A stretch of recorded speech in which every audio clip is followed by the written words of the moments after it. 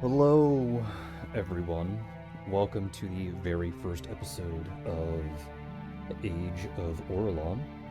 Now, normally, I would have my model over here in the left-hand corner, rather than this current little PNG that I'm using. Um, 3 hours before I started stream today, as I was going through the entire process of everything that I needed to actually begin this campaign, my webcam broke. The camera apparently kept going in and out at a rapid pace before just not working anymore. So hooray for that. Now normally, I would be starting the stream at 1 p.m. because that is when the actual schedule for this campaign is supposed to happen. But considering that this is the first episode, I have to go over quite a lot of lore. I do have some players with me a little bit. Kind of. One's muted, the other one's deafened. I don't know what the third one's doing. I'm here. I'm just not I am interrupting your just intro. being quiet so that you do your intro thing. Yeah. I mean, okay, sure, thanks. Steak! I just want to listen to the fancy background music. Well, that actually reminds me that I forgot to adjust my audio settings for Watch Together stuff, not YouTube specifically. So that means I would actually be handing out the link to the actual music for everyone to listen to, and then we'd all play it together. Yeah, I'll have to adjust that a little bit later. But hello again and welcome all to Tales of Telduria. To those of you who are new, this is a campaign that was promised the general community of Sin's community, really, about doing a D&D campaign involving a good portion of the community, or at least as much as I could. There are actually two groups. The first group was reserved more for personal friends that Sin wanted to play with, and then the second group, which will be next week, is people directly from the community themselves. If those of you watching are here and signed up and you weren't given a slot, the main reason was most likely schedule conflicts as I was developing everything on the back end. Regardless, it is now time to begin about 1 hour of me talking, 1 hour of me drinking flavored water, and 1 hour of me trying not to pass out from iron deficiency.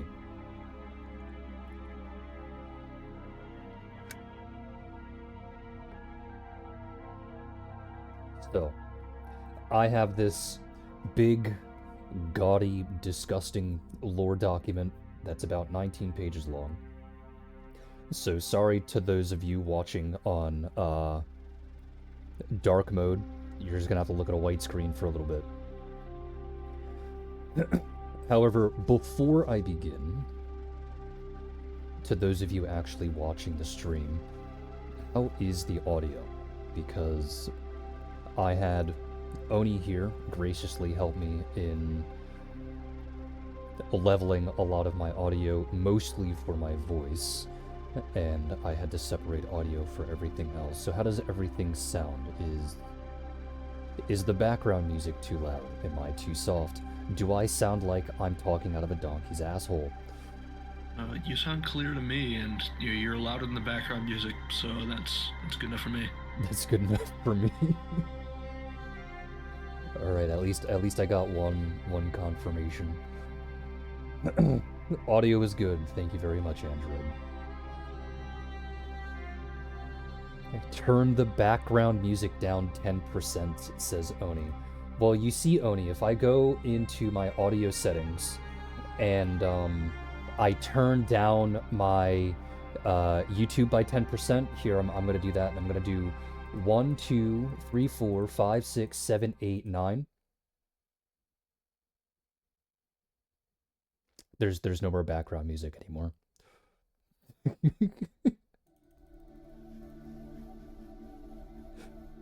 I'll put it at 8% instead then, just so that it's a little bit softer. 2% would be too soft, Oni. But I did turn it down a little bit, just for you.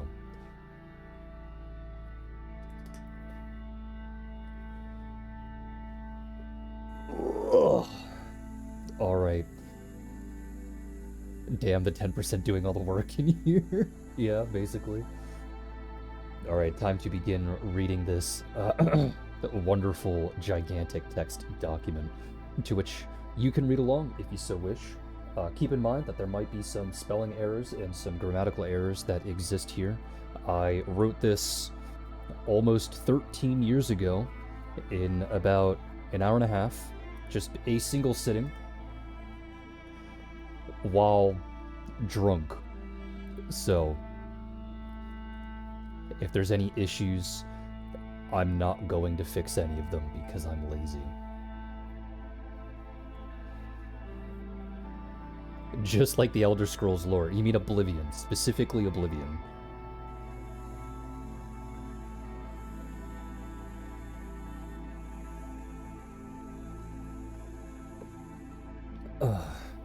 Alright. So, World Geography, Telduria Part 1. Telduria is both the name of this world, as well as the name of the main governing country. I will return to the latter later in this document, as the former is what I shall talk about in this particular section. Telduria's center is filled with a thick, temperate forest that swirls out in a perfect spiral, though this is no longer the case. Only stopping at the foot of a ring of mountains that blocks the path to the south, north, and east. This spiral of trees ends in the west simply due to the presence of an ocean. The large, now mostly uninhabited center of Telduria is called the Ashen Wastes. The small strip of land that runs between the Western Ocean and the Ashen Wastes is heavily forested due to the abundance of entangling rivers and spotted lakes. Teldurians call this strip of land the Fanglands. This is the home of most of the druids that exist throughout the world. Although many did travel and many more were born outside of this area still remains as the hotspot for druidic activity. To the north is a pair of isthmuses. One leads directly north and the other leads a bit northeast.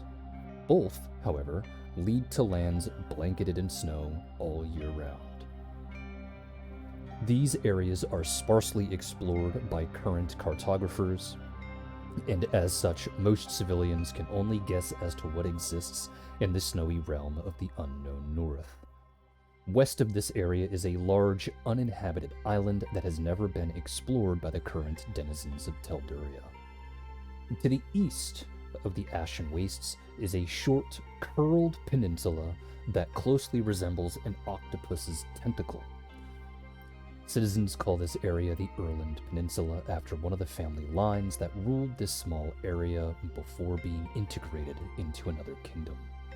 The Erland Peninsula is most renowned for its city of Ironstead, which is home to the prestigious Bardic College. To the east of the Erland Peninsula, across the sea, is the small island of Ithel.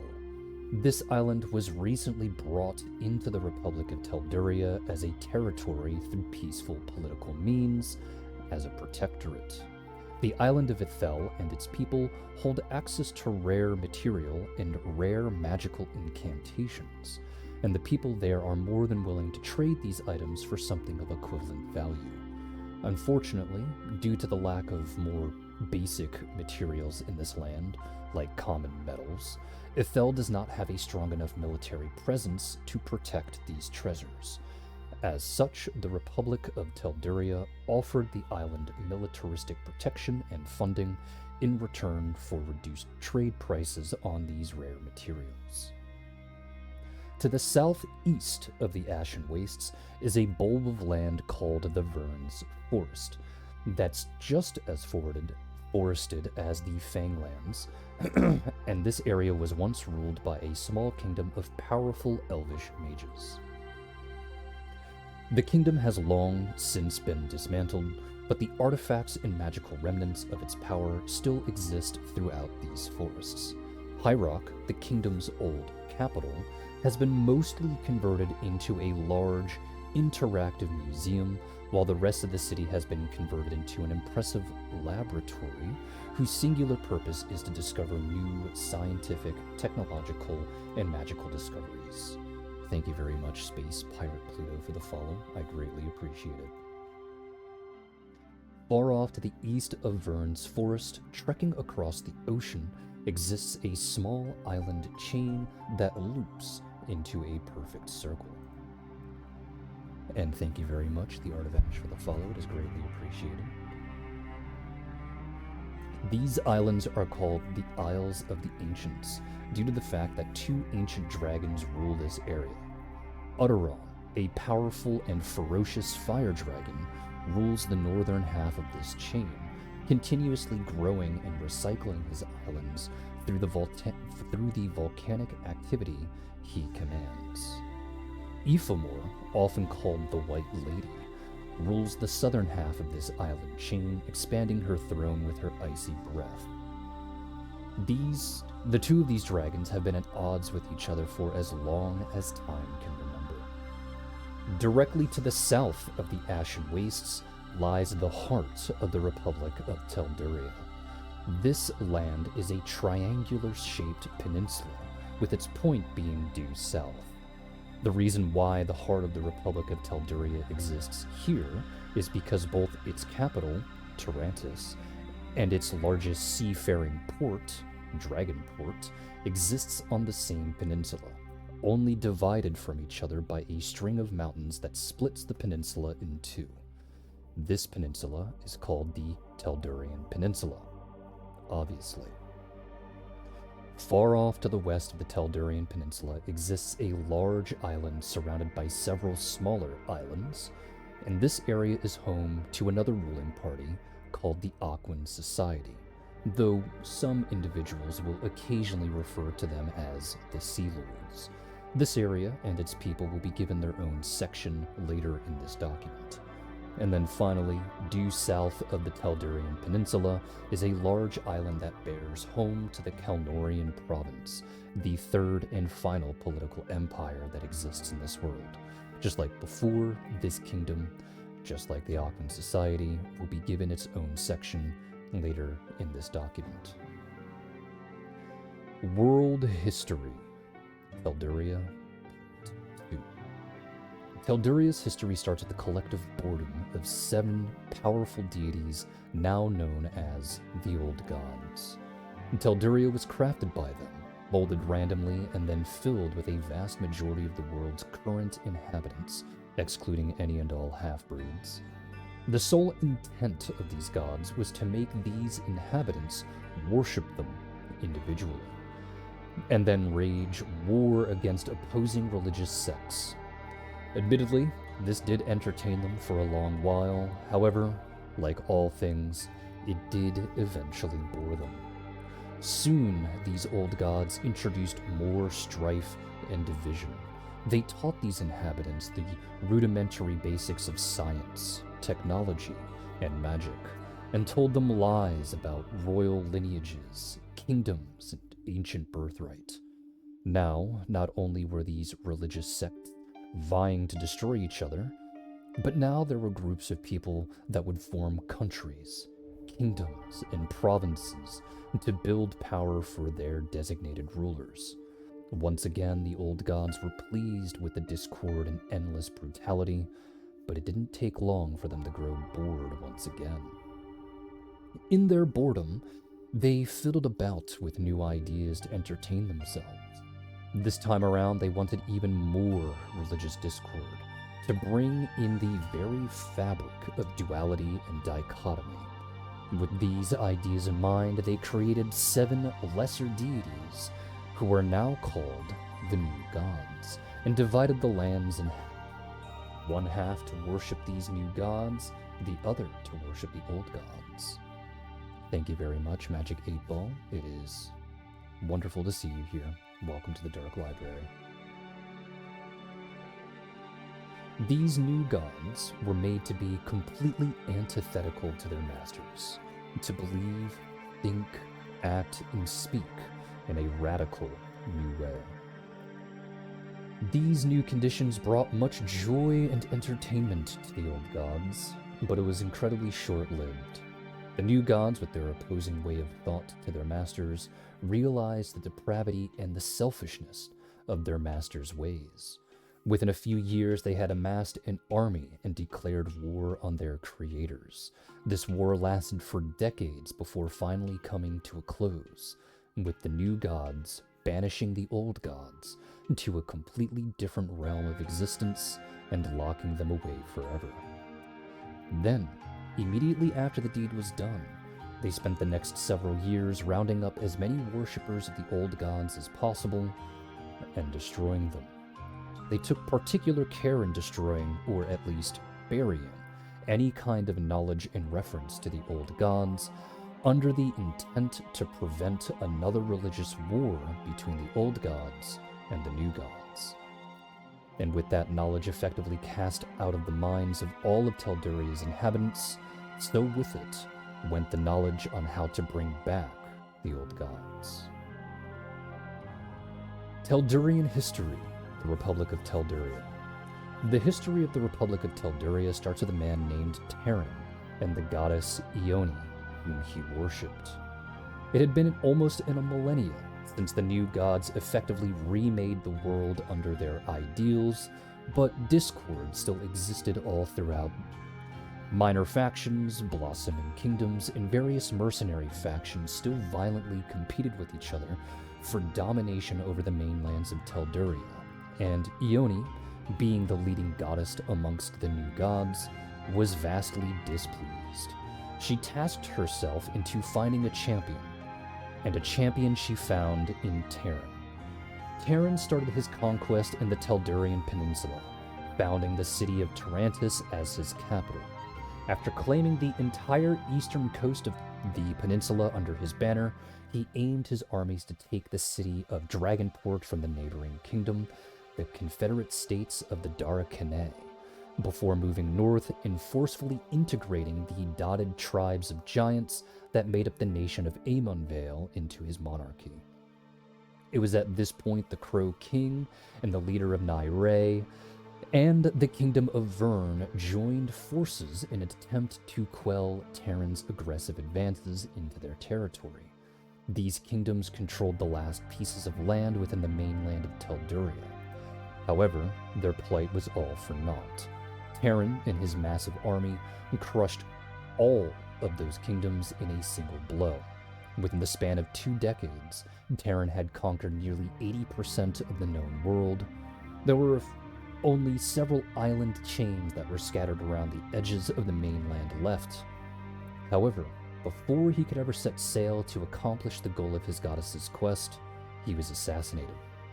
Terran was killed in his sleep, and the kingdom that he had built almost immediately began to fall apart with a near-endless wave of civil wars and uprisings.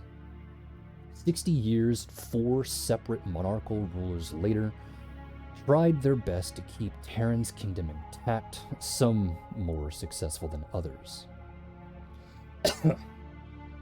It wasn't until a man named Croesus stepped up to the throne and then immediately dismantled it. In its place, he brought together the leaders in the faces of every single minor faction on the kingdom's heel and brought everything to a compromise. Thank you very much, Iller, for the follow. It is greatly appreciated. A republic where the government was made of a small council of individuals, all elected officials elected into power by the public. Finally, after an exasperating 70 years of relentless civil wars and rebellions, the Kingdom of Terror reformed into the Republic of Telduria, with Croesus at the helm leading his country into a new era.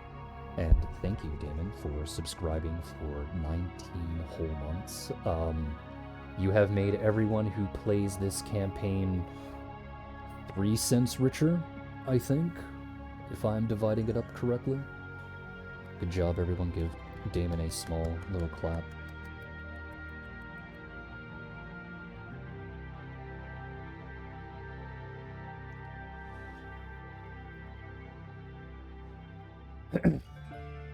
For the next century, this persisted with only a single large change to its governing policy. The single council of individuals is no longer the single governing entity of the Republic. In fact, 2 more branches of office were created.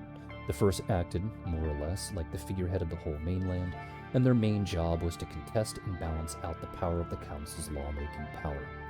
The second branch, created and focused entirely on the judicial, whose main job was to enforce the laws as best they could.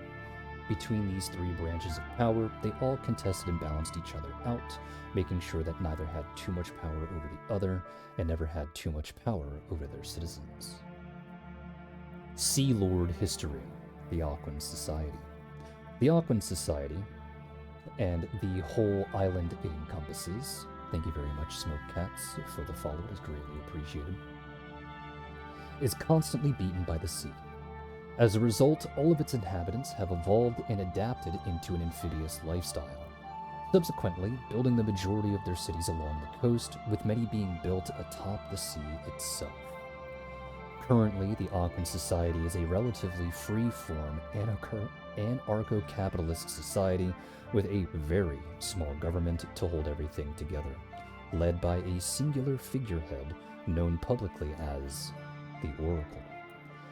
However, there is still a long history to go before the Aquan Society came to this conclusion. Its history starts with the abundant warrior tribes that dotted the coasts of the island, constantly and perpetually at war with each other for land, resources, and breeding rights. Microcosms of power shifted rapidly between neighbors and tribes, rarely ever held power over others for long, either due to their subjugated successfully wrestling out of their control, or other tribes intervening due to a complex web of alliances. This persisted for untold generations until a woman by the name of Grail Ardwall came into contact with one of the remaining pieces of the old god's power, a mysterious puzzle box. After years of study and much trial and error, she managed to unlock the puzzle and was gifted with 2 distinct powers. The first of clairvoyance, the ability to read the future, and the second of agelessness.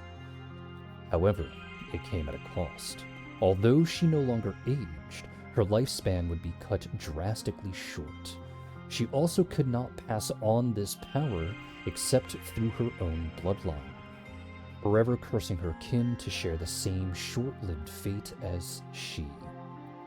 Finally, although she could read the future with perfect clarity, she could not turn off the visions, and they often interfered with her day-to-day life.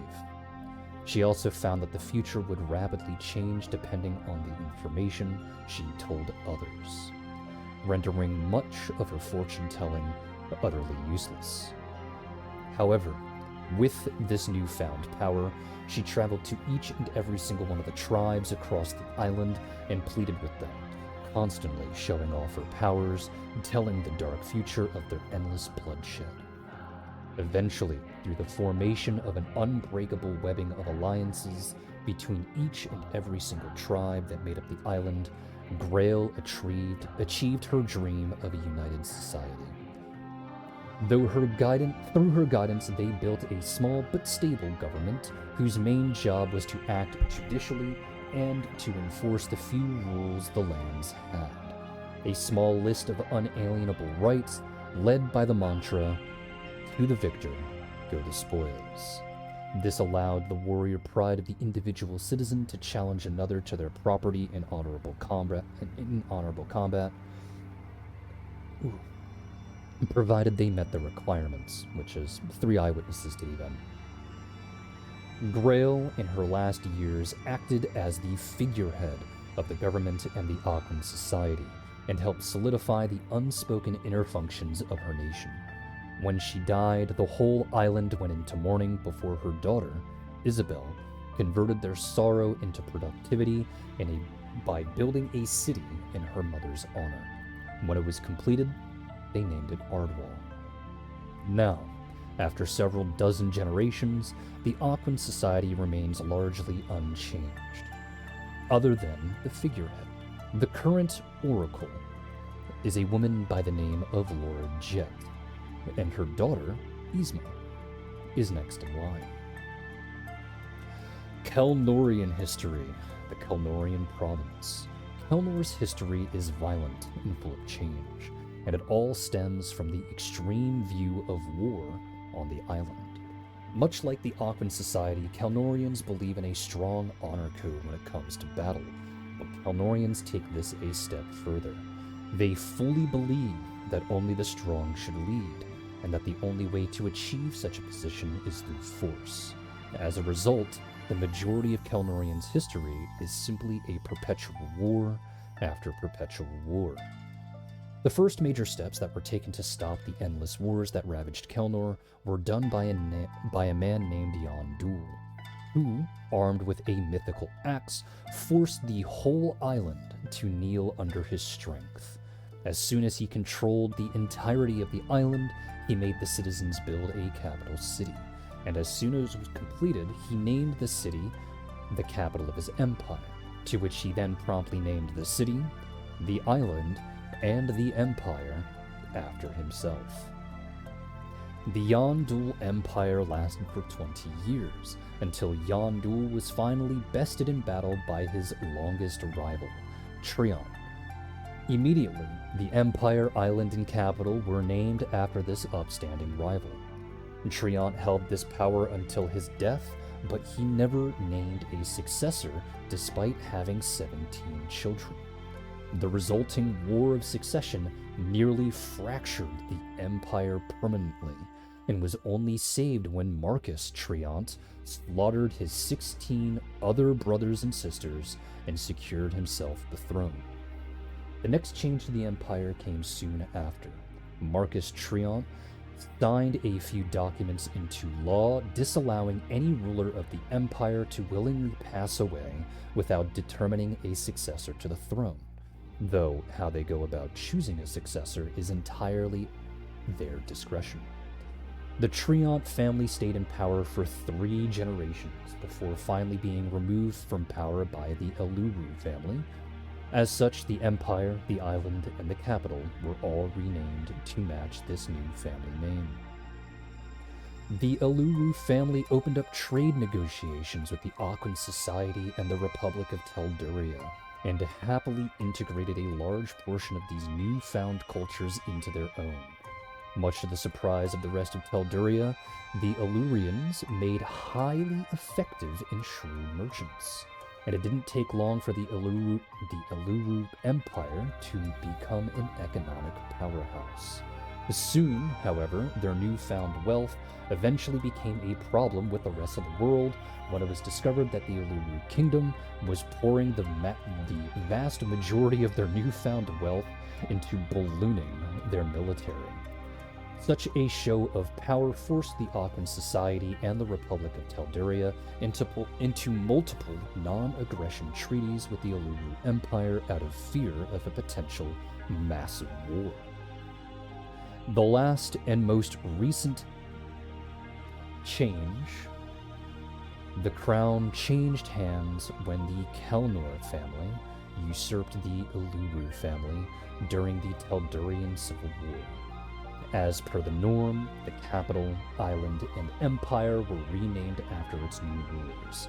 And then, almost immediately afterwards, the Kelnor Empire turned near exclusively isolationist, only retaining the most basic of trade agreements with the other 2 political powers. After this decision, not much about Kelnor was exposed to the world, and the majority of history books on the subject stop here. Teldurian History, Part 3, Hohenheim and the Civil War.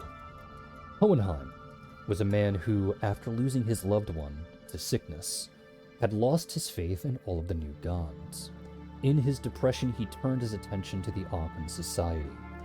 The oracle of the era was known for freely reading and telling people their future, often going out of her way to personally fix the unhappiness of those who came to her. He told her of his situation and asked for salvation, and to learn the truth of the gods to help restore his faith in them. She told him he would be able to find the answers to his salvations high in the snowy mountains of the unknown north. Within a few months, Hohenheim had found a small collection of religious text pertaining not to the new gods, but to the old gods. Text infused with their very being and their very power, and far beyond the scope of the new gods that they could ever hope to destroy it. Hohenheim was racked with an avalanche of rage and hatred. He had discovered the truth, but in doing so, also discovered the millennial-long lie the new gods had given to the people of Telduria. He began to preach the text he had found and converted many to his side.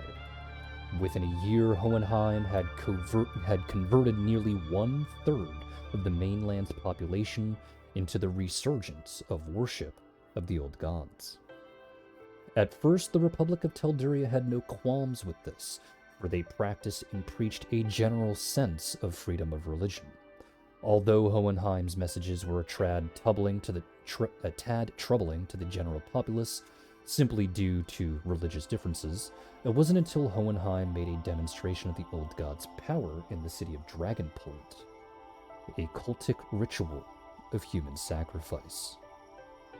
That incident nearly destroyed the entirety of Dragonport as, for a brief moment, a portal opened and connected their world with the realm in which the old gods were banished. Although the incident only lasted a few seconds, it was enough to spark the Republic of Telduria to invoke military action against Hohenheim and his followers. Unbeknownst to them, however, Hohenheim had anticipated that reaction and had secretly trained his followers in warfare. The Republic of Telduria was then cast into the throes of a civil war. The war lasted for 30 years, only ending when the then-present Oracle used her clairvoyance to contact Ione, the leader of the new gods, in exchange for the Oracle's life. Ione would punish Hohenheim's cultists and eradicate his army. As soon as the deal was struck, a meteor fell from the heavens and crushed Hohenheim and his army, converting most of the northern area of the Republic of Telduria into a desert wasteland, now dubbed the Ashen Wastes. Rebuilding after the war was difficult, but 2 monuments were put in place at the southern edge of the Ashen Wastes. 2 towers, 1 silver, 1 gold, that stretched up to the clouds to serve as watchtowers for any and all survivors of Hohenheim's army. The gold tower represents the line of paladins that worship Ione, while the silver tower represents the clerics. Teldurian history: the rise of the Daiquiri pirates. The Daiquiri pirates are a recent addition to the history of Telduria, having formed roughly a decade after the end of the Teldurian Civil War.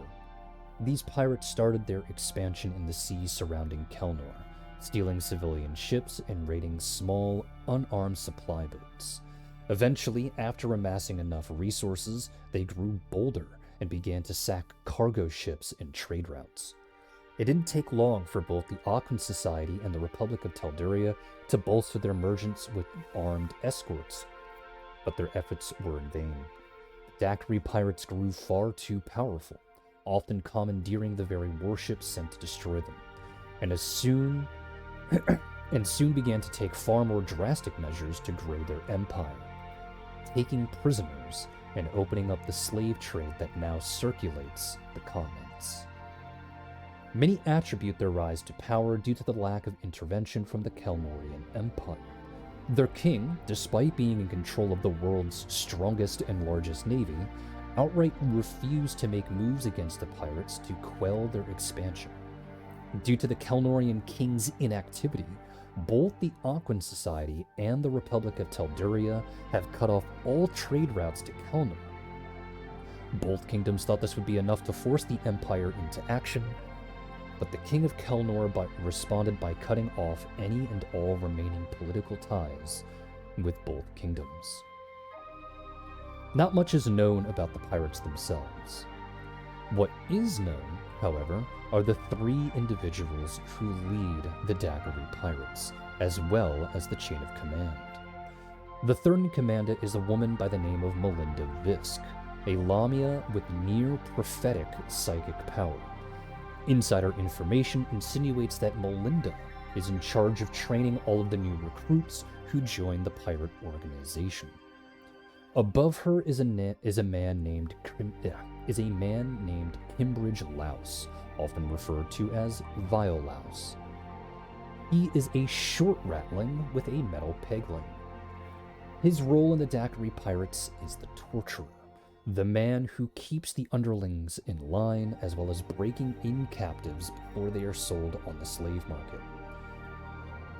Not much is known about him, but his name brings fear to the grunts who work under him due to his extreme sadistic nature and love for torture. And then finally, the man in charge is named Kane Thackeray, a towering hound archon who often personally leads his crew on expeditions of plundering, raiding, and slave capturing. Those under him revere him for his strength, but nonetheless fear his wrath. There are many oral accounts detailing events of Kane Thackeray single-handedly sinking massive warships under his own might and his might alone. Religious history, the New Gods and the Yisens. As mentioned before, the New Gods are not the original rulers of the plane of Telduria. They overthrew their original creators, who also happened to be the creators of the New Gods themselves, and crowned themselves the new rulers over the plains of Telduria. Soon after this victory, they did what they could to reshape the world in their new image. Much like the old gods, who will be discussed in their own section, these gods also have champions. However, these champions serve a much different purpose than the champions of the old gods. These champions serve as a physical embodiment of what the respective new god represents, rather than to be some tool to open and close a special door. Even the lesser deities, the Yisens, have champions that help further represent the elements in which they protect.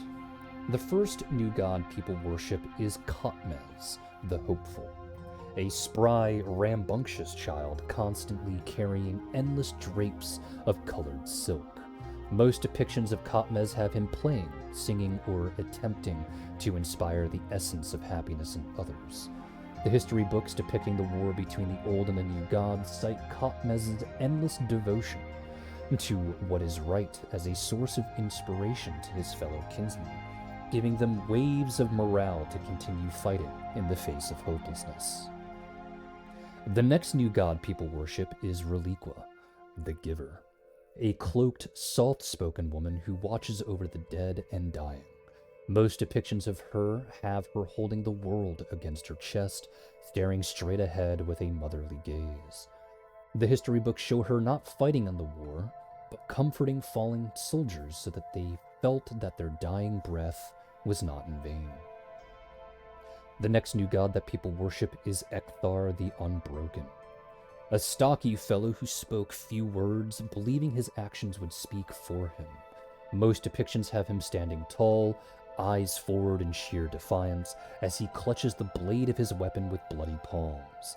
The history books state that Ekthar was a wall, a man of unbreakable spirit, and the only one to hold firm at the start of the war when it seemed all hope was lost. It's said that his undying courage in the face of inevitable defeat was what initially caused the new gods to continue their endeavor to free the plane of Telduria from the clutches of the old gods. The next new god that people worship is Tyther the Patient, a silent and stoic man often referred to as the perfect hermit. He is always depicted floating cross-legged, meditating calmly while fire rages around him. The history books state that Tyther was the strategist of the new gods in their war, and all of their most important victories were attributed to his patient and thorough thinking. The next new god that people worship is Avita, the teacher, a soothing, caring figure who values knowledge and wisdom above all else. She is usually depicted as a woman with her eyes closed, a warm smile on her face, and an open book in her hands. The history books explain that she was the reason the new gods amassed an army as large as they did in their fight against the old gods. It was she who taught the denizens of Telduria the old gods injustice, the one who taught them the difference between right and wrong, moral and immoral. The next new god that people worship is Nihir, the champion, a tall, muscular man who is a pillar of strength and a harbinger of justice. He is often depicted with 4 arms, 2 arms holding imposing weapons, 1 holding a scale, and the last being an open palm. The history books state that Nihir is the physically strongest god of the new gods, claiming that he had slain the most foes in battle during the Civil War. And finally, the last and the most important new god that people worship is Ioni, the enlightened leader, a tall, graceful creature too beautiful for mere mortals to describe. She was always depicted as armless, with her chest carved out, and inside her chest is a depiction of the entire plane of Telduria itself, protected perfectly within her being. The history books state that it was through her leadership and devotion to the creation of a new world that gave rise to the overthrow of the old gods. The Yisms, as they are called, is a small collection of 4 lesser deities. These 4 deities were created by Ioni, as she was reshaping the world in the image of the new gods, and their purposes were to keep the balance within nature itself. There is Listen of the flames, Nissen of the winds, Nissen of the sea, and Yissen of the earth, each one assigned to a specific element to create, maintain, and protect. Religious History, Part 2, The Old Gods and Their Keys. As mentioned before, the old gods were the origins of the plains of Telduria, and their callous reign was ultimately their undoing. Upon the discovery of their lost tomes, the old gods set Hohenheim on a course to bring their presence back upon the realm of Telduria. As such, they commanded him to break apart his followers into sects, and command these sects to worship them individually, just as their worshippers did millennia ago.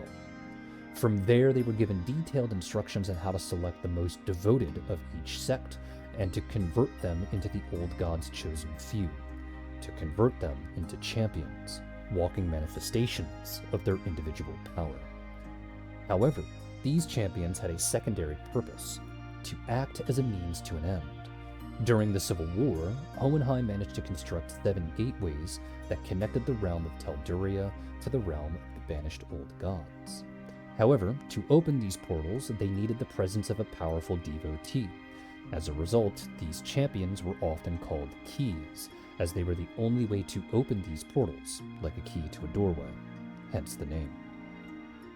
The first of these old gods is Oset, a massive, towering, eldritch creature that moved on a series of tentacles that could consume and dissolve anything they touched. Old textbooks depict many stories that show him as an uncontrollable hoarder, an insatiable collector of any kind of item, from mountains of specific human tissue, to spoiled and rotting food, to artifacts colored with a specific pattern. Nothing was off limits, but everything always had a strange twist as to why they were collected. His worshippers often referred to him as the Pit.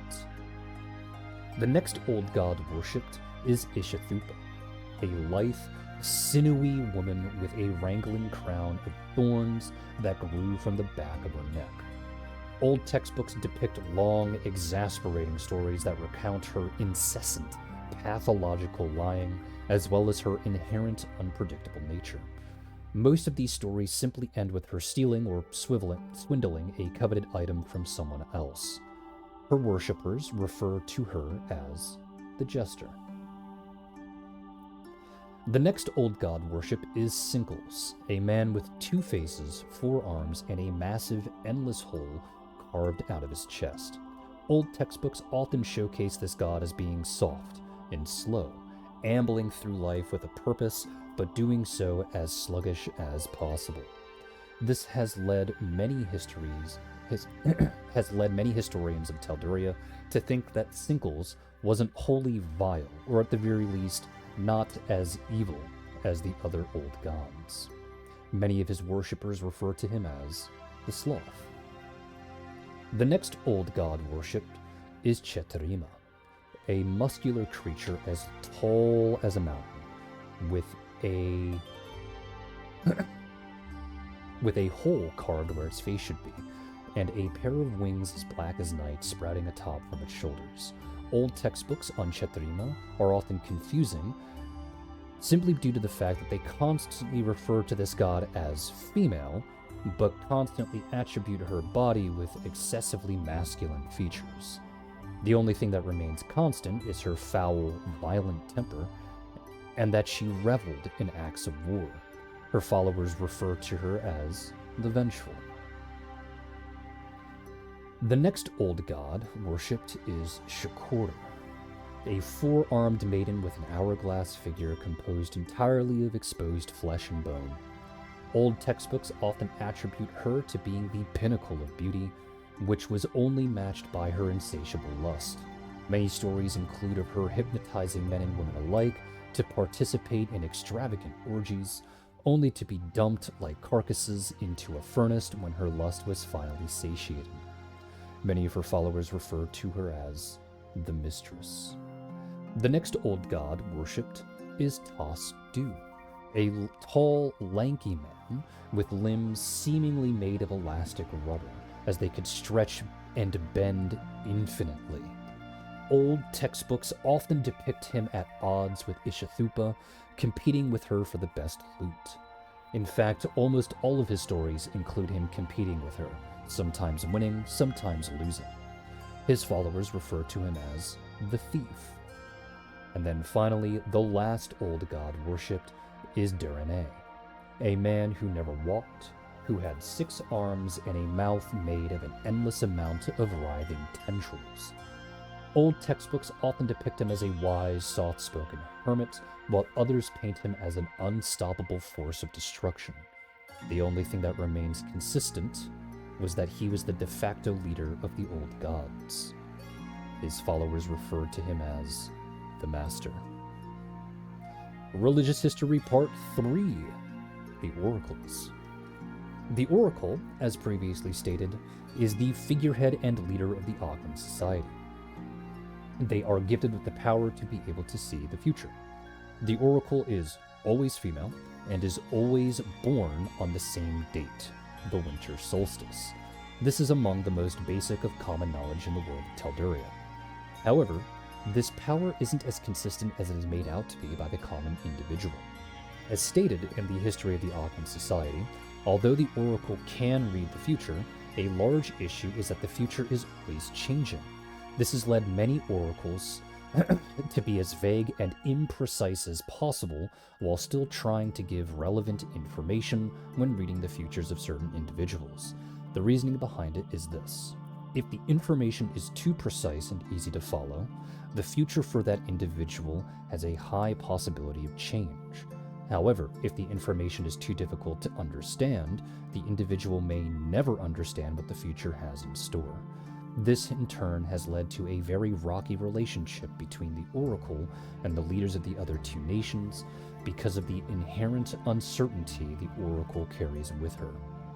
Although there have been many oracles that have led the Ogden Society into prosperous golden ages, there have also been many oracles that have led their home into disastrous dark ages. This power of clairvoyance is difficult to control, and often has many undesirable outcomes from those who know about it. As an example, One oracle refused to read or share the future of any person who crossed her path. The consequence was that she was temporarily removed from power after a tsunami struck the city of Ardwall. She could have done something to warn the citizens of the impending danger, but was too afraid of her own power to make a move, and as a result, thousands of civilians died in the cataclysm. Another example is of an oracle who would overshare the future of anyone who asked. She was kind and well-loved by the community, but her instinctual paternal personality eventually led to telling the wrong man the right information at the wrong time. And this single event, the telling of the future of a single individual, led to the bloodiest civil war in Teldurian history. These examples are why most oracles choose to be vague and as verbally unappealing as possible. It is an attempt born of fear to save as many lives as possible from tragedies both man-made and natural-born. Religious History Part 4, The Druidic Council. The Druidic Council is still much of a mystery to the vast majority of Telduria. Although there are many tales, novels, and stories of those who were in the council, there are very few that can recount how the council was created or how these druids came into power within the council. The only thing solidified the council is as follows. 1. The Druidic Council is only ever made up of 5 members at a time. 2. These members are voted in by previous members of the council. 3. Members of the Druidic Council are the only druids allowed to teach others their way of life. And 4. Revealing any of the secrets of the Druidic Council to anyone outside it is punishable by public execution. The only other thing to know about these druids is the fact that each druid changes their last name to the first name of the person who taught them their druidic powers. It is an attempt to preserve druidic history within the circle of the druids themselves. Some druids take this to an extreme attempt and have names that stretch dozens of words long, with each subsequent name after their own being the name of previous masters. And the only reason why Telduria knows any of this is due to a druid by the name of Zerna Aldit. General Knowledge Part 1. There are 3 major guilds throughout the entire world of Telduria: the Mercenary Guild, the Thieves Guild, and the Bardic Union. The Mercenary Guild has headquarters in every major city, including capitals, except in Kelmer. They function as a commission-based system where civilians post quests of all kinds to be accepted and completed by the members of the guild. These quests have only a single requirement: they must not break the laws of the land. The Mercenary Guild prides itself on being honorable, but not above the law. They are not a police force, but a collection of volunteers doing their part and making the world a happier place. The Thieves Guild, however, does not care for laws. Although they function very similar to the Mercenary Guild, taking commissions from civilians, they instead have no qualms with murder, thievery, and blatant sabotage. Many who have their jobs rejected by the Mercenary Guild for being too grotesque often give those same jobs to the thieves who lived under those cities. Thankfully, much like the Mercenary Guild, the Thieves Guild exists in every single major city, including capitals, except for Kelmer. And then finally is the Bardic Union. The only building dedicated to the guild is the Bardic College, located in Ironstead, and much of its purpose is entirely economic. Members can only join through a personal, rigorous test of performance capabilities, and the Bardic College acts as an oligarchy of sorts, where taverns and royalty across the world send commissions and payments to the college, requesting entertainment, and in return, the college sends some of its members to perform in whatever way was requested. General Knowledge Part 2. Religious Sects. There are 8 religious sects, outside of the cultists and worshippers of the old gods that still roam, that exist on the plane of Telduria. These 8 religious sects pertain to the 7 new gods. They are the Golden Hilt, the Silver Cross, the Iron Gauntlet, the White Book, the Monks of the Valley, the Undying Hearts, the Gravekeepers, and the Community of Joy. The Golden Hilt, represented by its own title, a golden hilt of a sword, and the Silver Cross, once again represented by its own title, a silver cross, are two sects that specifically worship the goddess Ione. The Golden Hilt is made almost exclusively of paladins, whose main purpose is to scout the lands and proactively destroy evil wherever it may rise. The Silver Cross is almost exclusively made of clerics, whose main purpose is to scout the lands and reactively heal communities damaged by evil.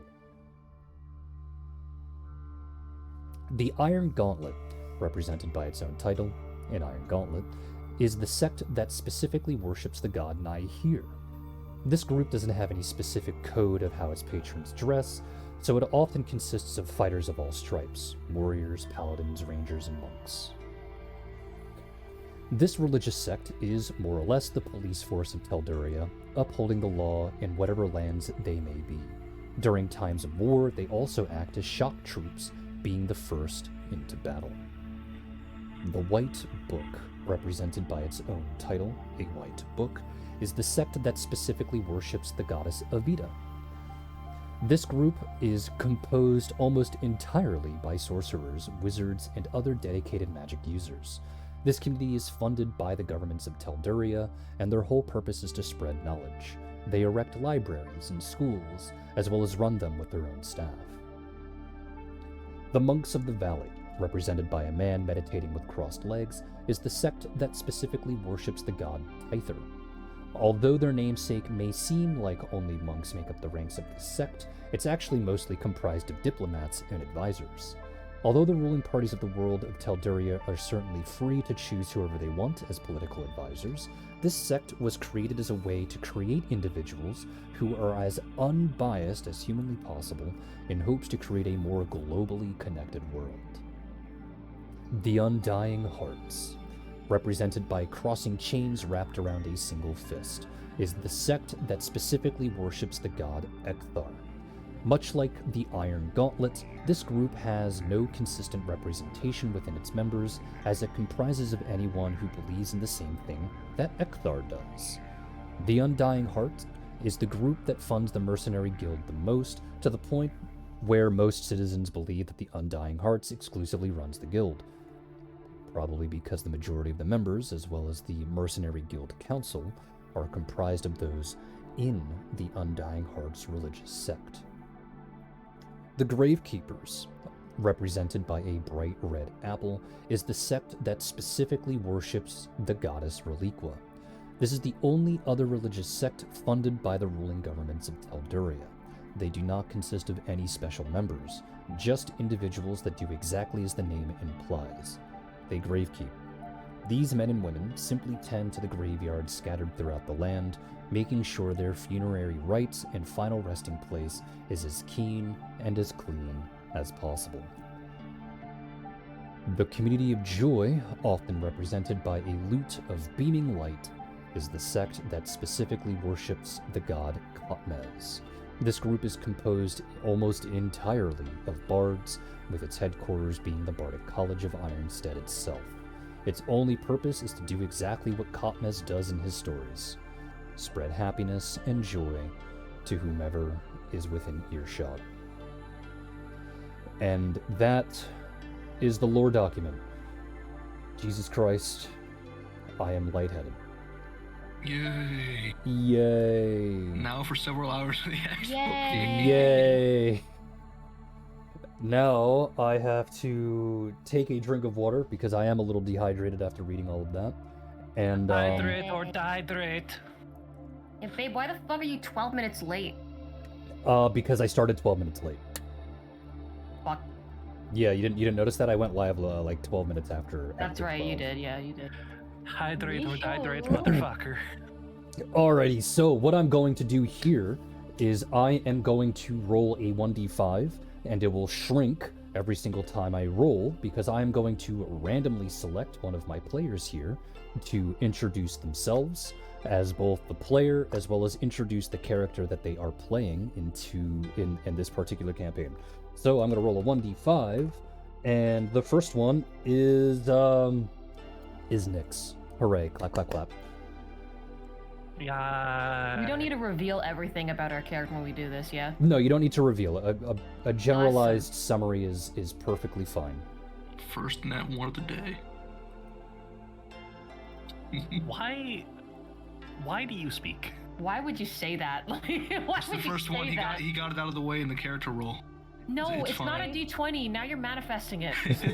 Billy, if you just jinxed us, I'm gonna be really upset. Why are you the way that you are? Wait, No, so it is sounds that like a me? skill issue. Am I now Yes, one? that's you. Yes. Yes, I said one. Nyx. Nyx, you're first. I'm sorry. Okay, hi guys. My name is Nyx Asperia. I am a VTuber who knows shame and cynical from I don't even know where at this point. Online. We'll just say online. Yeah, but I you know what? I don't actually remember how I met Sin. Anyways, I put That was a long time ago. I was was, putting out that's what I'm saying. open signups for a Fire Emblem campaign to help test the system, and No, it was before that. It was 'cause I before played- that. It I wasn't played before Lethal that? Company with you guys. Yeah, you did. Yeah. Anyways, hi, my name is Nyx Asperia. I am a VTuber who knows shame and cynical, and I play Lysandra Lumendar, who you can call Liz, because that's what we're gonna say, because they're not saying this shit all the fucking time. She is a cleric of Exar. She is a good little bean who wields a great sword and likes to bop people on the head. And currently, she is on a journey to get recognized by the Exarian? you mean the religious sect? Do you remember what it's called? Because I just spent a whole fucking hour reading it. No, I'm sorry. I really didn't. I Good, really good to don't know you remember. were On your paying sheet somewhere, your backstory attention. section somewhere. No, it's definitely not in my backstory. Oh no.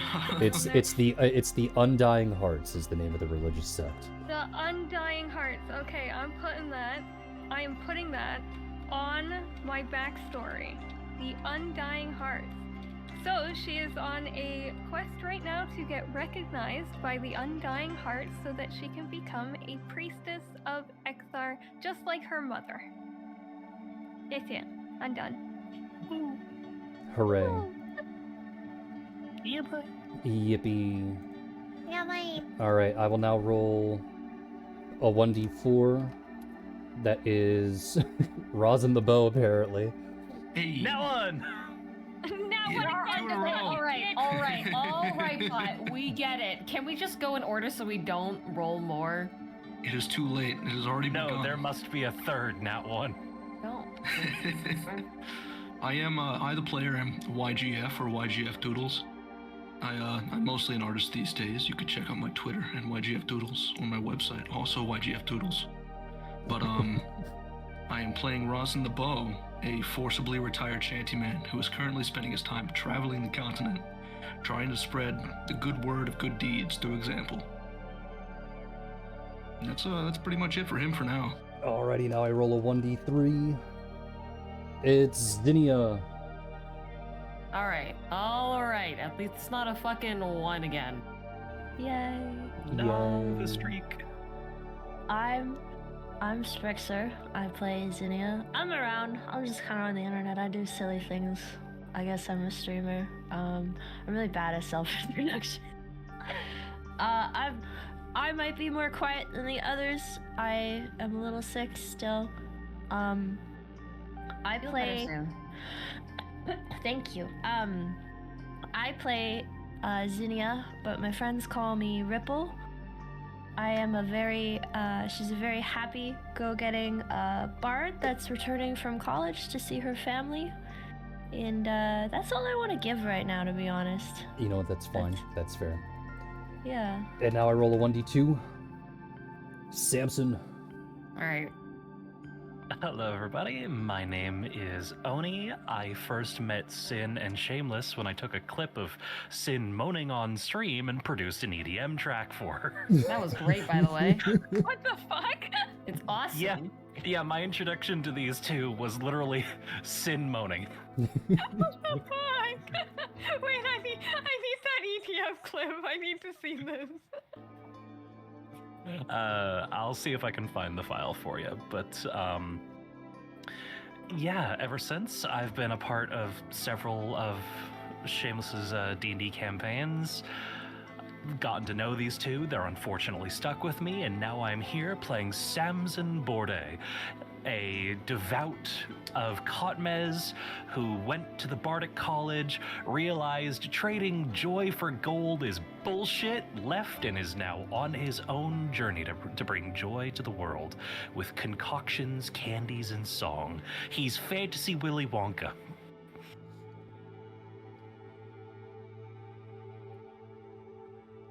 Do you also trap children in a building to fight over chocolate? With less child murder. What's the point?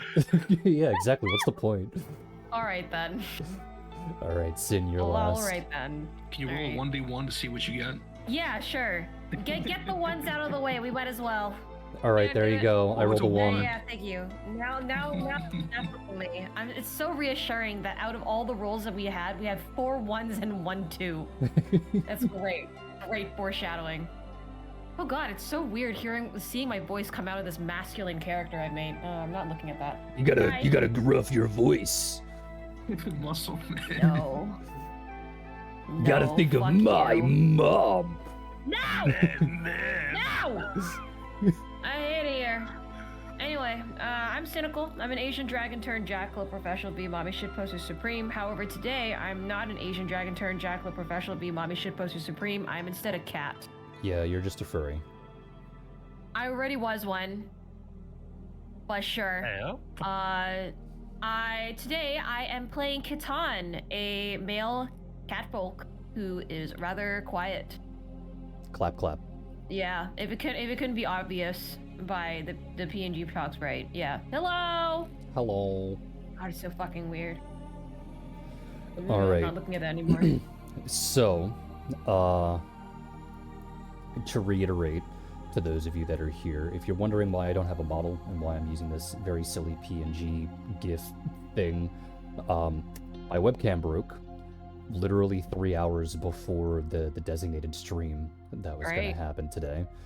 The camera itself kept trying to zoom in and out, in and out, in and out, in and out at such a rapid pace that it cracked and it just broke, and I don't know why this happened. And I will have to try and buy a new one before next week so that I can actually utilize my model. Your camera jacked itself off to death. Yeah, basically. It came too hard. Don't know why it did that though. Oh, Sin, you found It this. wanted to go. What was that? Samson? I was just about to post the file, and then I saw Sin posted it. Yeah, I save everything that my friends give me in a folder. It's called my fridge. Fair enough. The folder is actually called her fridge. Yeah, it's Or my it goes on the fridge. fridge. I love that though. Lots of things that I treasure, like fan art, fan works, anything, mods. My That's Risk of so Rain 2 cute. mod is on there. The song's about you moaning. Yeah. On the fridge. It goes on the fridge. Goes on the fridge.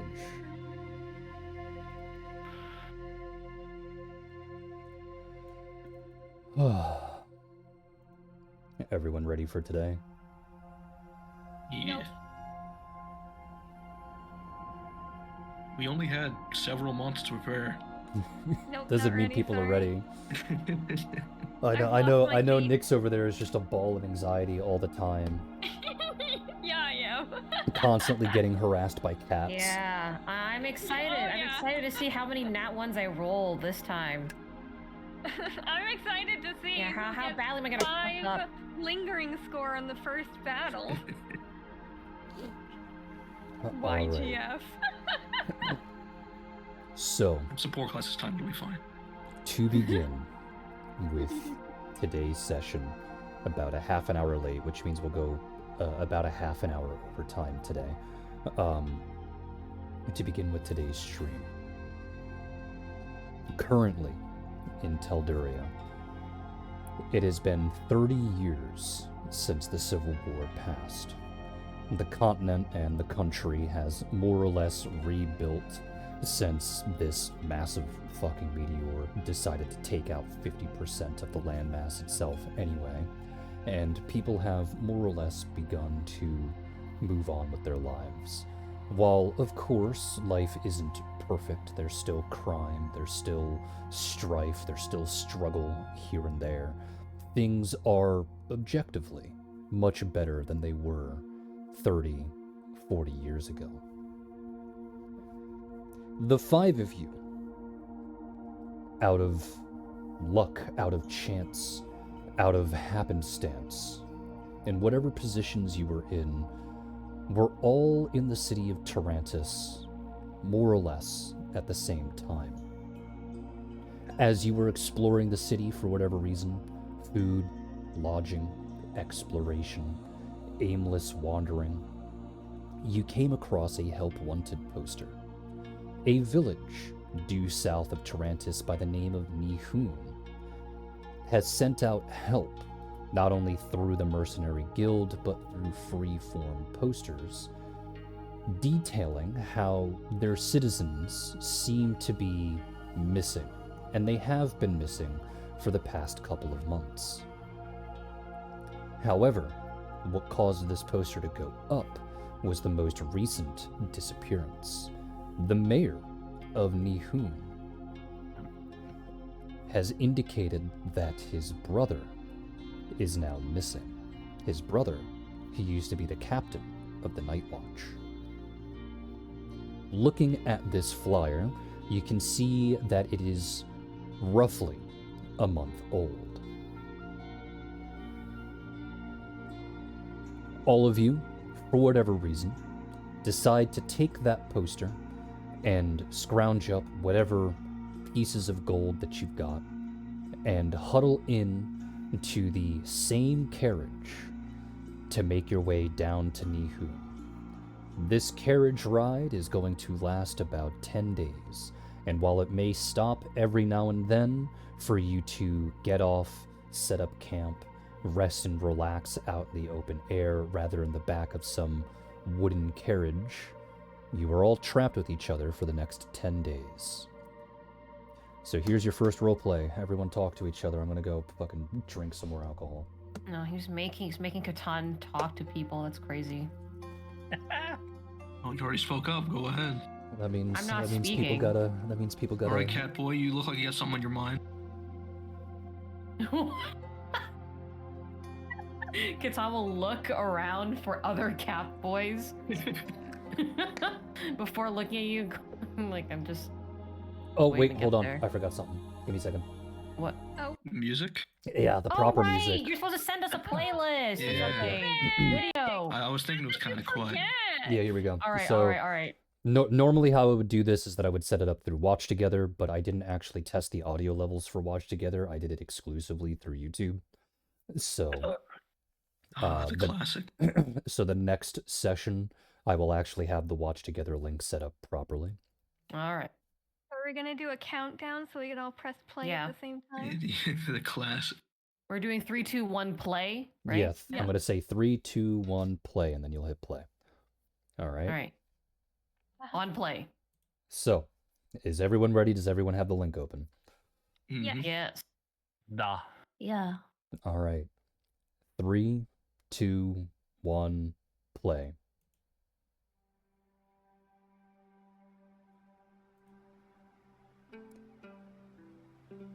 All It's in right. one set now.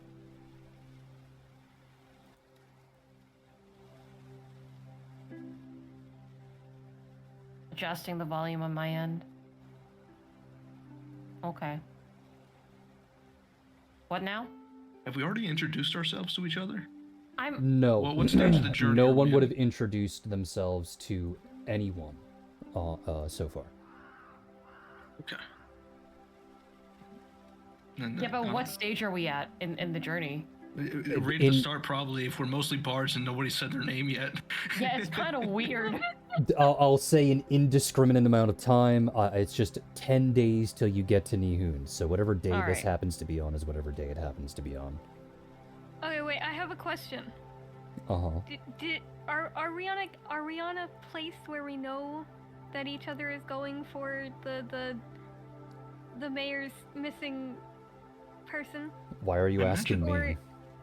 Well, I no, imagine we would. Maybe you should ask that Well, in I'm character to the if other this people. is like no, Ask no, in no, character. I mean, like, is Just this ask in a character. random- Just do it. We need something to talk about. Lysandra speaks up and looks to all the other ones and goes, "So, what are you guys going for?" Yep, Nihun, the same as everyone else here, I imagine. I think this is the only But carriage I that's heading that don't- way. Well, my name is Lysandra, and I'm going because apparently there's missing people. Do you guys know about that? Rosin will ruffle through his things and pull out the wanted poster, crumpled. Yeah.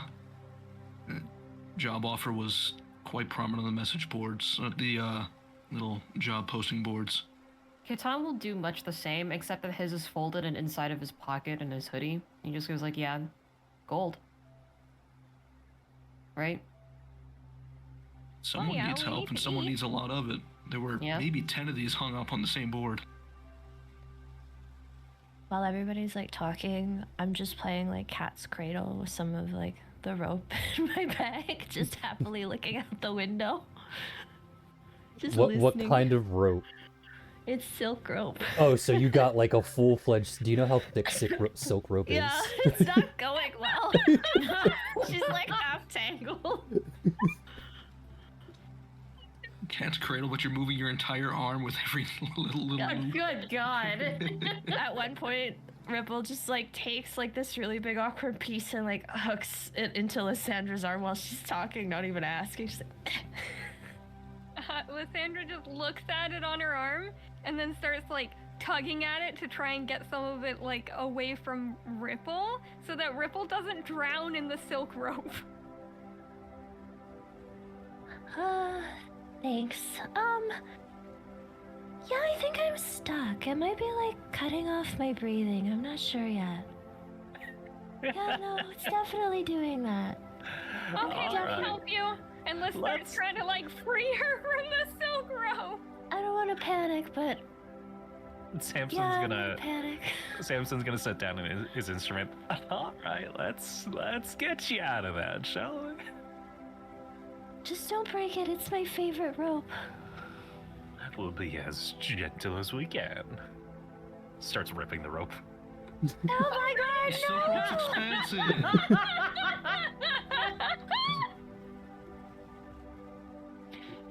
We'll be as gentle as we can, Samson says as Samson takes out a pair of scissors. Yeah, right. You- Just snip, snip. These are all the wrong kind of knots. Not a single one of these would keep a boat in place. Pick me or the rope. Pick the rope. It's too expensive. We can fix the rope. While everyone, I suppose, is untying our friend here, Rosin is going to pick up the little torn pieces and begin using mend.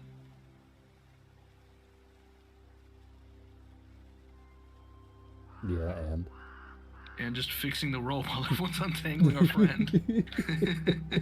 Well, like what else? All right. Well, I presume that this effectively... Go get alcohol. I presume that this effectively goes on for just 10 days straight of Catan being moody and Mountain brooding rope. in the back corner of the cart. He's not brooding. He's bored. He will just watch on as Ripple consistently untangles and retangles herself in the silk.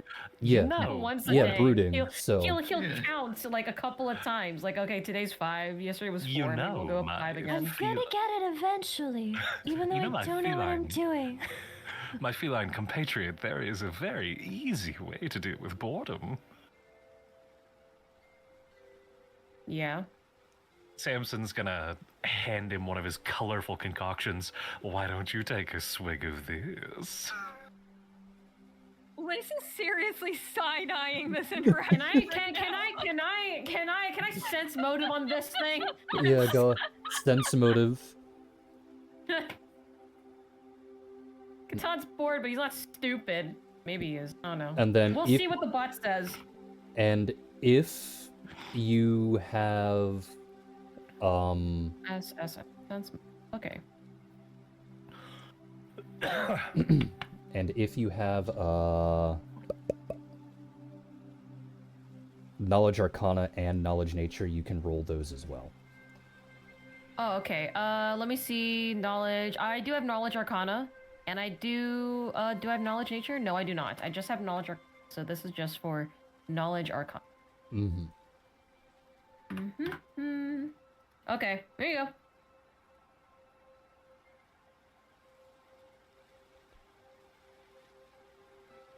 go. With both of these, considering your level and everything else, you would be able to, you would pass this particular check to figure out, or at least try and figure out, what is being handed to you. So, Samson, what have you handed over?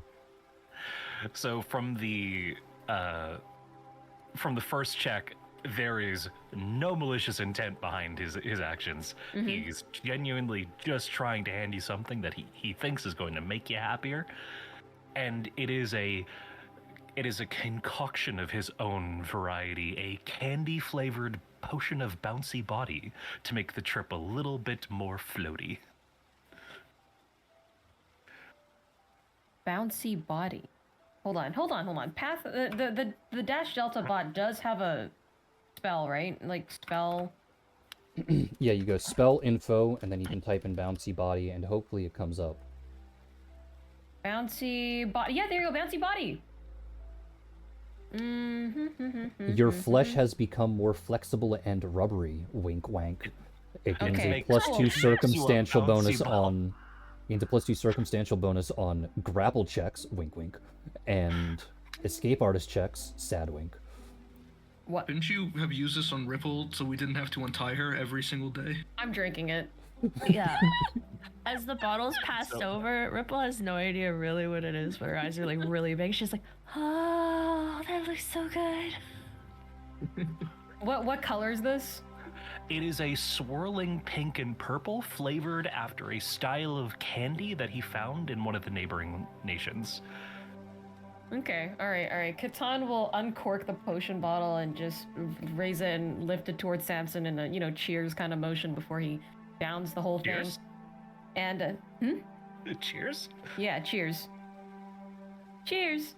Lifts up the potion bottle, takes the entire thing in one swig, and he sits there, tasting it, and he goes, alright, kind of sweet. I don't know why it's carbonated, though. And then he starts feeling the effects, to which I'm assuming that the carriage ride is like going over like a stony path and it's uneven, so therefore he's just bouncing a little bit in place with his legs crossed, sitting at the bottom of the cart. Anytime we hit a bump, he's jiggle physics, and he's like clipping into the side of the caravan like fucking Gmod, and he like pulls on his skin and it's like rubbery and it's stretching, and he's like, oh, it's kind of like the nape of my neck anyway. All right, cool. Anytime we hit a bump, you just bounce around the carriage like a bouncy ball. Yes. Okay. I presume that this more or less takes place over the course of 10 days. Just random bullshit nonsense where you all eventually learn each other's names and mild backstory. And by mild, I mean like you learn where everyone lived beforehand. Would Catan share anything? Yeah, Catan would. Catan would most likely just say that he came from Kelnor. Yeah, he's Kelnorian. Okay. Yeah. Proud, born and raised. Just like... I would bug Samson about his teachers. I'd be like, did you have this teacher? What about this one? I would just push and push and push once he mentioned he was a bard. Sorry, dear. I think the professors from when I was there might have been a different staff. But did you know Tiffany? Oh, don't get me started on Tiffany. Both of you were talking about a completely different Tiffany. You're two different Tiffany's, yeah. They're all the same. They're Looks all to Lysandra. the same. Did you know Tiffany? I think I knew a Tiffany. She was, as my sister says, a bitch. That But not sounds you. like a You wouldn't say Tiffany. that. No, I like Tiffany. Never mind, that doesn't sound like a Tiffany. Alright, so eventually, you all finally make your way to the town of Nihun, to which I have acquiesced to this lovely art from somewhere on the internet. Cough, cough. And as the carriage comes to a halt on the northern end of the village, you step out. And as you examine the village, I would like you all to pretty please roll for perception. Yeah, the most important rule in the game, baby. About to roll in the wrong channel. Let's go. I'm already making... Can I pretty please? Can we, like, stream the images? Like on the Discord? I can send the image in general chat if you would like me to. Yeah, please. Me trying to find the Dice Roll channel again. It's called Bot You mean the Channel. bot channel? The one that has notifications on it? Of us rolling? Yeah, that one. How do I roll? I got this. Yeah, how do I roll? / roll. Rolling. Pink squad here. Yeah, right. Pink squad. Kind of the dumb squad. We got this though. So you type /roll space 1d20. Wrong bot channel. That's the wrong one. No! You want It the, literally group A? is called Bot Channel. Well, there's Yes, a you- couple bot channels. You want the one that's under us, Group A? You know, the general channel, Bot Channel, and then your dedicated RP channel. I'm just really anxious. I'm sorry. Oh yeah, I noticed we got that. Why are both the pink-haired characters the really anxious ones? Like, what do we Do got you here? do you have a modifier for it? You should add like a plus at the end there if you do. This is a new bot to me. I'm so sorry. Yeah, no worries. / roll to bring up the script. XDX, where the first X is how many times you want to roll. The second X is the side of the dice. So 1d20 will roll a 20-sided die once. You can then plus and add whatever modifier you want to it. Yeah. Just make I sure don't that you think I put a have space, otherwise the bot won't be able to read it. Do you not have a modifier for your perception skill? Trying to look at this sheet. I'm sorry. I think every class should have perception, right? No. Yeah. No? I think we found like one or two that don't. But even There's 4 Yeah. classes that don't have it. That's crazy. If you don't see perception on your skills table, then it would just be wisdom. So your Okay. wisdom modifier. This is my first time working with sheets. I'm sorry, or the notepad. You're fine. Ability mod. Scroll down. I think I have a +2. Yeah. Okay. Thank you. Thank you for holding my hand. You do not have a +2. Okay, then I read that wrong. I'm just gonna sit here and I was playing with the rope and I'm blind because the rope's in front of my eyes. There are 4 categories on the skills table. The total modifier, the ability modifier, the ranks, and the miscellaneous modifier. Whenever you are rolling for a skill, you are rolling under total modifier because it's the other 3 combined. Hence why if you are looking at the skills table, you Oh. see equal sign, number plus number plus number. So I want the total. Yep. I would say Yes. +8. So Got roll it. with a Yeah. there +8. you go. So funny enough, it actually could be a +2 and nothing else, Shame. I'm aware, Because but I have the sheet. Oh, okay. Never mind. I thought never mind. Wait. +8. There you go. Yes. Yippee! You got it. I did it. Yeah, don't worry. You'll get into the rhythm of it the more times we need to roll. Mm-hmm. D&D, it's all about repetition. Got it. Okay. So, Nihun is broken up into a couple of quadrants. On the northern end of the village, which is where you are, to which I will also send the actual image of it. I'm going to put that there for now. Boop, boop, boop, boop, doo. Where is it? Where's the thing that I want? Oh, yes. Here you go. Now you can look at the actual image that I have taken. as I was saying, it is broken up into a couple of quadrants. On the northern end of the town is the residential area. It takes up the majority of the northern end of the town, mostly on the western side as well, and that is where most of the individuals actually live in this particular town. On the eastern side is a rather small shopping district, and then on the southern side is where most of the farmland is located.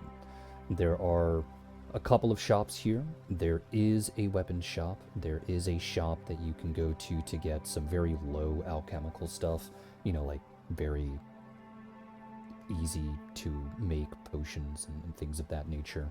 And in the center of the town is presumably where the mayor's office is. With your perception checks, to which I will go off of the highest perception check here, which is a 30, Rosin, you notice that this town wasn't built to be a supporting town for the major cities nearby. It wasn't made to be a farming village either. This town, due to the wooden palisades that are stationed around it and the way that they are sequestered, you can tell that Nihun was originally built to be a military camp, either to station soldiers that are in between where they need to be, or encampments, or for, battalions to come in and make a small encampment, rest, and then move on, or a training camp. But even though you don't particularly know, you do know that it was built for military purposes and then converted into a farming town. This is pretty well defended for a hamlet. I wonder if they still have soldiers around.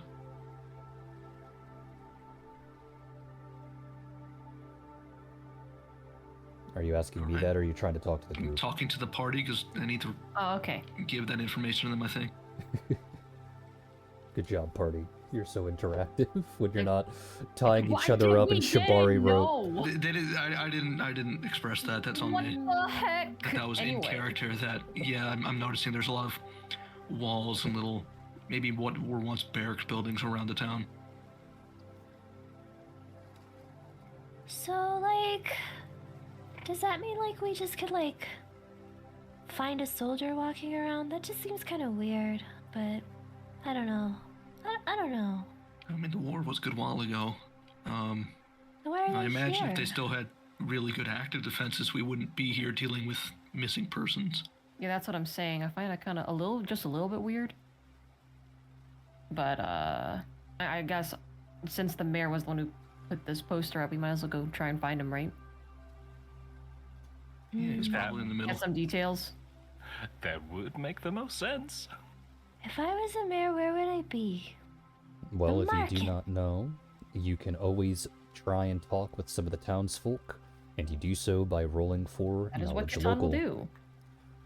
So, Catan will be doing that. whenever, so this is how TOT handles rolls. I know to those of you who have been in my other campaigns, how I usually do it is that if there is a roll for people to do, I didn't say roll yet.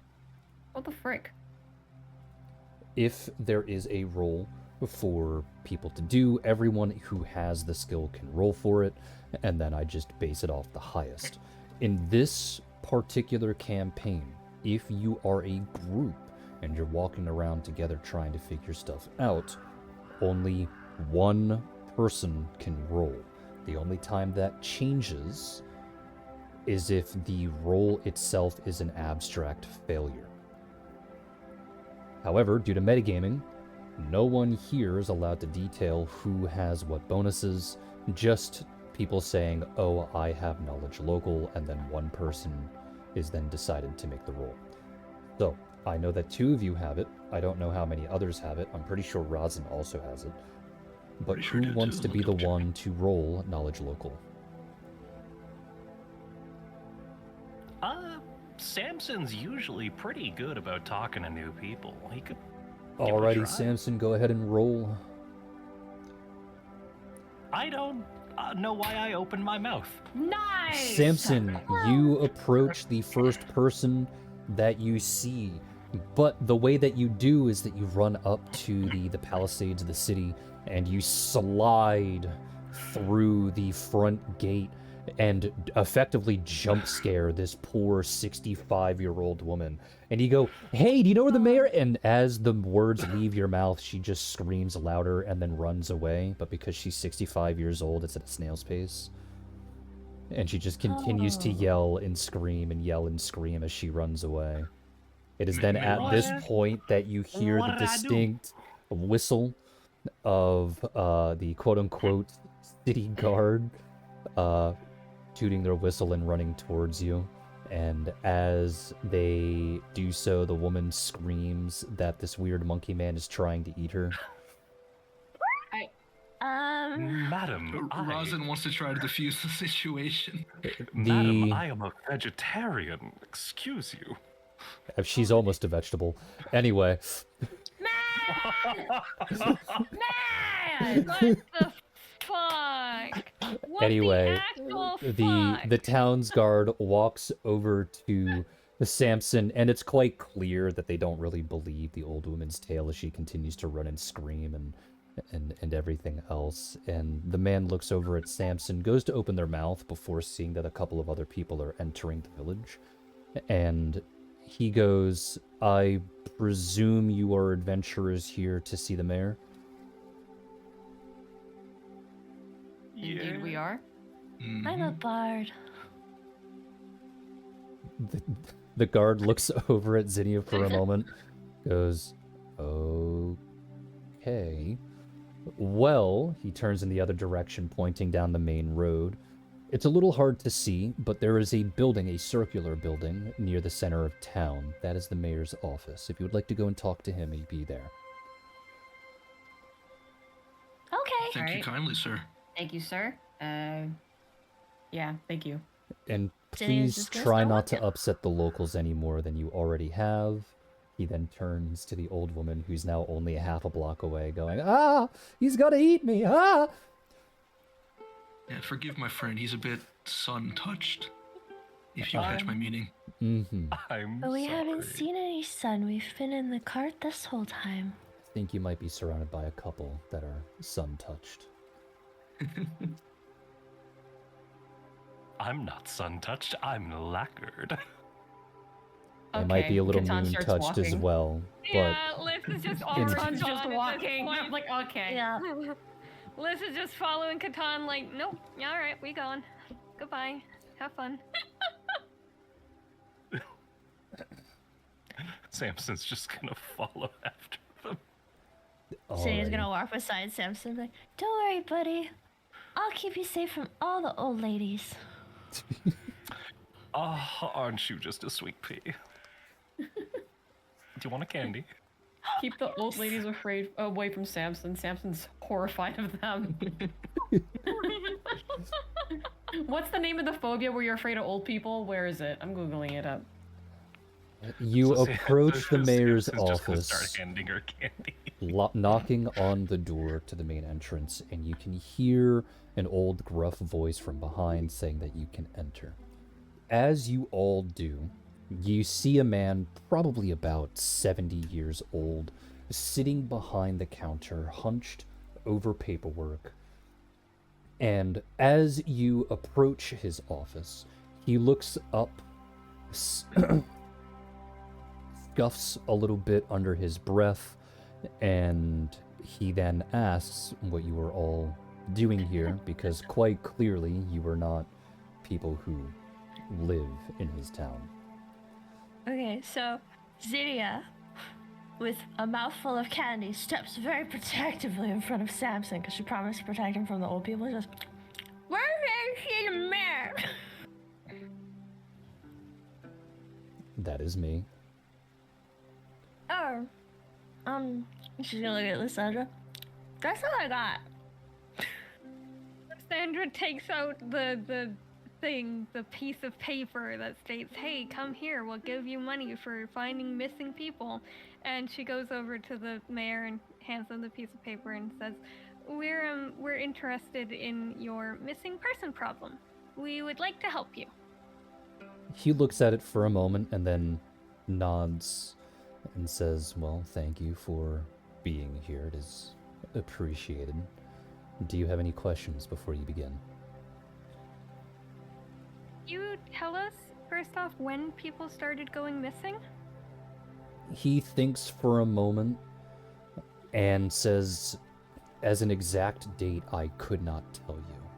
And honestly, when I started noticing about 2.5 months ago, it could have been going on for far longer than that. The most recent one was my brother about a month ago. Did you notice... Did you notice your brother acting very strangely before he disappeared? He shakes his head and goes, no, my brother is the captain of the night guard, and the reason why the whole town went into alarm about it is because he vanished when it was his turn to do the night watch. That does sound very unusual. Do you happen to have a list of names for all the other people that have disappeared, and any other people we could talk to see if we can find any commonalities between these incidents? I do not have a paper of all the other names, if only due to the fact that I have forgotten to write down such things. Okay. And I do not know who you'd be able to talk to, because if I knew and if I could solve the problem myself, we wouldn't be here now, would we? Okay. He vanished before his night watch. Do you know when he was last seen, still alive and well? During his night watch, from what I have heard. It was during the watch. Got it. Yeah, in case you didn't hear me saying it was during his shift at the night watch.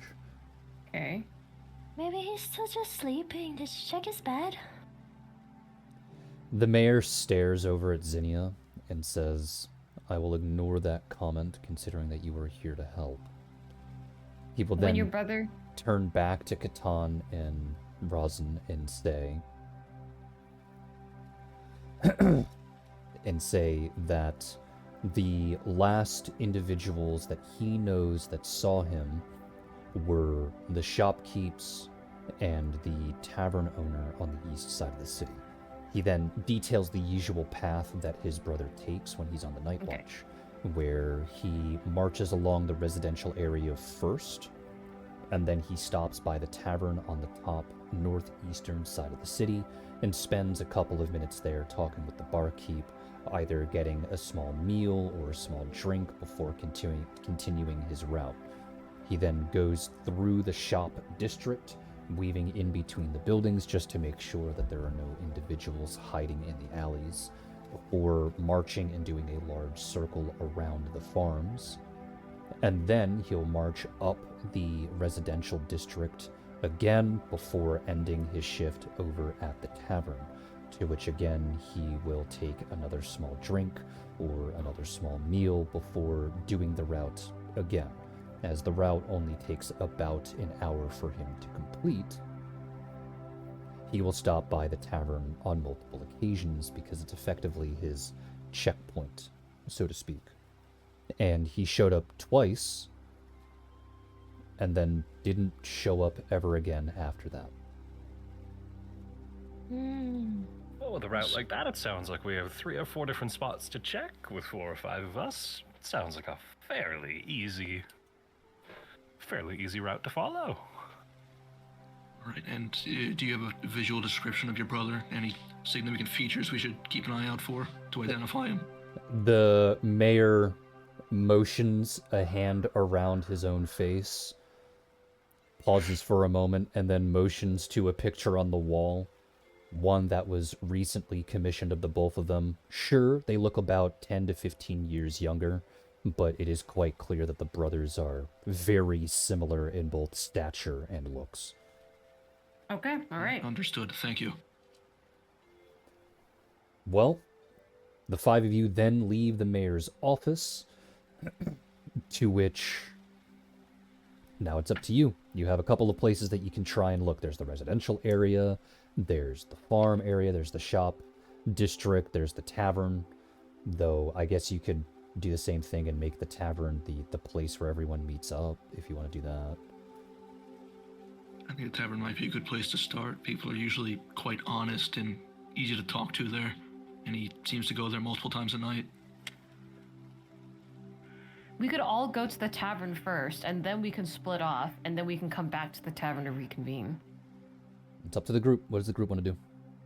It sounds That's what like I'm a good plan to discussing with the me. group. I would like to sit down. I know we've been sitting down for a while, but I could sit down for a bit and talk. Yeah, let's go to the tavern. Agrees with that.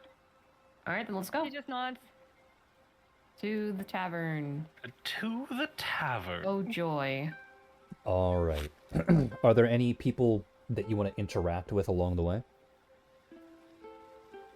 Like, do you want to How try busy and is roll this town? knowledge? Do we have a lot of passersby? I would like to roll local knowledge if possible. Yeah, I was gonna see if anyone wanted to roll knowledge local to try and Yeah. interact with the townsfolk as you were making your way to the tavern. Riddle I called think- names. So Alright. remember, if this is a group activity, only one person can roll. And since I Yep, heard so Zinnia Ripple. say it first, Zinnia, go ahead and roll knowledge local. Samson shouldn't be interacting Learning. with people. Hey, All I right, think not I did bad. that right. I'm gonna move this over here. Alrighty. So, what in particular are you going to be trying to ask or talk to these townsfolk individuals about? So Zinnia, in her little ripply way, is just gonna be asking about the mayor's brother, kind of more about him as a person, to try and figure out, like, maybe, like, more of his motivations as to where he'd be going or what he'd be up to. My instinct is that it's just, there wasn't a lot of information to go on as to who he is, and I think that could be helpful, because she's a people person, so All trying to right. figure out So, where he fits into this. so as you walk around, excitedly introducing yourself to any townsfolk that you happen to come across and explaining why you're there and why you're there to help, you ask around for more details on the brother, and you get a collection of stories of how the Night Watch was formed because he wanted to remain vigilant, and he's been leading the Night Watch ever since its formation at the end of the war, that both he and the mayor are actually veterans of the Civil War, having served under various different generals, though they never really give you any names in regards to that. You hear other stories about how he was extremely protective of the town, and one thing that stands out to you is that one of the townsfolk happened to be in the tavern during one of the checkups that he was there, saying that he was going to go off the beaten path of his usual route because he heard wolves howling not far from the village itself. However, as you are going around and interacting with individuals trying to gather information, I would like everyone here to once again roll for perception. okay. Alrighty. Uh-oh. Okay. Ah! Oh yeah, this is great. Hey, nice. Yay! It is not a good day for Samson. Yeah, what'd you do, Oni? What'd you do to the bot? Why is it so mad at you? Alrighty, so That's not like him. as you are all walking around this town, you start to go from the mayor's office up to the tavern, which is basically going almost from the center of town to almost the top northeastern part of the town. And something very peculiar stands out to all of you. There is a graveyard halfway through, and while this isn't abnormal for towns to any degree, while usually graveyards are placed just outside of the town for disease purposes, it's not unheard of for graveyards to be in the town, especially if the town is large enough to hold it, like Nihun is. What is concerning is that at a first glance, the amount of tombstones that are there is almost 3 times the current population of Nihun. And in the corner of this graveyard is a massive cement structure, which is even more concerning because the only resources that this town apparently has access to is wood. The palisades are made of wood. The houses are made of wood. The streets may have a little bit of cobblestone, but for the most part, it's just paved dirt. And here is this massive concrete slab of a building in the middle of a gated graveyard. Is it like a big rectangular building? Yep, it's a perfectly, well, actually, it's more of a perfect square, but yeah, it's a square concrete slab of a building. There are no windows, and from your vantage point, there only seems to be one door, which is a double set door of pure steel. Is it possible for us to enter the graveyard to look at this building? Yes, Or the get a front gate closer- is open. Do you all want to walk into the graveyard? I'll wait outside. I'm okay. That's, no. Okay, well, Yeah. somebody needs to be here to watch over her. I'll keep her company. She needs a handler. Okay. She needs a handler. Oh no. Have you Fine. seen how many times she has gotten herself tangled up in that silk rope? I don't know what, she might pull it out again. Short Entertain buses haven't herself. been Couldn't invented get it yet. right. Can I, So she's definitely pulling it out again to try and get it right now. and- She is. She's Yeah, pulling it. okay, so therefore somebody needs to be here to not only watch her, but also untangle her. I'll stay out can here. can I do something first? All right. Rosin, that you is- Can I use my augury spell? Can you do what? Augury? Augury? Augury. Thank you. Can I use my augury spell? Is the spell just called augury? Yeah, it is. It's to know if an action will be good or bad. Can I use that to find out if going in that building is going to be good or bad? You may cast augury. I don't think that's gonna change anything, though. I know, but it might tell us if we should be careful going in there with only 2 of us, Were apparently. you not going to You be guys may careful when you investigate let that him know? mausoleum alone. I will stay out here and be Like, I'm still on casting the first spell, I don't watch care. with Ripple. I'm casting it. First watch. Oh my Go god. ahead. Anyone here, in this particular instance, anyone here, if you have knowledge arcana, go ahead and roll knowledge arcana. Alright. Oh, I can do that too! Yippee! I What feel is as it? though treading on the dead would probably make someone unhappy, so I'll I mean, when we go to a graveyard, you don't walk over the grave sites, right? You don't walk over. You just walk through them. You don't walk over but them, do you? but it's still treading sacred ground. Well, What? somebody Anyway, has to Well, be here somebody to has As to clean you the graves. cast the spell, waiting for weal or woe, Uh-huh. your result is nothing. To which this confuses you, as well as everyone else there, and they try and examine the area as to what happened with the spell. And it seems that something straight up interfered with it. You were able to bad cast it just juju. fine, but So, it wasn't actually a failed result. I just got literally nothing. correct. Ooh, that's bad juju. Cursed So we need to mausoleum. go. You all have fun. Yeah, No, we I'm have going to in. go now. We have to go now. If it's a But- bad result, then we have to go explore it, because what if it's connected to all the missing people? Yeah, but like, We what if it's haven't just even like asked a anyone about totally missing people. We talked to different one bad person. thing? Yeah, like what if it's just like our bad thing's over here and that bad thing's like totally separate from our bad thing?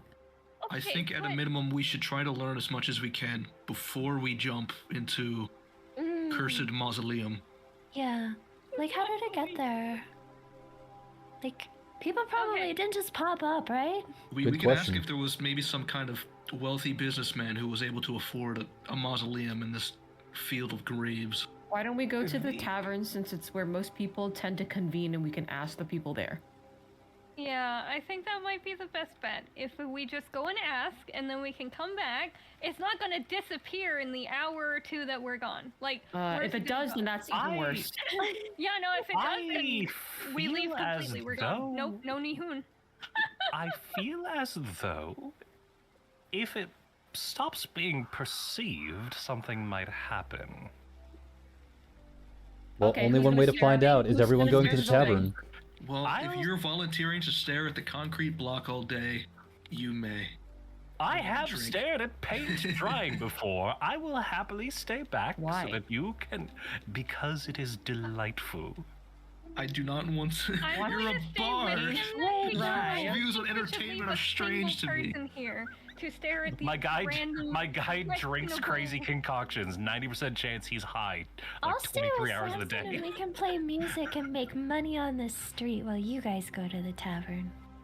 You can Okay, make as money. long as I refuse someone to stays perform with for Samson, gold. I think my that's a dear. good idea. Yeah, but Okay. I don't think we should leave So one person to stare at the Zinnia concrete and building. Samson are staying back, and everyone else is going to the tavern. Yes? Yeah. Yes. Correct. Yeah. Alrighty. So Zinnia, Samson, you stay back, watching over the concrete building, chatting about candy, probably. I don't fucking know. No, I want to play music with Samson. I want to make music. Alright. Well, you both can go ahead and roll for perform if you so wish. Yeah. Oh my goodness, Missily. Whereas the others, Lysandra, Rosin, and Catan, Hey, there you go, Oni. Oh. Poor Ripple. Oh. Ripple's you not having a both good make your day. way towards the tavern. As you enter the tavern, you see that it's semi-crowded. You have the bartender all the way in the back, cleaning glasses and setting out a couple of plates for food for the barmaid to pick up and bring over to the tables. And we'll say 4 tables on the right-hand side are completely filled with people, which wouldn't be abnormal if the entire left-hand side of the tavern wasn't completely barren, save for one person draped in a cloak, their back being turned to you. So we're gonna go talk to the cloaked person, aren't we? I want to talk to the bartender first. I am thirsty. All right. Bartender first it is. Alright, so the 3 of you make it over to the bartender, and Rosin, as you take a seat, knock on the counter. The bartender turns around and leans against the counter and goes, "What can I do you for?" I'll take the strongest ale you've got. What do you two want? You have some juice? The bartender looks over at Lysandra without missing a beat. We have apple, cranberry, and orange. I'll take cranberry. I'll take cranberry. All right. I'll cover this Based. full round for everyone here. He holds up 3 fingers, indicating how much gold it costs. Rosin, you flick over 3 pieces of gold, and soon after, you get a massive taggart of, what was it, ale? You said ale, right? Yeah. To which Lysandra and Catan get the same kind of taggart, but 4 cranberry for the both of them, respectively. Yeah. Barkeep, question. We're here from out of town trying to figure out this missing person situation. Do you know anything about it? The bartender makes a face, shakes their head, and goes, "Not much more than anyone else knows. But it is I nice to see. see new faces here trying to help." And we were looking around. I have a question about the history of the town. Do you know anything about the large mausoleum in the corner of the cemetery? Huh? I have no idea what you're talking about. The big concrete box usually holds dead bodies, I think. You can see the bartender like twitching a little bit and getting a bit upset at this, and tries to enunciate their voice a little bit more and says, "No, I have no idea what you're talking about." Sorry, I'm tired. Can I I was probably sense motive? I also want to something else. sense motive on this. No. The 3 of you may go ahead and roll for sense motive. Let's go. Oh, Finally, I get to use sense motive. Hey, bot, you're taking a little while here. There we go.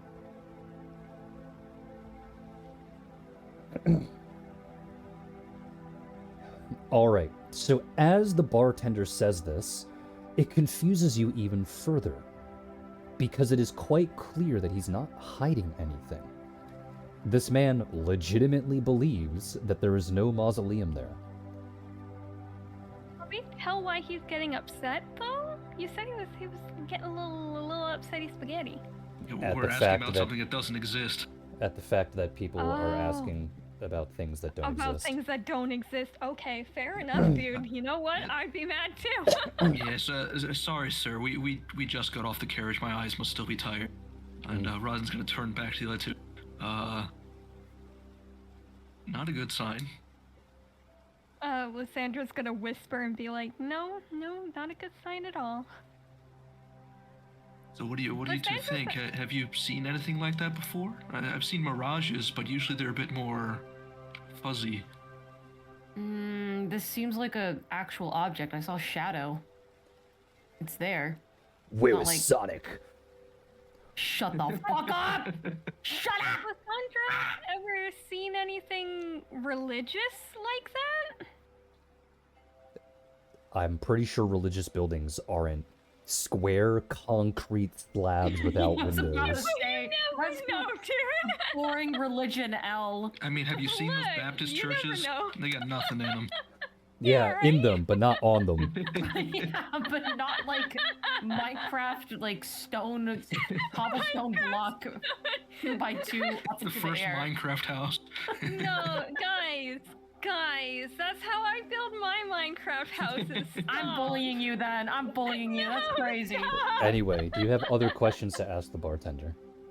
Lysandra does. Um, Lysandra looks to the bartender and says, has there been any new people around town like us before?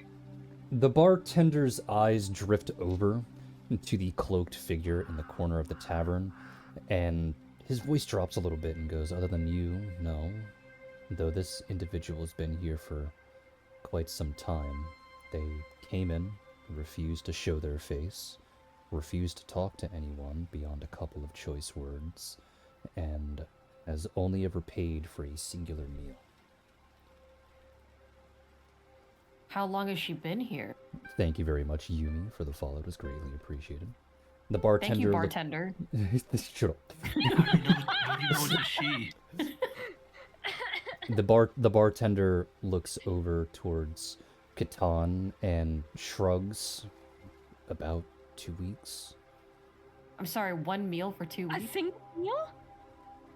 I have never seen them move. When I close down, they leave. But whenever I open, they're the first one to walk through the door. Okay, we need to talk They to this must be person. famished. What's the most popular meal here? Okay. The bartender looks over at Rosin, a bit confused and unsavory expression on his face, and he details how they recently slaughtered a good portion of their sheep, so mutton with a side of potatoes and some greens is currently what they have. All right. Sounds like May we get a plate of that and I don't know, a water sent to that table, and Rosin will. How much gold will that be? The bartender scowls a little bit. For you, 15. What? All right then, sure. Gonna haggle? You're not getting a tip. No one's gonna haggle?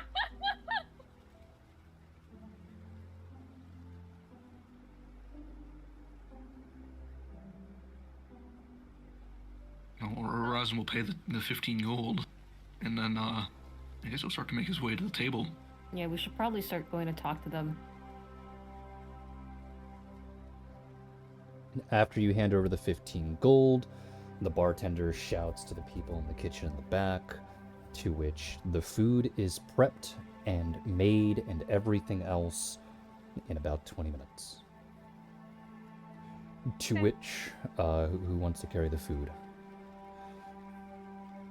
I'll carry. This is being phrased like a skill check.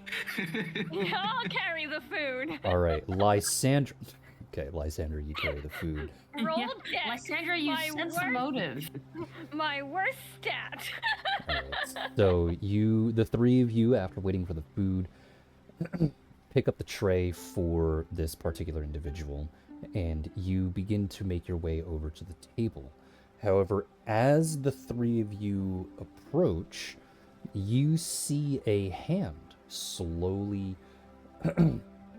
slide out of the cloak, to which you see that this individual is not human or human-esque like all of you, but a thigh cream. And they point in the direction of Lysandra, and you hear this very soft, wispy voice calmly and politely asking what she's carrying. Lysandra looks down at the plate and says, some mutton, a little bit of potatoes. I think we have some water too. Would you like it? We heard you haven't eaten in a while.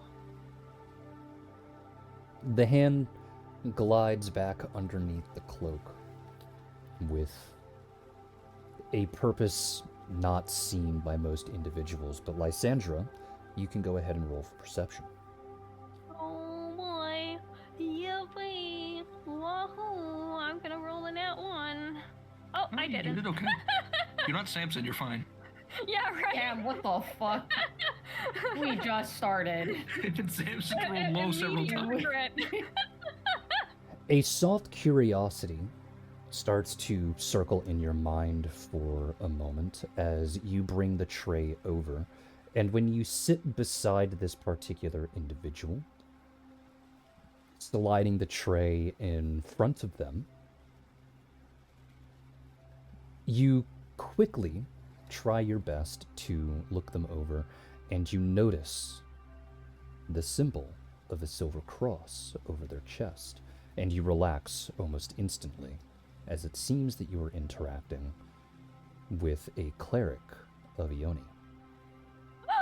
Yippee! You say that out loud? No, I didn't. Can you imagine just gives food and then suddenly... Lysandra says yippee and throws the tray. Oh god. Okay. Lysandra looks at the silver cross and then takes out her own little symbol and shows it to the person. To which there doesn't seem to be any reaction, and the person simply asks, "What are you holding up, dear?" Do they not know? Like, do they seem confused? Are they genuinely asking? Well, the three of you may go ahead and roll for perception. I love rolling. I also Gambling love addiction. Damn it! rolling. Oh no, that was you. Never mind, I don't do have a roll. gambling addiction. I typed at the same time, like, no! But it's okay. It was you, not me. You're the failure, not me. That's okay. Nice. All right. It's not enough that I so, succeed, others must fail. As Catan and Rosin sit down, sitting more across from this particular individual than Lysandra, the three of you try and look over this individual, to which Catan and Rosin can see what the particular issue is. But Lysandra, you're stunned at the fact that you're holding out your holy symbol in front of this person, jingling it around, and they are asking you as to what it is. Oh, And God, there please don't be- before They're you, blind, aren't they? I'm sorry. Keep going. as Rosin and Catan can see, their eyes are entirely glazed over and faded of all color. It seems that the individual that you were speaking to is blind. No. Ah, Curiously, they are also wearing a mask. Elise. She can't see what you're holding. Lysandra just looks very surprised, and then sets it kind of like by the tray, like it within reach of the person, and says, "It's a holy symbol. You can touch it if you'd like." To which she responds with, "How kind." And you see another hand slowly reach up to the table, lightly tap against it to try and find what they're looking for. And when they hold their hand over the symbol for a moment, they go, "Ah, you worship Ekthar," before they slide it in your general direction. She takes it back. So what are you three doing here? We seem to be investigating a missing person. We thought, as an outsider, maybe you were too. There's a soft laugh from under her mask, and she goes, "No, no. I'm lost. I was trying to make my way to Tarantus, and it seems that I have overshot my goal.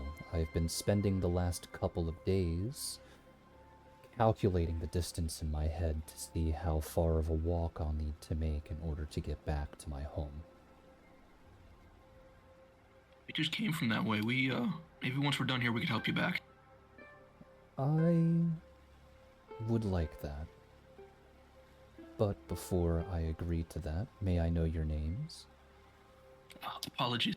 Now, Rosin will take off his hat and, with a small flourish bow, "I am Rosin the Bow, Shantyman." To which she'll respond with a soft compliment, saying, "Nice flourish, though I think you can twirl whatever is in your hand a little bit better next time." I will practice. Catan will straighten himself before he salutes and he says, "My name's Catan from Kelnor." To which she'll respond with, "Are you sure about that?" To which, Catan, you can roll for sense motive. Mm-hmm. And hello, Beertoff. Welcome to a D&D Sense game. motive. Where are you? I was literally just rolling you like not too long ago. Okay, there you go. Catan, you don't know how, you don't know why, but the way that she says it to you, she knows. You have no Catan's- idea how she knows, but she knows. Catan's eyes will narrow, but he stands firm and he says, "Yes, I'm very certain." She will then simply stay quiet, waiting for the third person to introduce themselves. Yeah, Lysandra just looks between the two of them and says, "I'm Lysandra Lumendar. I am a cleric of Ekthar." To which the woman will go, "Ah, I know of your family. Nice people." "Oh, thank you. My mother would be very proud."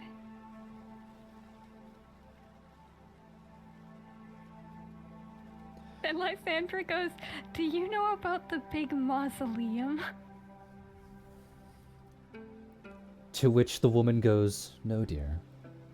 I'm blind."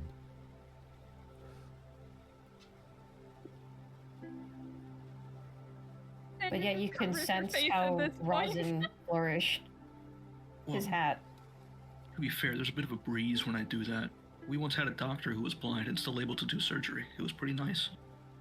What? What? The ship's doctor was blind and able to still operate on patients. Surgery? Touch. Surgery, yes. Broken bones? Well, when it came to surgery, usually it was bone removal, but sometimes, yes.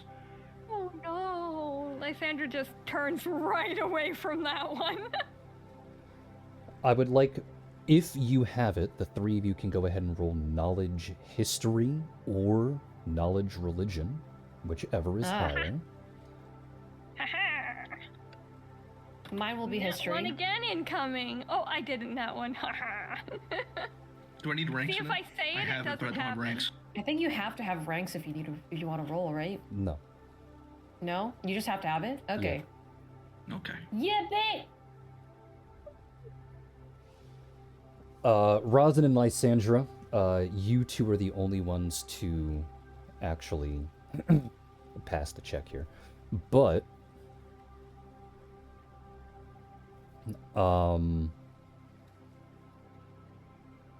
we'll go off of Lysandra since you had the higher roll. This woman introduces herself as Nesa Zen, to which, Lysandra, you immediately recognize this name off of the fact that this particular individual is an extremely high-ranking cleric in the Church of Ioni. Oh. Oh. Oh. And which one did Okay. you roll, Rosin? Was it history or religion? Both are exactly the same. Let's. I guess his history would be the most reasonable for him. And Rosin, you know this particular name because Nesa was a general in the Hohenheim Civil War. Oh. As a matter of fact, she and her sister collectively, according to the history books, have the largest body count out of any generals that participated in the war on Teldurian's side. What's a general doing wandering around? Shouldn't you, I don't know, have some soldiers still with you, or, someone taking care of you, or something? To which there's a soft sigh and she nods, in some cases, yes, but at the tail end of the war, let's say that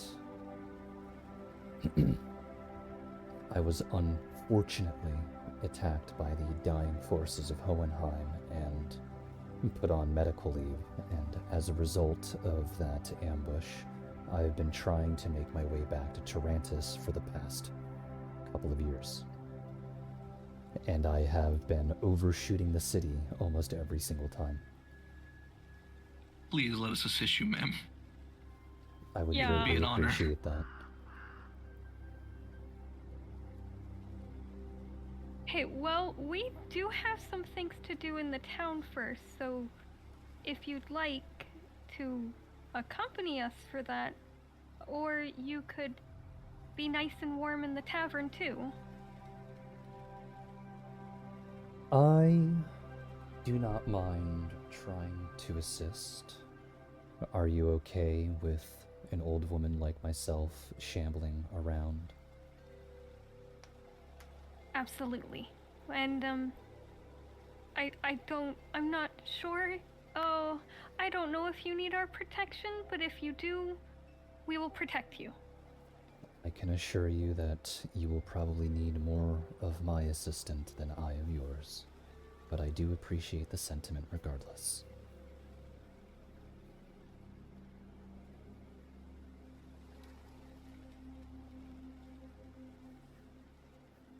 Lysandra is going to look over at Rosin and Kitan. There we go. Not a can, girl. Okay, Kitan, and say, so, what are we going to do about the box? We should probably head back there, though. You couldn't find it. You don't know anything about it. So you casted a bit of magic and you detected, or was it Ripple who casted the spell? No, I did, yeah. Lysandra It cast was a Lysandra. spell and you all noticed that it was interfered with. You haven't. None Alright. of you have actually cast detect magic. Okay. Oh, So- I should do that because I freaking. Okay, well, I'm gonna do that when we get It's back. on I the guess. to-do list, but as Yeah. there's not really much we can plan Oh. there. It seems we're the only one here, the only people here who Actually- even know it exists. Lysandra's gonna look back to, what is her name? Nesa. Nesa? Thank you. Sorry, I'm so. How do you spell freaking that, by bad the at way, so I names. could write it down? NAE-SAA. Thank you. So she's going to look back to her and say, the mausoleum that I asked you about before, I know obviously you don't know anything about it, but, it blocked one of my spells. Do you know why something like that would happen? What spell did you cast? Augury? Probably because there is old god magic afoot. Okay.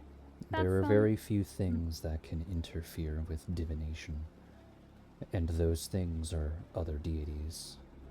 And I highly doubt that any of the new gods would interfere with Ekthar trying to do his work. One would hope not. Which leaves only 7 other suspects. Okay. If this is old god related, then we need to go inspect that so that nothing else happens. We gotten Do into. we think it might be related to the missing people? I mean, it has to be, right? I It would doesn't assume just so. stay there. It seems logical. Though, they could be entirely unrelated. Doubtful, but they could. Maybe I we'll look also out doubt and it. he just got on a really bad bender and is just walking Look. around town somewhere.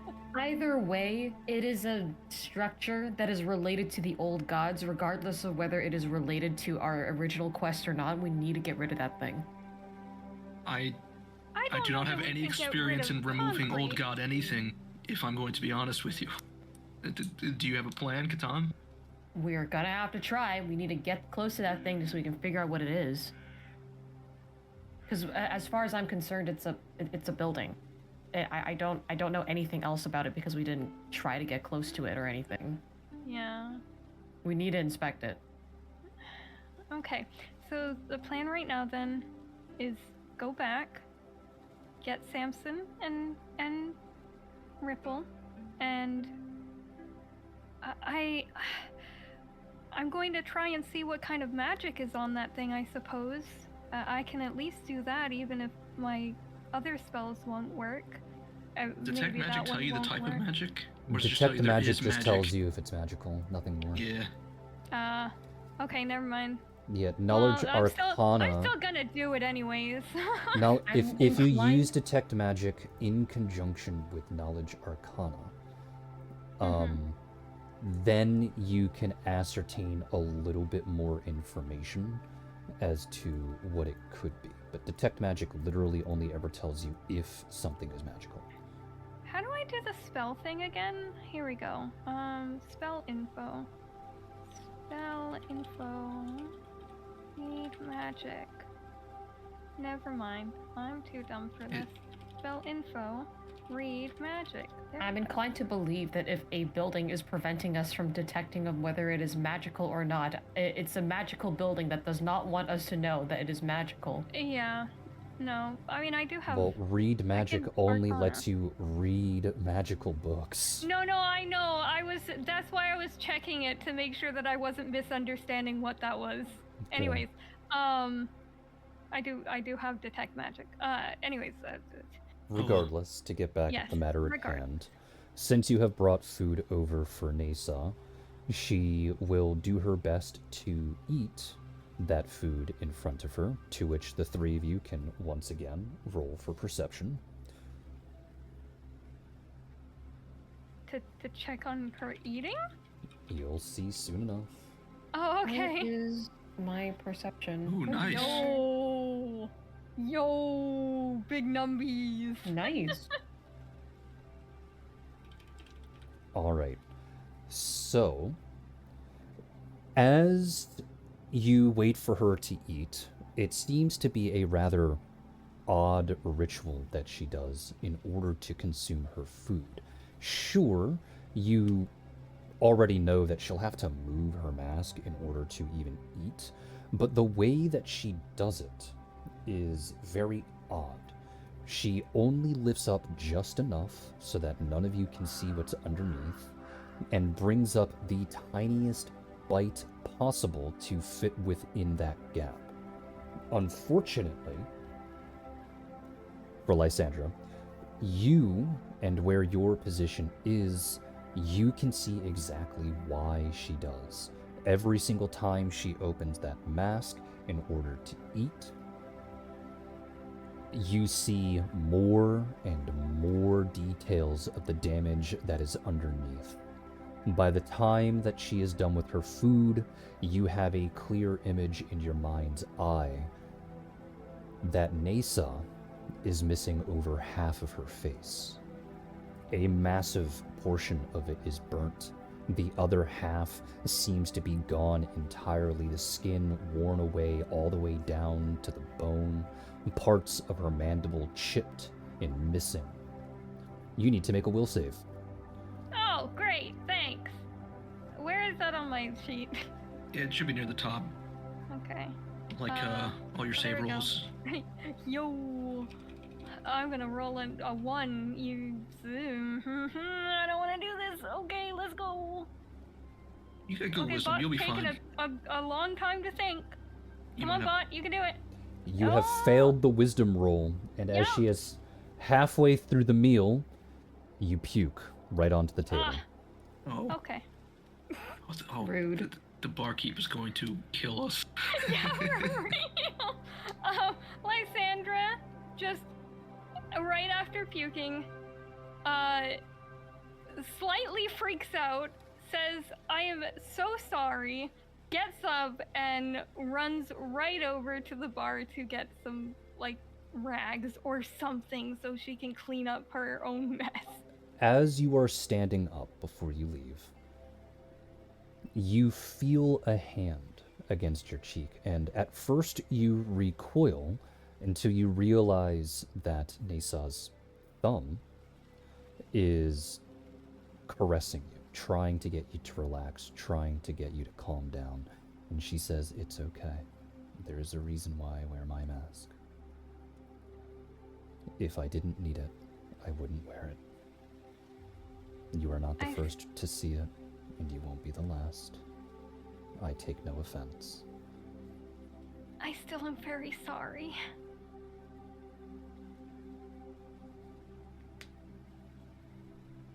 She goes and gets the rags now. On the topic of mistreating the elderly, we have 2 friends with us who may be a little rude at first. They might be accompanying us back to Tarantus, but I promise they're good people. If you say so, I shall believe you. I wouldn't say they're rude. I would say they're... Samson scared that old lady the first time we got here, and Ripple has gotten quite defensive. They're interesting. They don't mean to be rude. Yeah, exactly. They're good people, just... It was an accident. You're not here. Echoing on the breeze. You're not here. Oh, sing. Alright, so after Nasa Samson's ears are finishes her burning.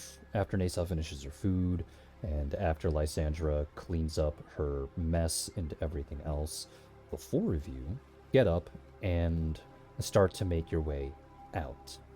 To which I'm gonna roll 1d3.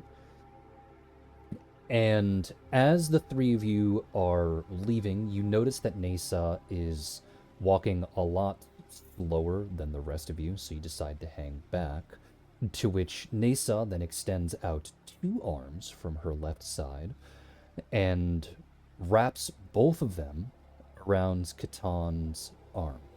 She doesn't look up in his general direction. She continues to look forward, and she asks politely, saying, "Is it okay if you become my walking stick for today?"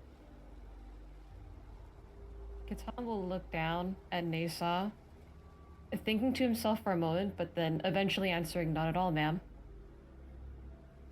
You are a kind gentleman. So, the 3 of you then make your way back to Samson and Zinnia.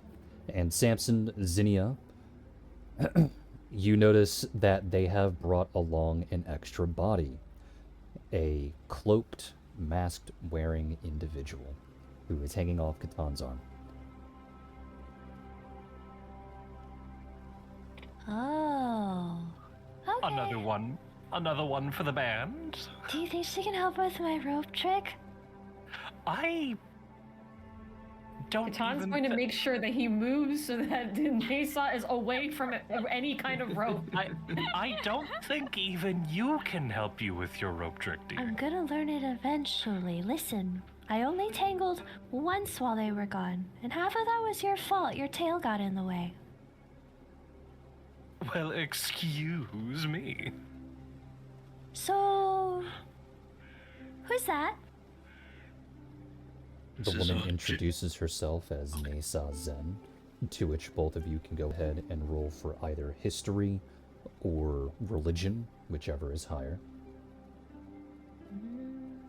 Oh, they're both the same. absolutely.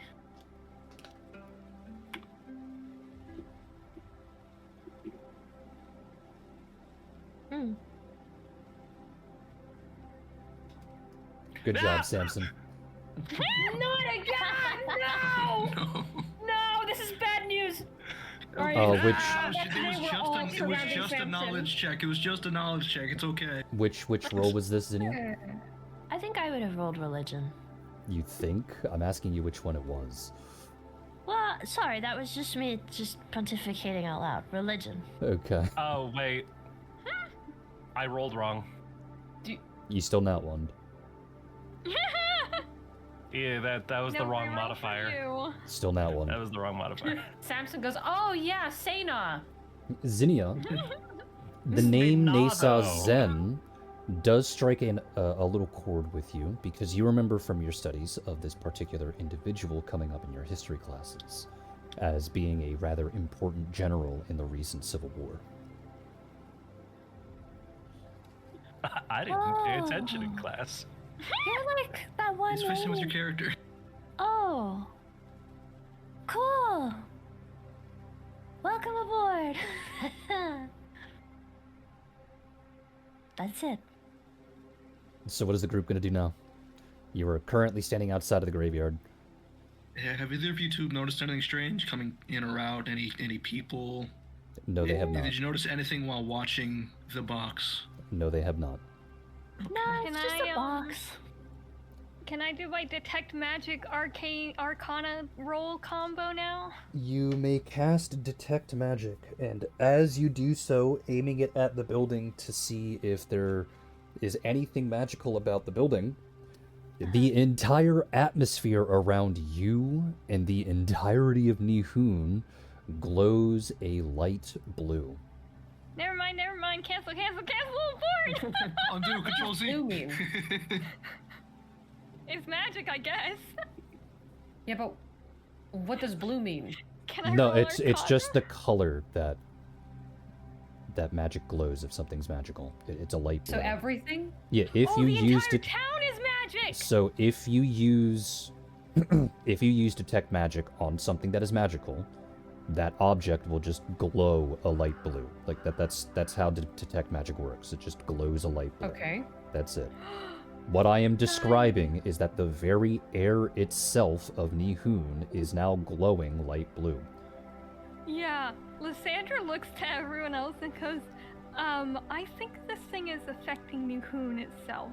Okay, but okay, all right. So you cast the spell and it worked this time. Yes. What was preventing us from doing so the first time? All it's doing is Divination detecting magic. It's really Yes? pretty. That's literally all it's so- doing. Yeah, but the point was that we cast it before and it was. That was a different spell. That That was wasn't augury. detect Okay, magic. alright. We cast Yeah. augury, not detect. Okay, thank you. That Yeah. one is I was divination confused. magic. That's what I was confused Comes by. from the divine. It can't. Old gods are like, no divine. Now this one is just magic. So Okay, it's that like- was allowed. Yeah. All right. Okay. Okay, we need to burn that building. Yeah, It's can't burn concrete. I concrete. don't think. it doesn't look Uh, particularly flammable. And Yeah, you gotta no. destroy it somehow. Lysandra looks to her giant greatsword and goes, I don't got a hammer. Catan, when you make the statement of that the building needs to be destroyed somehow, you feel Nasa shift a bit against your arm, lightly squeezing at your forearm, followed by a rather soft giggle that no one else hears. Catan will look down at Nasa. I'm assuming that Nasa is shorter than Catan, right? She is 5'3". Okay, yeah, definitely shorter. Catan will just lean in and ask, why are you laughing? To which she will answer, I think you know, dear. I don't. Modem dial-up noise.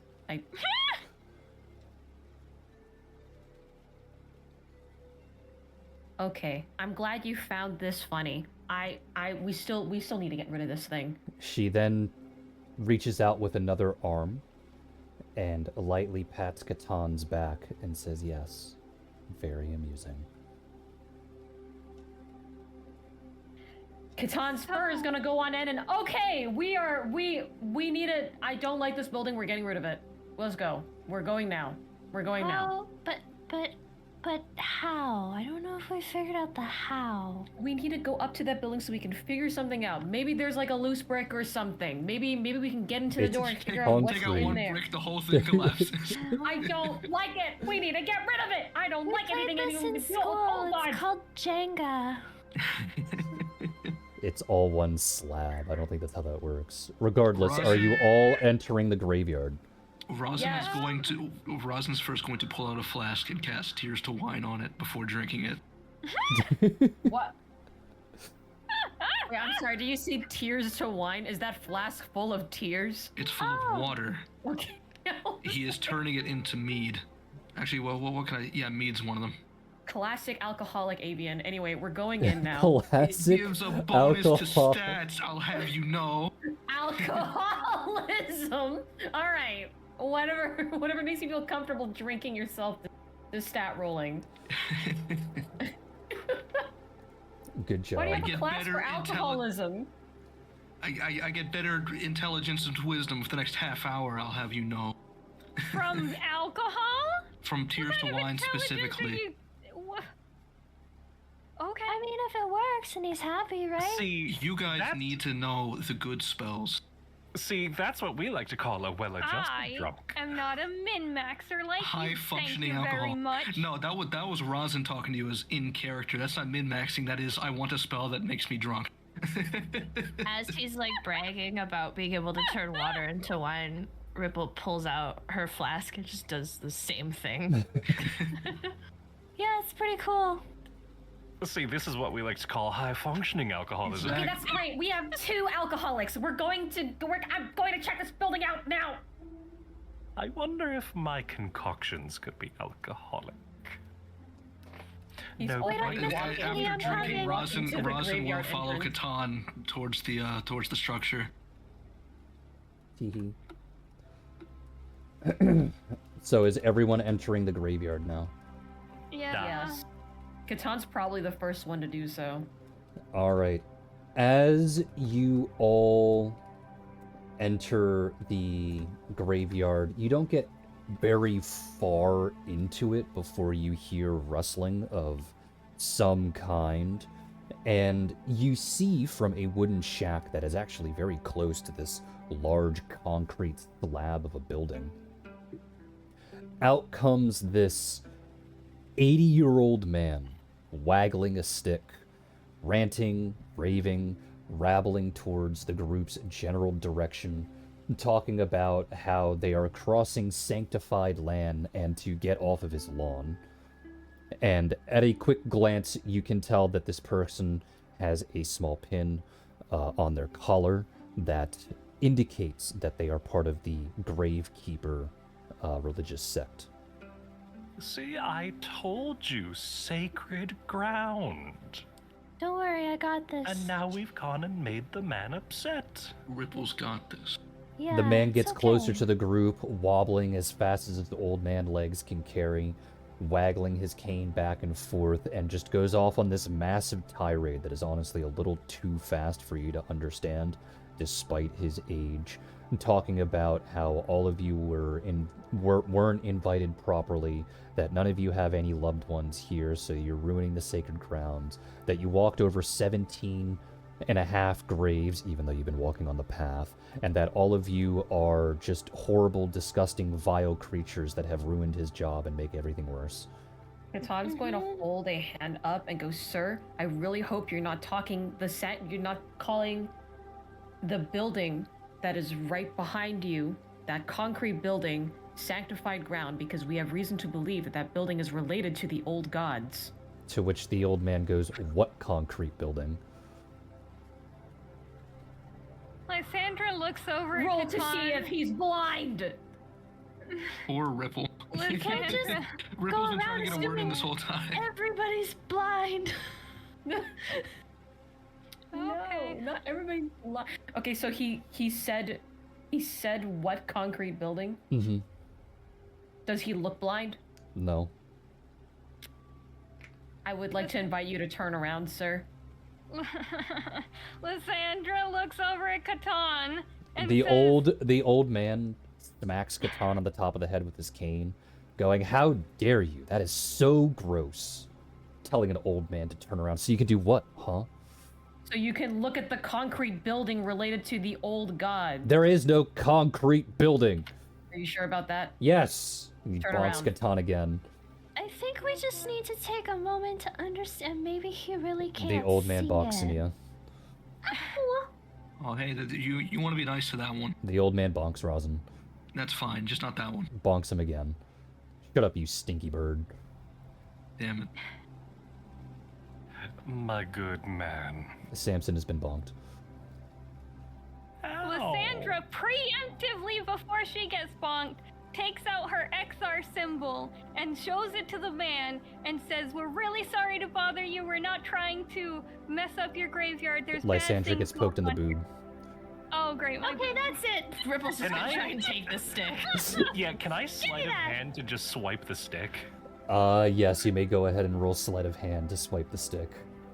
Can Catan with Nasa, like, I know Nasa's still talking to Catan, but, like, can Catan with Nasa try and, like, sneakily walk around this old man who's really busy bonking everybody and is now He's getting his slow, leg you stolen? probably don't have to be Just sneaky about it, you can just walk slowly around. walking there. Go ahead and roll stealth. Samson, it. you try and grab the stick from the old man, but despite his age, he is much faster with his reflexes than you are, and the cane slips just out of your grasp before smacking you across the cheek with it. Oh my god. Damn, what the? Old man. Catan, you successfully sneak over to the building, to which I'll get to in a moment. Zinnia, you said that you wanted to do something with the old man? I just wanted to talk to him. I just wanted to listen to what he was saying. That's all. Everybody He keeps wants trying to to hit take you with a stick. stick. Well, you can't hear this. You're at the building. No one can hear this. These are your inner thoughts. I'm just trying to calm the old man down. Sir, please. You We get can bonked on the leave. head again with the stick, God, and he calls you I a want that miscreant stick. and a whore and I'm tells you to taking get the out. stick. I am brutally, aggressively trying to take this old man's stick. Fuck him. Go ahead and roll for strength. Good sir, Not gonna end well. good sir, do not call the sweet little baby angel a whore, or I will do very uncaught mess-worthy things to you. Samson, you get thwacked in the dick by the stick. I have no I want to- I would like to roll acrobatics to dodge that shit. You cannot. Give me the stick. Zinnia, when I say hey, roll for strength or roll for a specific stat, you are simply adding the modifier to the roll. So what is your strength modifier? 0. Okay. Oh. You yeah. managed to you manage to grab the stick after Samson is thwacked in the dick with it, and you yank it back away from the old man towards yourself, and the old man screeches out like some kind of dying animal before flopping onto the ground. And when he does, you hear a distinct crack of bone as he does, followed Great. by just a Can and we then stop silence. abusing the elderly? And then Oh. silence. Oh my god. Rosin wants to check on the old Make sure man. he's alive? Rosin's gonna check on the old man. Do you have Yeah. heal? I have heal. As a skill or... Yeah, as a skill? Yeah, as a I skill. think I do. Double check to see if you do. I don't. Fuck. Can I I do. please check on this man? I have the healer. Hold on. It's Rosin that declared that he wanted to check, so I'm gonna. I don't have heal, so All just a right. wisdom. No, you cannot roll for a skill unless you have it on your sheet. Okay. Yes. As much as he Can is I do holding it his now? groin, Samson does want to kneel down and help. I'm pretty sure Lysandra would get to it first because you were currently busy On the dealing with ground. soothing your tackle box. Doubled over on the ground. Yes. So Lysandra, go ahead and roll for heal. If I literally roll a nat 1 on this, I'm blaming YGF. I think we have insulted the blaming only YGF. 3 elderly people in But this whole Nat town. one's- Blaming YGF! But nat ones are my job this session. So, Lysandra, well, you sucks kneel to you, I down, already got placing your fingers against the man's neck to try and check for a pulse. He has died. He has died! Oh no. Okay, Lysandra just looks over at Zinnia. Liz just Zinnia holding the stick. specifically and says, "You've killed him." I didn't kill him. No, The it's a fall laugh, killed I'm sorry. him. I can't stop laughing. Rosin is didn't going to kill take him. off his hat and put it on his chest, and then proceed to try to move the body into a relatively respectable condition. Well, good thing this is a graveyard. Well, Catan wouldn't have get watched. digging. Catan wasn't watching any of this. Catan was And moving this over. is me, and me as the Oh. player. Oh my Time to God. get digging, boys. Yeah. Maybe we should put him in his shack. We should- Maybe we- he just fell over and died in his shack, and we weren't here. Can I We- keep the Didn't I stick? say I wasn't gonna be a weird gremlin this fucking campaign? So you is you that a cannot no? escape the gremlinism. Uh-huh. You can keep the stick. No, wait, you can't keep the stick. It's evidence. We But put why it. not? Why can't I keep the stick? It's evidence. You just killed a man. I didn't kill the man. The fall killed the man. You killed a man. XR wouldn't support this. He was weak. He was an old man. He hit us with the stick. It was self-defense. Like Samson Andrew's just talking like a Twitch moderator. My streamer would not have approved of this. Samson just raises his hand from the ground, kind of whimpering. He was not weak. Rosin is just Dead muttering now, so we prayers put him in over and this keep dead him in body. his shack. We leave the stick, and No. maybe he just fell over and died on his own. We Okay. have Zinnia two just starts pink-haired women walking. fighting over a stick, and we have a man clutching his balls. We have a bird praying, and a cat that has disappeared from the scene. Zinnia just walks after the cat with the stick. She's just gone. Zinnia's a stick. No! Alright, while all of that was going on, Catan, you walked over to the large steel double doors, and you see that they are locked, specifically with an incredibly thick metal chain wrapped around the 2 door handles, secured by a padlock the size of your head. The fuck? What do you mean the fuck? Like you haven't seen a lock before? Have you seen a lock that's the size of a head? I mean, maybe it's old Yeah. god shit. I'm sure He you've seen just military looks at this, and encampments like before. there's like a hole for like a key, right? Right? What was that? I said, is there, so on this lock there's a hole for a key, right? Nope. No, it's just a lock. Yep. Catan will look down at Nesa and go, "Are you familiar with unlocking locks that don't seem to have a key for the lock?" To which Nasa will respond, "Well, usually you do so by breaking them, but I would be greatly displeased if you do, considering that is illegal." How are we gonna... I'm gonna have to wait for a magic user who is available. And he turns around, he's about to call Lysandra, and he's seeing the entire commotion. The old man at this point is probably still alive and is bonking people. He's like, "Oh, I'll just wait here." And then a couple of more moments pass, and the old man falls onto the ground, and Nasa goes, he died." How can you tell? She stays quiet. Catan's just standing there. This old woman has outed 2 things about herself that he does not like, and he's just standing there, going like, "Please, let Lysandra, Lysandra, come here, so we can unlock this lock and figure out what to do.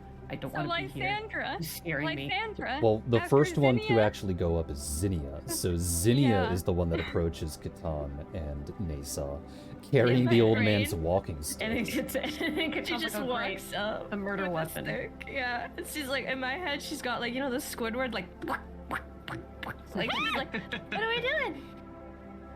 Well, Zinnia, we're trying to unlock a lock that looks like a padlock, but does not seem to have a keyhole for a padlock, so I'm waiting for Lysandra to become available to see how the hell we can unlock a lock that can't be unlocked. Oh, let me try. She just waddles over and hits it with the stick. I don't do that. You're gonna upset All right, roll to hit. myself. This would be a melee attack. Oh my god. It's been so long. I'm so sorry. Tell my dumb brain how to do that again.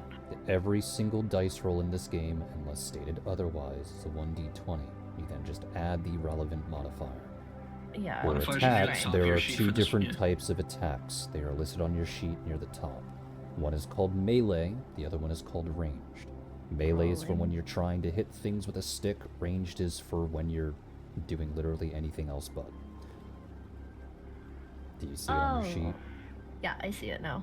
So you're should going just to scroll up. roll to hit. This is a melee attack. I see it plus. Okay, yeah.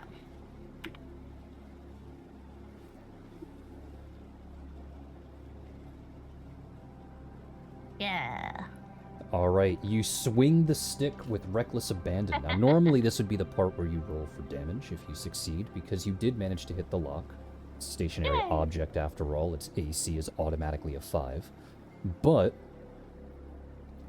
something very strange happens, because as you throw as much of your weight into the attack as much as you can, because I presume you gripped the stick in both hands, held it above your head, and swung it downwards, right? Batter style, yeah. Alrighty. The stick itself sticks into the lock. As in, the lock magically absorbs the stick itself. Great, now we've got evidence missing. So the stick is just gone out of my good. hand? The No, evidence it's is still gone. in your hands. It's just magically being absorbed into the lock. So, let's say the stick is 2 feet long, just for the sake of argument. The first 2 inches of it are now magically absorbed by the lock. The rest of it Is is it like, still in your hands, basically. is it stuck if I move it around, or is it just kind of like... You attempt to move the stick around, you try and pull it back, and the lock moves with you. You move it left and right, and the lock just sways back and forth, moving with you. And then you start to push the stick forward. And as you do, the stick starts to shrink. And you get closer and closer and closer to the lock until you push the stick all the way in. Huh. Goodbye, evidence. And then you just hear the lock unlatch. The chain flings out away from it. The padlock collapses down to the floor, and the doors start to swing open. But as they scrape against the linoleum floors, you don't hear that distinct sound of metal against, well, linoleum. Instead, as the doors move, you hear a cacophony of mad laughter coming from the doors themselves. Huh. She's gonna look at the cat and like do that like blink blink, be like, should I still get Lysandra? I think you should get everybody here. Okay. She runs back. Kitan will look down at Nasa and see we did not break open the lock unlocked itself. She then responds, well, you all did kill an old man to get it. I didn't do no such thing. That happened away from the both of us, so I don't even know what exactly happened. You were using the word we to identify the group. I was using the word you to identify the group. Unfortunately, you are a part of the group, and regardless of your I have a innocence, clean you are record. now an acquaintance. and an No, I have a accomplice. clean record. Oh.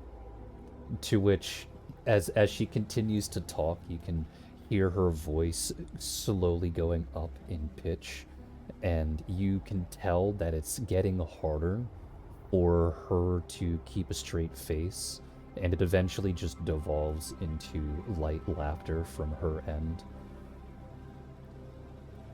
Please stop bullying me, miss. I'm in a lot of duress.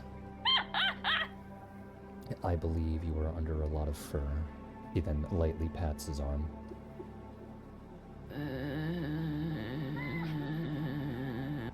Yep. I like this one. You did not hear anything. You're not even there. You didn't hear anything. Zinnia's still no, getting you guys. No, this We're is- all trying to, I don't know, dig a grave? This is me While that was speaking here. happening, can we actually bring him into his shack and leave the old man there, please? Is that what you're going to do? No, Rosin will not allow that. He is going to put the man in a respectful position on the ground, hand over his chest like he's sleeping, give him as But good how burial is rights he as he going to can. just die out in the graveyard? It's better We're if not he's in a trying to respectable hide the crime here. We are going to explain what happened to the mayor like respectable citizens and take our and get lumps. Zinnia arrested? Yes. Ideally. You killed an old man. Ideally. What are you talking like this is some unreasonable outcome? Because Maybe he you should could be have just arrested. died peacefully in his shack. He did not die peacefully in his shack. He died after you don't stole know his that. walking stick. Why are you gonna get her arrested? Look. I'm not Anyway. helping hide a crime. I gave my rights. Respectable Rosin is going to citizen quickly in leave his the shack. scene towards the mausoleum. Anyway, is the group going towards the mausoleum? Rosin is going towards the After man mausoleum. goes in his shack. Rosin is not participating in that part of the action whatsoever. He is leaving. He is going to meet Catan and Nesa and get on with his life. And Okay, so Lysandra, after dragging your evidence into the shack, I presume you're then going up with the rest of the group? Wait, no. Can she get Samson to help carry him? Anyway, please? so Lysandra, you drag your evidence into the shack, No, I have enough and then strength you to meet carry up old with the man rest of the Summit. group. Samson, he's, what he's about probably you? 100 pounds. I got a lot of strength. I don't know, man. Samson, what about you? Can I finally get up off the ground?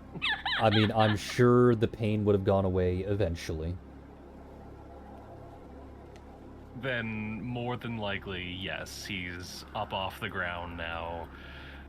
Probably, helping carry the old man respectfully. Thank you. Well, somewhat respectfully. Very respectfully. Nah, probably drops him once or twice. Okay, fair enough. You know, like an Alright, oopsie. so after fucking cobbling your evidence over to the shack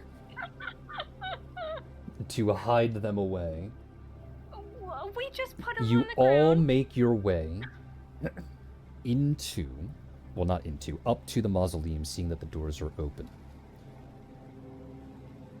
Ripple As looks you really approach, every single one of you feel this innate sense of dread hanging over you. There is this light echo of some individual deep inside, or at least past the meniscus of the opening, laughing, taunting.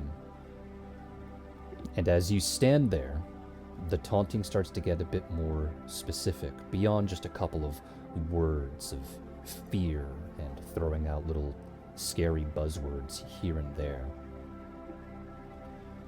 It starts to actually target one of you,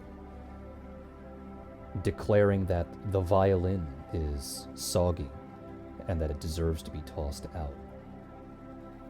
What?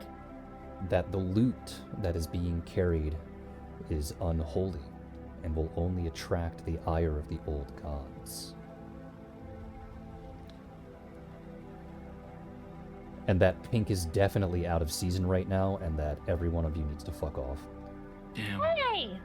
No. What? the greatest Damn it. of insults. Your drip is not sufficient.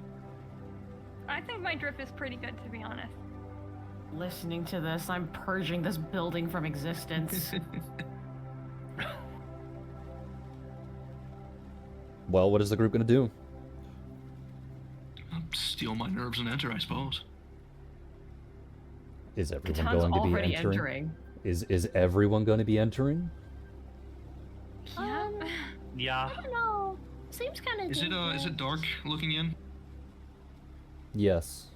All right. I don't have dark vision, so I'm going to let's see. Actually, I think I have a spell Do for I that. have dark vision? If you're an Rosin asshole, will- I you have do. dark vision! Rosin will draw his cutlass and cast a light on it. Alrighty. But that didn't answer my question. I'm waiting for confirmation of the whole group. Apparently 3 of you are going to go in. I didn't Oh, I hear have from. dark vision. I didn't hear from the two pink ones that are out of season. I said I was going in. The pink Oh, okay, ones. then I didn't hear you. My bad. It's No, so it's that, racially okay. charged. I get you. so I that did, leaves I did though. that leaves the last pink one. Well, if all my friends are jumping off a bridge, I guess I'll do it too. Okay. No. So, we you jumping. all enter this building despite being insulted and being told that your mother's a hamster and your father smells of elderberries. I wouldn't disagree. Okay, fair enough. You take a couple of steps in, and oddly enough, despite the pitch blackness that was near the front of the door, as you take your first steps in, the inside starts to light up. There doesn't seem to be any source of this light. It's just ambient, existing to exist. And as you start to cautiously walk your way down this opening hallway, the uproarious, vile laughter that Catan heard when the doors opened immediately erupt, echoing around the building, and the doors behind you slam shut. Great. Perfect. Wonderful.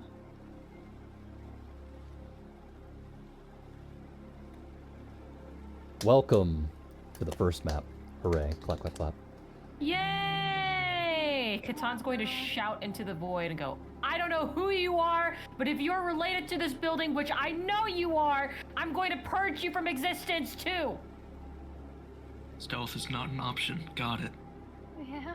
I mean, they already know we're here. We're not stealthing regardless. And you'll make a fine rug cat. That's great, buddy! Yeah, rug him. We're fighting Why did I Skyrim say it bandits. like that? Fighting Skyrim bandits, yeah. So, you are currently in a room that you cannot see because I have not shared the screen. Wahoo! There you go. Now you I can love see. not seeing things. I am seeing things now. All right. You're So, sleeping now? in this first room that you were in, well, we'll just say the group collectively goes and checks, and you can see that there are two doors, one to the left and one to the right. These types of doors are thick metal doors that usually have that super thin window. If you've explored a bit, unfortunately, in hospitals or know things about certain mental facilities, Grippy socks! Yeah, I've been in those grippy sock places.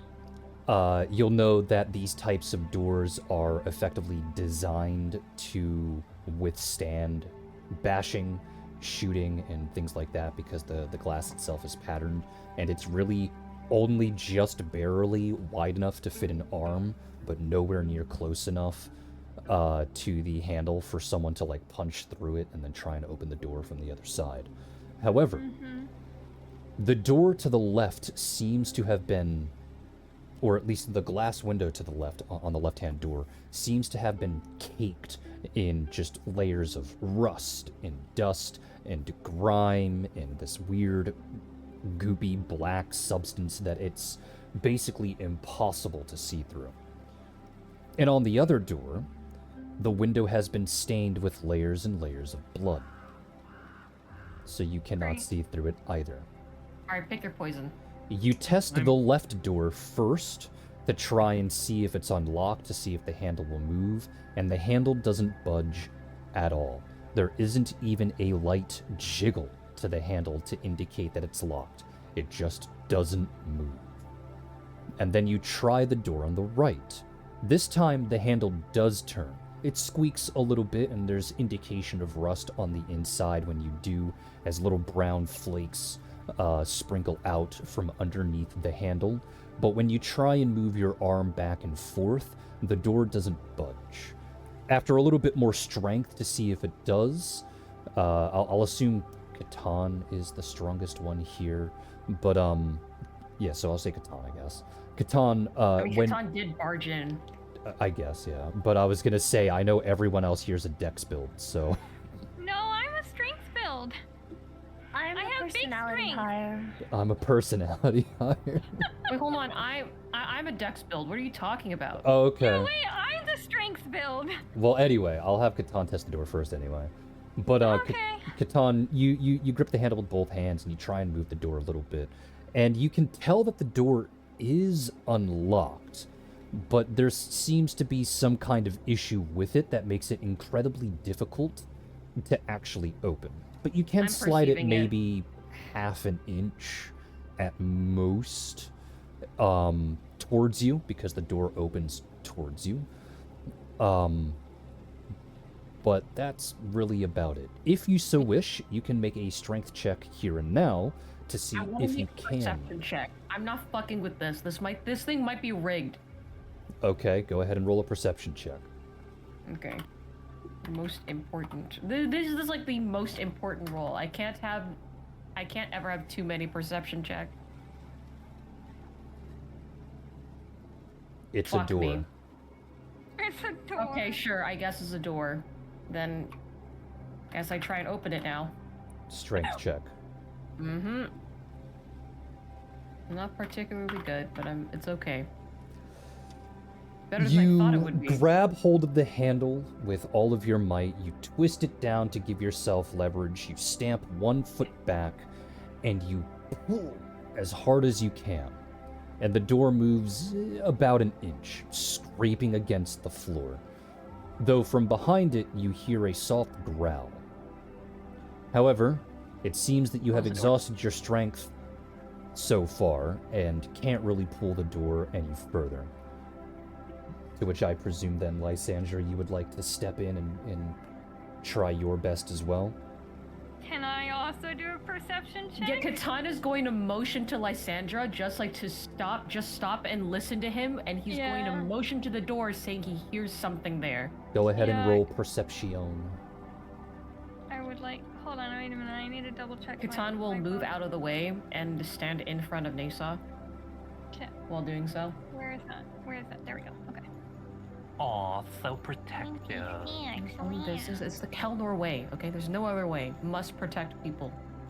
All of us can't be out here killing the old. What? Huh? It's against Kelnor culture to kill the old. Lysandra, The fall killed him. Lysandra, as the growl starts to rumble through the hallways, echoing back and forth from its origins and where you are, you try your best to listen to see what it could be. And while you can tell that there's something on the other end of the door, you aren't sure what it could be, simply due to the fact that you don't know any kind of animal or creature therein that could ever make a noise like that. Fuck. Something did you hear? Okay, this is gonna be a weird one. Can I roll psionics? That just allows you to see if someone is related to the old gods. Okay. Yeah. Okay. Yeah. Well. I mean, we have to go. We can't just close the door and leave. We're kind of stuck here. So, yeah, I guess I'm opening the door. Alright, so you're gonna move in and you're gonna grab the door. Just a strength check, right? Yep, Holy strength shit, check. This is so well timed. What was Jane was that? always really good at that. Thank you. I was deliberately trying to take longer. Do you not think I Trying to already throw know him the off. group? Yes! It's so mean. Because I know how he is. Well, Lysandra, you can make another check. oh, May Roz might be able to help in this situation. Can he wants to come in and do something if he notices that Lysandra failed. What would you wait a do? minute. Can he cast Grease on the door, but specifically not the handle? Can I cast I don't know, guidance on can he? myself too? I am asking if I can, because the spell says I could coat an object in grease, but it doesn't specify how specific I could be with it. Yeah, so I'm making grammatical teacher joke. Hee hee. I don't know. Can you? But it's not may I. In this case, I am actually asking if I am able to. Yes. God You dang. can All right. coat Such a anything in butthole. grease, just as long as it actually has mass. But specifically not the handle. I want the handle to still be grippable. Okay. So Okay. we'll say that you use grease on the hinges and the bottom of the door. Okay. At Okay, least that's as fair. best as you can get access to. Okay. Can That I should use make it really guidance on slippery. myself too? Yes, you may cast guidance on yourself to give your next d20 check a +1 bonus. As a matter of fact, Nasa is going to do the same thing, so you get a +2 bonus on your next d20 check.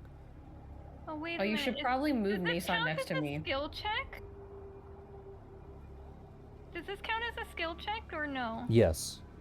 Okay. How thank you. guidance works is that it's literally the next d20 check that you d20 roll that you make, because a d20 roll is either an attack roll, a save, or a check, regardless if I'm asking for diplomacy or a strength. So Okay. yeah. Just making sure because the Pathfinder thing specifies. That's why I was checking. Yeah, I'm aware. I know the Okay. system. It's okay.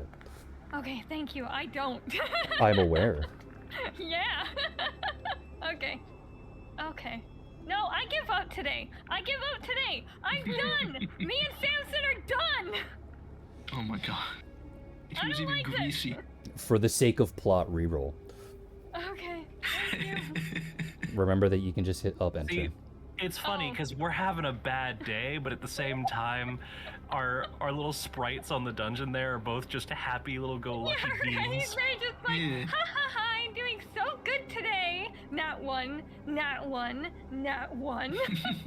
All right, so My god teaches me not to be sad. Yeah, XR will protect me eventually.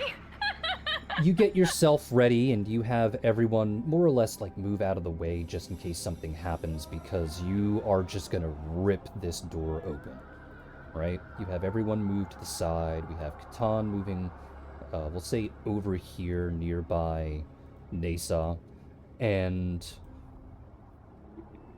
Excuse me. Catan would be in front of Nason. as you yank open this door, it squeals as You the have the metal wrong picture scrapes for me. along the linoleum floors, swinging open almost so fast that you kind of fall off. But the moment that you do,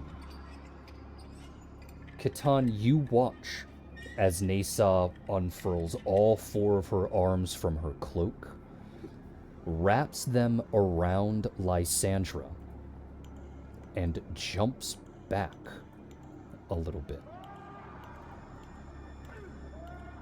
As a creature lunges through the door, splattering itself against the ground right where Lysandra was, Oh, yippee. before turning towards the group and growling like some demonic beast possessed. The fuck is that thing? Initiative time. To which Oh, everyone may no. now go ahead and roll for That's a initiative, person. because this is what you're fighting. Oh, I don't like that. That looks like a person. I would not call that thing a person. It's human shaped. It is human shaped. Not you're anymore. It's human shaped. It's human It's adjacent. just not Yeah, friend yeah, shaped. it is human shaped. I specifically remember humans having ribs outside of their body. I mean, he's just not friend shaped, but he's human. What? Honestly, now, fucking bot. Are you fucking kidding me right now? Yeah, Are okay, you nat fucking 20 on serious? initiative. Alright, Are you serious? so we got Zinnia and Catan front, so we'll put Zinnia, then Catan, and then we got Lysandra, and then we got Rosin, then Samson, and then I have to roll for Nasa, who has a +5. Which goes, What was that noise? good Oh. question. What was that noise? I don't like that. I do not like that. Fun fact for everybody in chat, Shameless mixes all of the audio that you hear, the music, the background music and everything, personally, depending on what session we're on. Oh, fuck that. Yeah, No, no. it is Everything has always a purpose. So no, fucking kill annoyed me with off you. now. I'm done with this campaign. it is always roughly about 4 hours long for each and every single session that is planned to actually be there. And do not be alarmed when I predict almost all of your actions and have the music coincide with it. He's I'm good with slightly the alarmed. he's good with the thunking. The thunking. As a matter of fact, if you paid attention to the music, uncanny ambience has been building since 30 minutes in, I don't like that. and really has only come to a head 2 hours in. I don't like The uncanny ambience is just me when I keep rolling. Samson. Wait. Regardless, do this? you are now in combat. Yippee. Why the And fuck I'm are there right more? next to it. Yes, it's time. Yippee. Yippee, guys. I love combat ever since I got a melee weapon. Alrighty, so we will go in order. So it is Zinnia, then Catan, then Lysandra, then Razin, then Nasa, then Samson. However, the way that all of the things actually happened, every single one of the enemies here goes before Samson. Samson, you are literally last. Oh. So sometimes I will type out like a whole ass order of events for certain battles, to which that will actually be put here in the general chat. Actually, no, I should probably make a duplicate channel. I'll call it Battle Information. And I'll put it right below the bot channel. So there's battle information. And in the battle information, I'll put like the flow of the actual battle, if it's a little complex to remember, as well as bonuses that people may put down that have the tendency to last a whole battle. But by and large, if I do not do that, look over here on the right-hand side, and the turn order will be from bottom to top. So if you see, you'll see Zinnia, then Catan, then Lysandra, then Razin, then Nasa, then Samson. So that'll be the order of the battle for the players. Alright? Alrighty. So now we continue. Zinnia, you go first. What are you going to do to this fucked up abomination? Well, if I need to do some bardic inspiration first, gotta get that going. Alrighty. What kind of So- action is that? It's a standard. I basically have to start squeaking in the corner. Alrighty. And warming So, up. for Pathfinder combat, you have 2 basic actions. A move action and a standard action. Move action is pretty self-explanatory, it's for you to move, and standard action is for basically everything else. Now, you can do a double move action in Pathfinder. To do so, you just declare it, and what it does is it eats your move and your standard at the same time, and you move your speed twice. In Pathfinder 1E specifically, if you do not use your move action before you use your standard action, you will lose your move action. Okay. So it's not like 5e where you can interchange them. You have to do one or the other. I like where I'm standing right now. I'm very far away from whatever the hell that is. Alrighty, and you're gonna do Bardic Inspiration. Anything else? Can I get my whip out? Can I pull that bitch out? I presume everyone is always equipped with their weapons. So, Okay. Yeah. what is your Bardic Inspiration doing? What are you doing? Because it's more than just I cast Bardic Inspiration. I would like to cast Water Song. And what does that do? It's a swift action during my bardic performance that creates a 5-foot cube of water anywhere within 30 feet. It's treated Okay. as a solid. Alrighty, and it has to come from a source, so I presume it's coming from your water skin that I hope that you bought? Yep. And where are you placing it? Because it is a solid object, meaning it takes up a 5-foot square space. I was gonna put it right beside our new friend. Where, specifically? Right.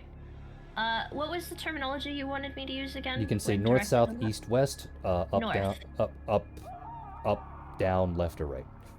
North of our new stinky friend. I Alrighty. assume he smells with the way he looks.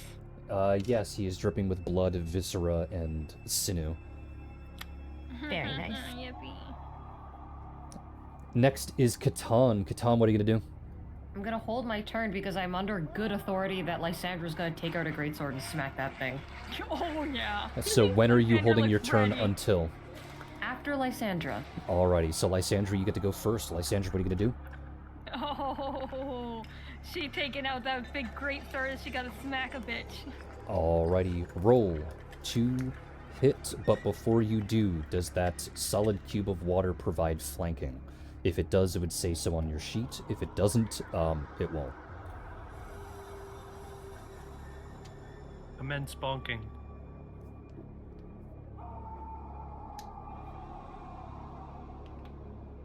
Zinnia? What? Sorry? What? What? I asked cut you a out. question. I said, does that cube provide flanking? If it does, it will say so on your sheet. If it doesn't, it won't. Oh, no, it says nothing about flanking. Okay. So you're just rolling normally to hit. Okay.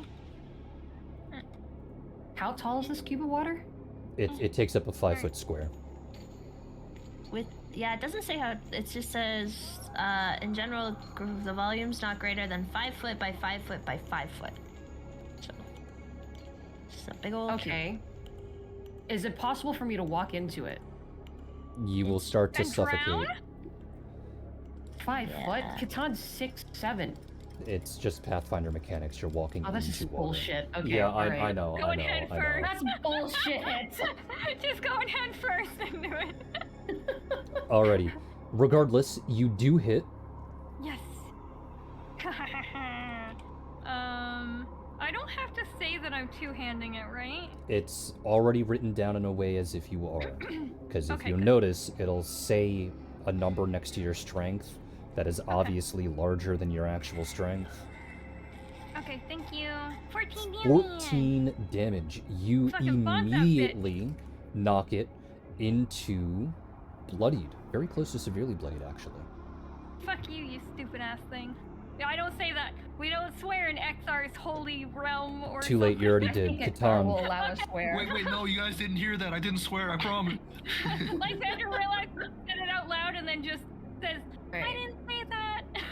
Katan is going to move just one space to the right, and he's going to attack that thing Alrighty. Roll with to the only hit. weapons that he has, which is unfortunately his claws. Which I, as a player, find disgusting, but I don't think Katan would ever give a shit. 14 will hit. Meets it, beats it, actually. Got it. Okay, alright. Well, let me go pull up my... Yep, there you go. So my cat claw blades, and because this thing has already been hit before, I can apply my sneak attack on it.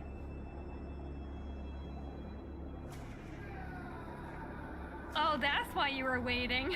I was Mhm. waiting. Oh, I should have probably mentioned that I went into a rage. I'm sorry. Never mind. It's okay. I'll take the L. Yeah, if you don't mention it, I can't apply it. Yeah, which is totally fine. It's fine. I'll apply it the next... Don't worry. I mean, I would personally argue that Katan has already been enraged stepping into this area, but... D6. I'll specify it next time. Oh, I don't like that weird little scrapey slurping noise. Alrighty. Creature number 1 has been slain. It falls to the ground dead. Rosin, your turn. Question. It's been a while since I played Bard. Do I need both my hands free to do a bardic performance? Depends on what your bardic performance is. If you have a violin, which you do, then you need 2 hands, one to hold it, one to play. Damn it. However, your bardic performance does not interfere with your spells. Okay. Like, even if But the I spell do- has like a somatic component or whatever, the way that the class is built is on purpose to where if you were doing something that requires 2 hands to use, it doesn't interfere with spellcasting. I see.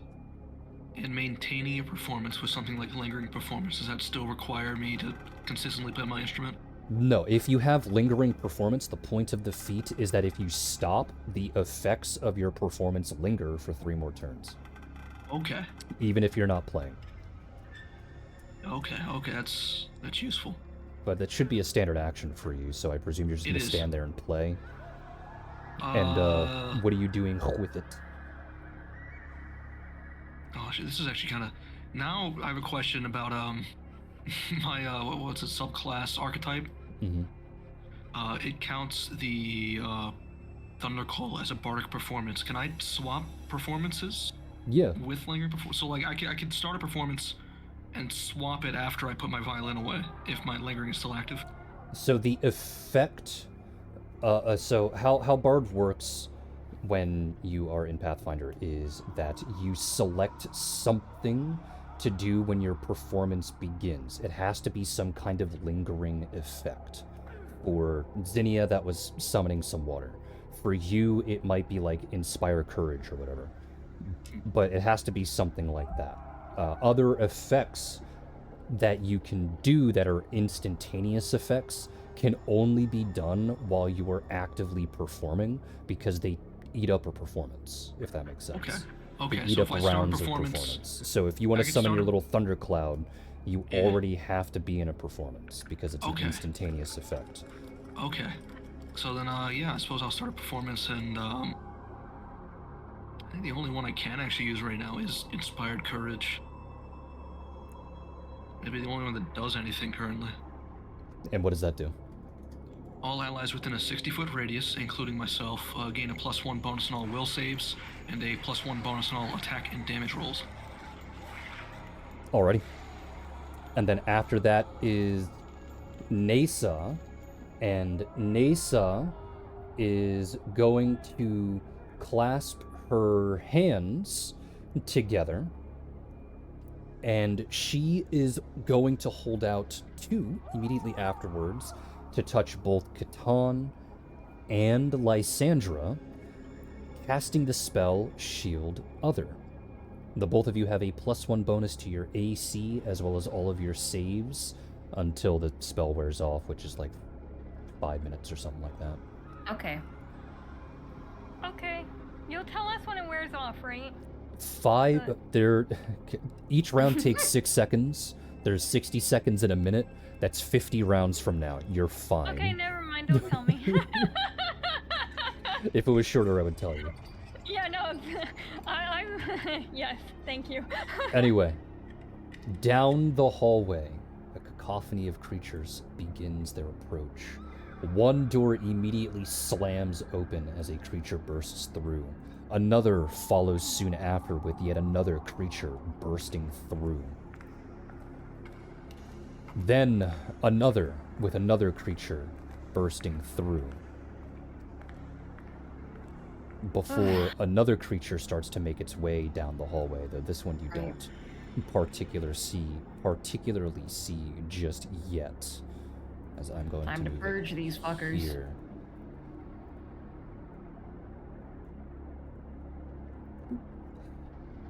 Then we go over to Spamson.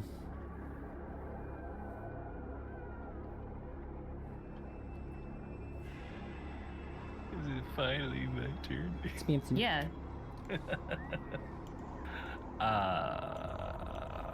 Can you zoom out a little bit so I can see the map? I cannot. It is deliberately like this so that you don't have good vision. I will head through the door. What is your speed? My speed.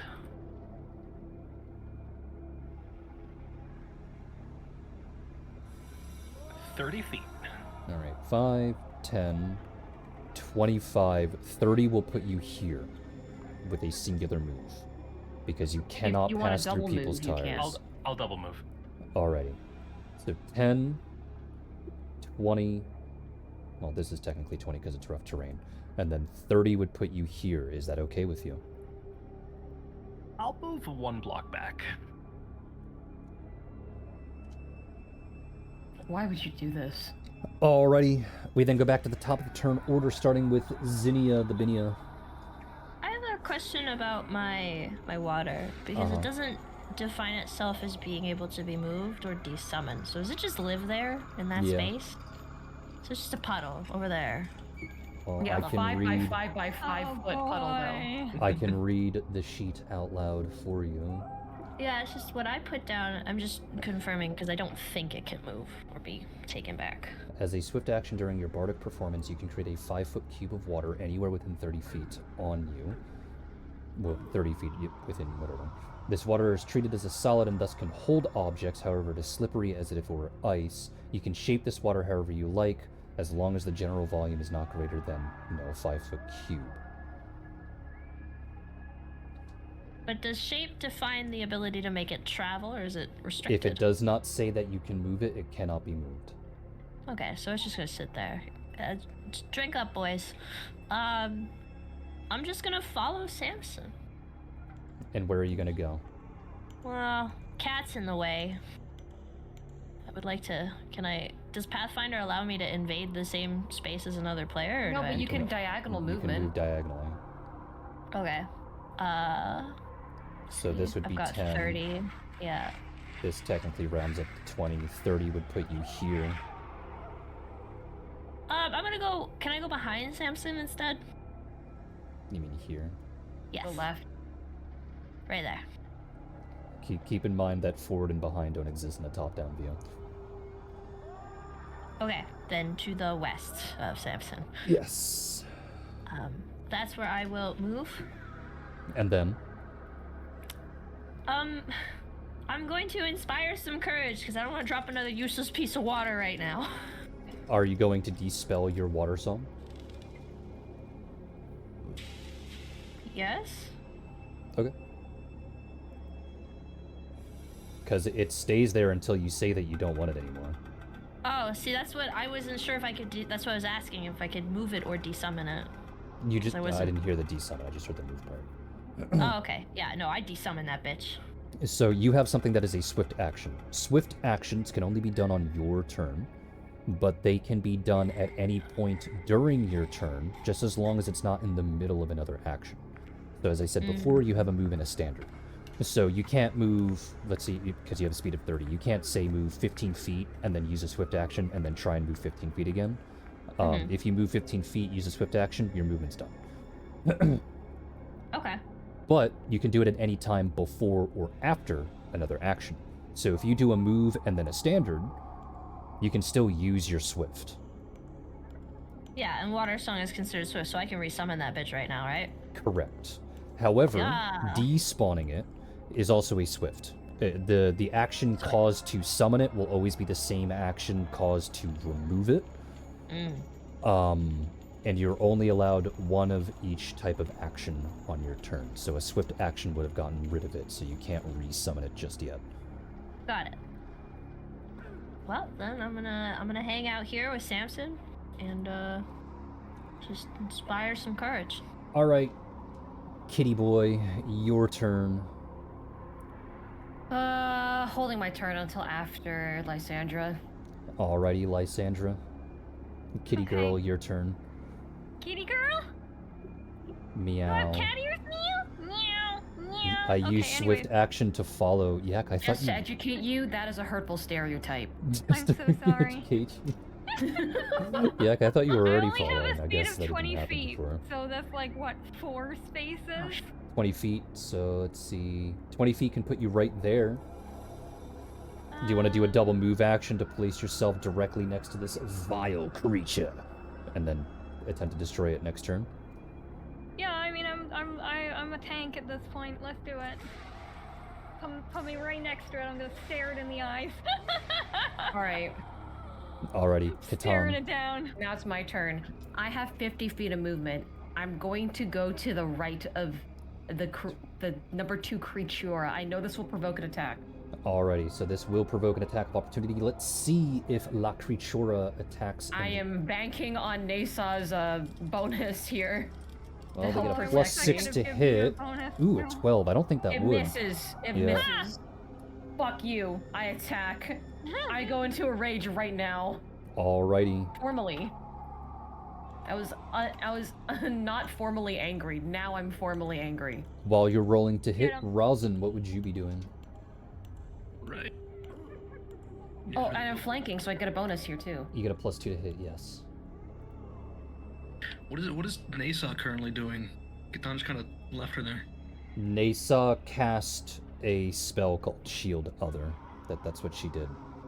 Yeah. She hasn't taken Yeah, a she turn yet basically this sent us round. off. Oh, and it's just before like, "Go Catan murder." ran off, and the Catan would have said, "I'll be right back, ma'am."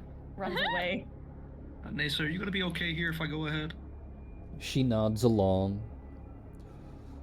All right, I'll trust your combat experience and Assuming that's Rosin. it. Let's see how many. I think I have to. Shit. And yes, that hits. You can go ahead and roll for damage.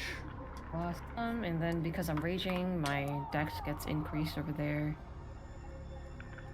Yep. Alright. I think I can get directly left of Lysandra with a single move, can't I? I have 30 speed. 30 feet. Let's see. No, I think it's just short. 5, 10, 15, 30 puts you right here. Okay, I will just stay situated. Actually, there's nothing else I can do, is there? Oh, this is an annoying situation. Yeah, I understand. There's very little I can do. 16 damage to number 2. You have knocked it into severely bloodied. Grr. You know what? You guys seem to have that handled. Angry cat noise. I will just use a double move, I guess, to move to the right one more square, and that'll be it. Alrighty. Got a bird near me. Nasa is going to move here. And everyone watches with great confusion as she slowly moves a hand in a circular fashion. And suddenly number 2 is set on fire. Oh, okay. It takes Oh. 10 points of damage and immediately dies. She has cast the spell Trial by Fire and Acid. Oh, Oh, okay. Well, Lysandra looks disappointed. thank at you, this Miss point. Nasa. Number 3 is going to move here. Number 4 Come at me. is going to move here. Number 5 is going to move here. And 2 creatures make their way towards the end of the hall, to which as they turn, these large, hulking abominations You. Why? Why do you do this to us? lurch Why did we ever out. do you? They lean we ever back, do you? and the massive gap where their stomach used to be starts to pulsate and gestate before launching forth some kind of black liquid. Both Catan and Lysandra need to do a reflex save. Got it. Reflex, say, oh, that's bad for me. Fuck that. I'm gonna get hit. I'm gonna get hit. What were Nasa's maybe I bonuses won't. again? One So- is applied to +1. AC, and then... You get a +1 to AC and saves from Nasa. Okay, alright, so it does apply to this. Got it. God fucking damn it. I'm sorry I jinxed you. Well, I don't know what this thing does, so we'll see. Yeah. For all we know, it could just be expired bile. Yeah. And at worst, I'll just smell bad. Expired bile instead of nice, fresh, shelf-stable bile. Yeah, shelf stable, you know? I mean, It like, bile from a expired, you stomach know? that has already been decomposed surely has to be a little bit different than bile from a stomach from a I human that's You're don't saying it like it's the think better this. option than new bile. I do not want to think about this. Guys, no. Stop it. It's decayed bile. It's better. Stop it. It's aged. I don't It's probably like not this. as acidic. No, no, no, no. Don't worry, it's okay. We'll kill them all, and we don't have to worry about it anymore. I'm already freaked out. Don't worry. You just have to hit them once before I hit them again, and we'll disintegrate them. Okay, Alright, so fair these are enough. currently the bonuses, Thank you. since people Thank have you. forgotten them a little bit. Thank you. Quack, quack. Just from the back line. You're doing great, Lysandra. Alrighty, so let's see these reflex saves. Lysandra, you managed to step out of the way as the black goo smacks against the wall directly to your left and ooze down onto the floor. However, it does cover your feet a little bit, and you immediately recognize this substance as some kind of tar. Your speed is currently halved. Bitch! Catan, you actually straight up take the damage and become covered in the tar. You need to make a fortitude save in order to cover your mouth so that you don't suffocate. Alright, I guess that's fair. That's an understandable thing to do. You take 1 point of damage. Which And really this is isn't a lot. outside? Okay, alright. Yeah. Come on, let me roll for my fortitude. Alright, you do manage to 1 cover point. your mouth in time, so that when Okay. the tar starts to drip down your body, it doesn't cover your mouth. However, you covered can in now fur. only attack with 1 claw instead of 2. Oh. Well, I was only ever attacking with 1 claw. Well, I didn't know if you had 2-weapon fighting or not. I don't. Otherwise, I would have made more rolls, you know what I mean? Mhm. The other 2 entities will run up and attempt to attack you. To which this is a 2d20 plus 6 from both of them. The first one's a 16 and the other one's a 13. Okay, 16 doesn't hit, 13 doesn't... Alright. Wait, 13... Wait, hold on. Yeah, 13 doesn't hit. Well, they're both against normal AC, so it doesn't matter. Yeah, they don't. Okay. Yippee! Alrighty, so you do manage to dodge. But now we go to Spamson. While covered in tar. Yep. Hey, Ripple, I think I might need some water. So, Now that cats didn't like water.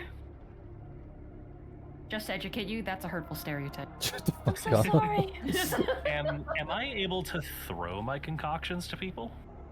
Yes. I've explained that before. I know. I was mostly wondering, could I peg Catan over the head with a concoction right now to help him out? Yeah, you have to roll to hit, but you have to pass his AC in order to hit him. Now, thankfully, because you are an ally, you aren't against his normal AC. You will always be against his touch AC. But Okay. you can throw it. Alright. Hey, kitty boy. Catch. I have a name. So, what spell are you using? I'm going to throw one of my peppermint scented shield potions at him. Alrighty, so you need to roll. Scented, what's This the is a flavor? ranged attack, so you roll attack ranged. It smells like peppermint and tastes like cinnamon. Oh god. Awful, Sounds disgusting horrible. combination. That's horrifying. Yeah, I don't know about that one. And the Shouldn't have light aftertaste your mouth on fire. and the aftertaste is chocolate. Disgusting. Disgusting.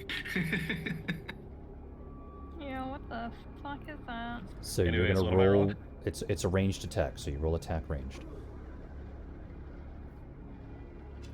Way up at the top of my sheet. +6.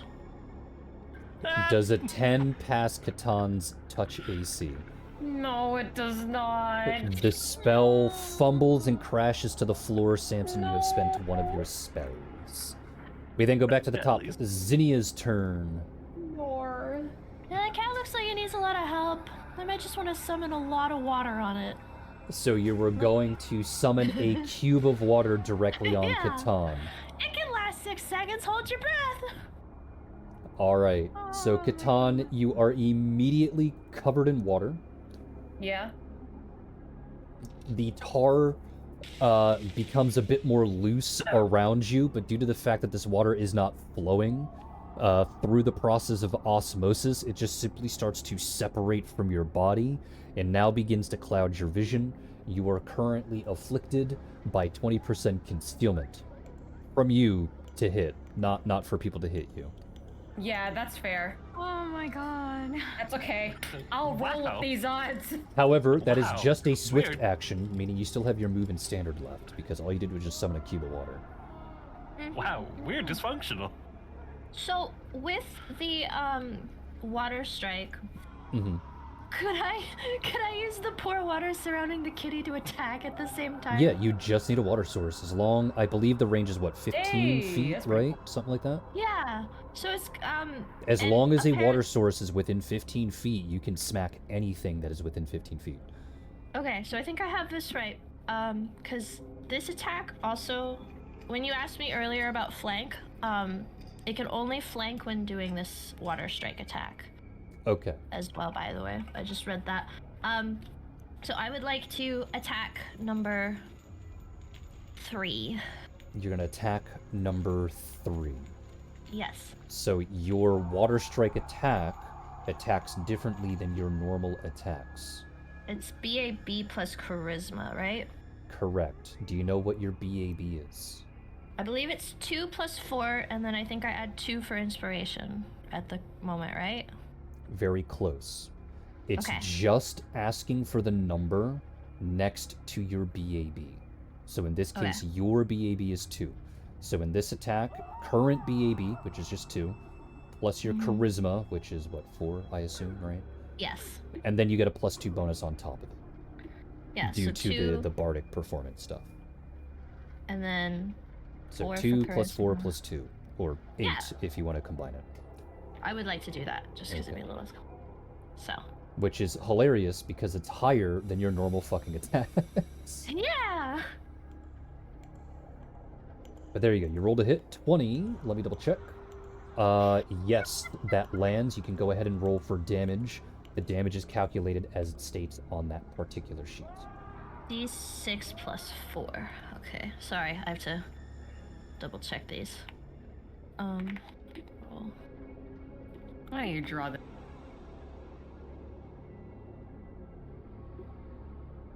Wow, max damage. Okay. You have Yay! immediately brought it into bloodied. Good job. Hey, nice. Which number is this? 3. 3. Okay, that's bloody. Now, it does provide flanking, but it's the exact type of flanking. So that means you have to be on the other side in order to get the bonus. Mm-hmm. Okay? Yeah. All right. Yeah.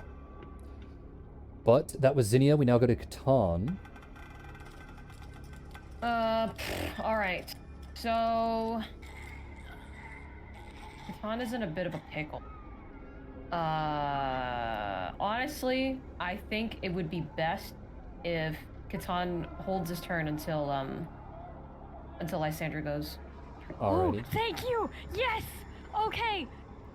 Ready for this one? Uh-huh. Mm-hmm. Oh no, I don't know that I can do this.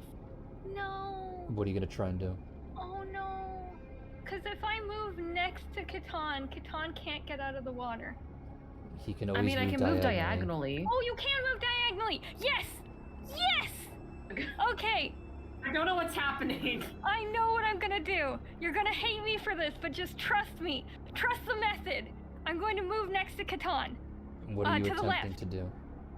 I'm gonna use Sanctuary on Catan. And what does Sanctuary do? It is a touch spell that means Catan cannot attack, but nobody can attack Catan without doing a will save. I feel like we're punishing Catan more than the monsters in this one. No, What? because it means What Catan can happened? get out of the tar and the water safely. Any opponent attempting to attack the warded creature, even with the targeted spell, must attempt a will save.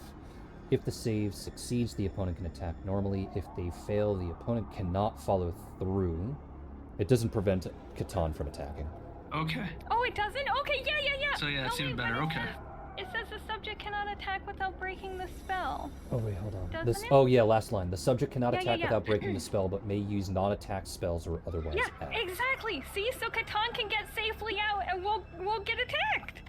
Maybe. We'll see. Hopefully. It's a good plan, right? We'll see. Catan, what are you A gonna plus. Catan is going to look at the spell. Would he be able to recognize what the spell has effectively done to him?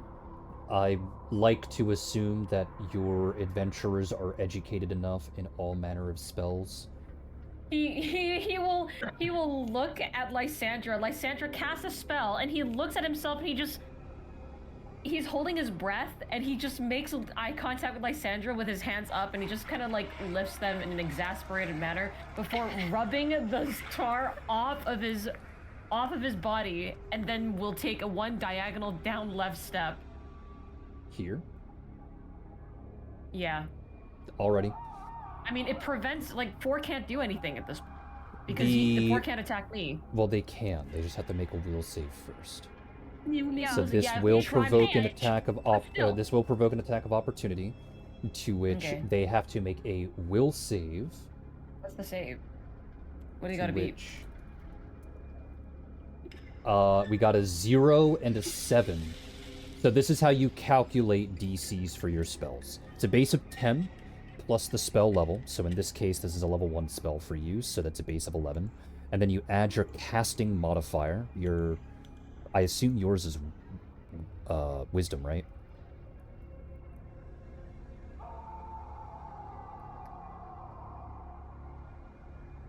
Lysandra. What? I'm sorry. I thought you were Jesus talking. fucking- I was thought you were talking. talking to It's Kitan. your spell! I'm sorry. Yes, wisdom +4. Okay, so again, base of 10, plus 1 because of the spell level, plus 4, so the DC of 15. They have rolled a 0 and a 7, their attack automatically fails. Yes! My spell is good! Wiping off all of the tar would have been a move action, so therefore moving out of the water would have been a second move action. That's okay. Kitan could not attack again. However, the That's- water structure itself is now caked in tar, and Zinnia, you watch as your water cube just Oh. turns into water block, stone block, basically, Oh. Huh? Okay. as the tar has effectively hardened, and therefore the water around it has hardened as well. That's You can I- dispel it, but you would get rid of the water and cause the tar to fall onto the floor. Okay. okay. Well, I'm clean now. I helped. I'm so proud of myself. Rosin the bow, your turn. All right. How's 4 looking there? Hasn't been hit. Okay. Yeah, 3's the I- one that's bloodied, right? Yeah. I can see 4 though, right? Yes. Okay. 3 I probably can't. It's like a 5 foot Yes. like cube of solid tar.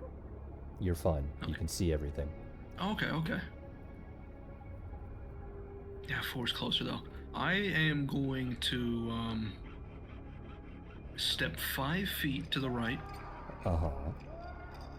and I want to use my Thunderclaw on 4. Alrighty, what does Thundercall do? I expend 1 round of my bardic performance to throw a blast of air at the target within 90 feet. Mm-hmm. That target must make a fort save.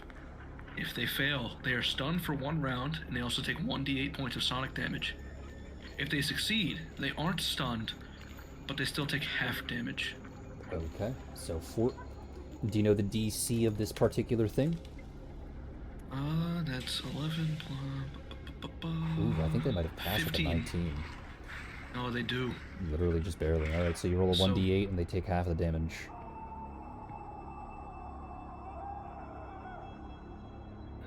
Alright, so they take 2 damage. Number 4 takes 2 damage.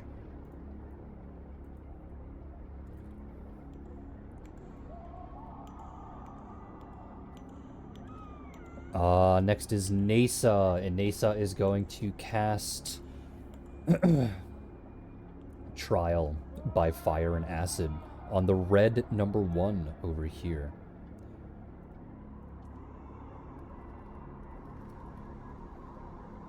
They take Oh, they have a 9 huge damage. range.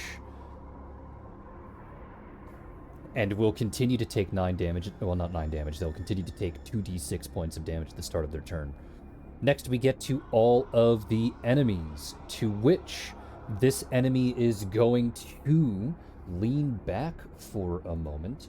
And, Lysandra, you watch as its body starts to click and generate like a spring-like motion as if it's a cricket, before immediately leaping across the room and landing next to Samson.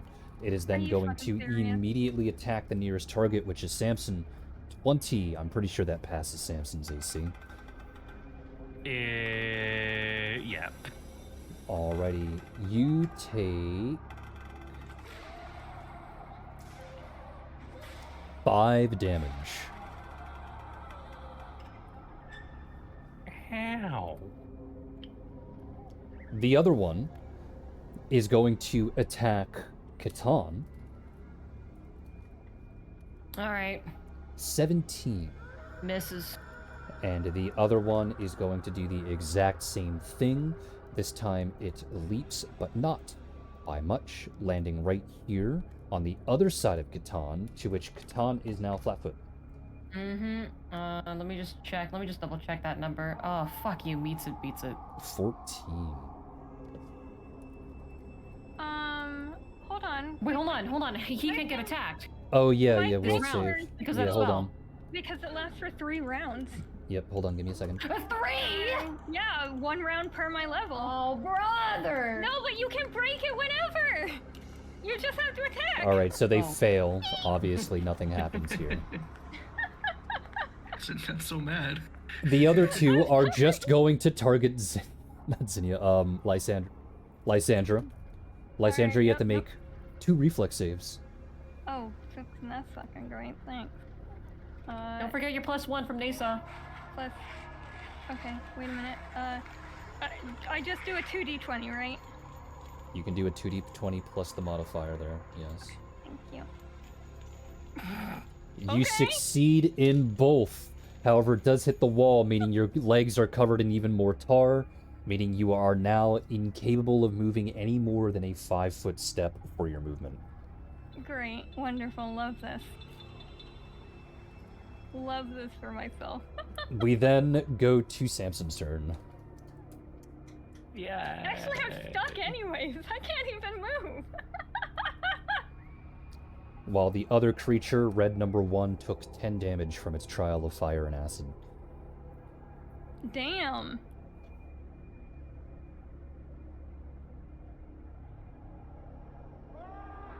Oh.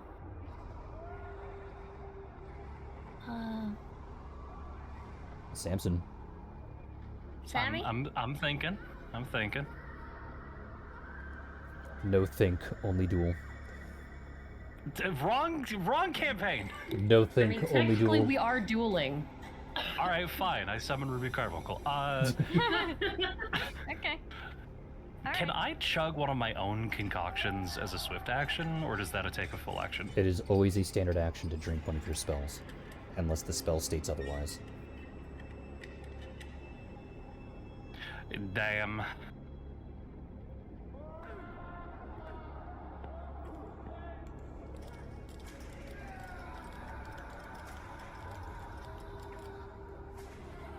Why is there so much whipping happening in this dungeon?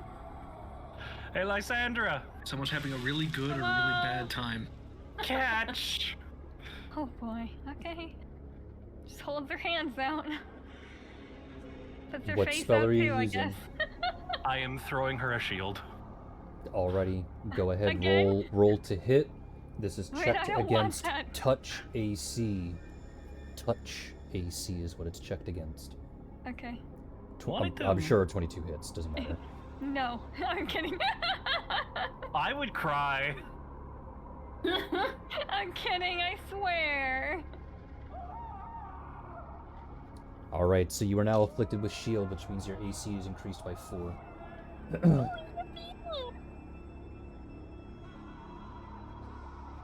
You now smell like peppermint. I hate you. And cinnamon and chocolate. Yeah, no, it tastes No, you like smell. Tastes no, it you, tastes like you cinnamon with an smell aftertaste of of chocolate. You smell breath of. tastes like you chocolate. smell of peppermint and you taste of cinnamon. Oh, that's great. That's going into your body. Have fun with that. Lysandra, Alright, just back to the top. stand in there Zinnia, going, your turn. Your water Okay. sphere is now solid, so you can't whip people, unfortunately. That's okay. I want to bring up something that I think I overlooked on my sheet. Discordant voice. It says, you and all allies within 30 feet of you deal an additional 1d6 points of sonic damage, but only while bardic performance is active. Yep, this is It an only inherent applies to thing. non-magical. But like I said, So- it doesn't count until it's announced, which means now I get to add it to the Yeah. bonuses. I just want everybody to know. I forgot, I'm sorry. As for the water sphere to summon water, it doesn't say anything about having to desummon it. Can I just summon a new water puddle? Yeah. Bitchin'. It acts like a solid. Does that mean I can, in theory, use it as a shield? No. So somebody... You could just attack normally. With somebody that's in the water. Yeah. Okay, cool.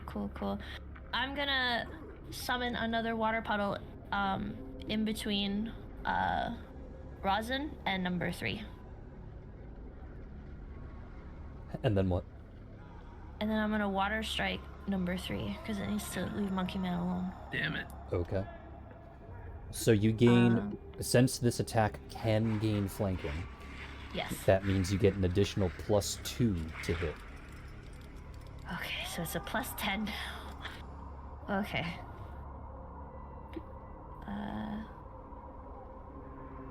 5-foot steps in this game don't take a move action, right? What was that? 5-foot steps in this game don't take a move action, right? For the purposes Correct. of full rounding. For the Okay. purposes of full rounding, yeah. Alright, 23 hits. Go ahead and roll for damage. Does And this this spot work does where I get can that roll 1d6 2? bonus damage, just Why in the case, fuck am I hungry? in case you were wondering. Can I do it? Like, will this make my life easier? Yeah, okay. I Yeah. made it roll 2. Well, weren't there other bonuses that you have to apply? Bless you. There's the water strike plus. Oh, yeah, sorry. There's just a lot of numbers. Hold on.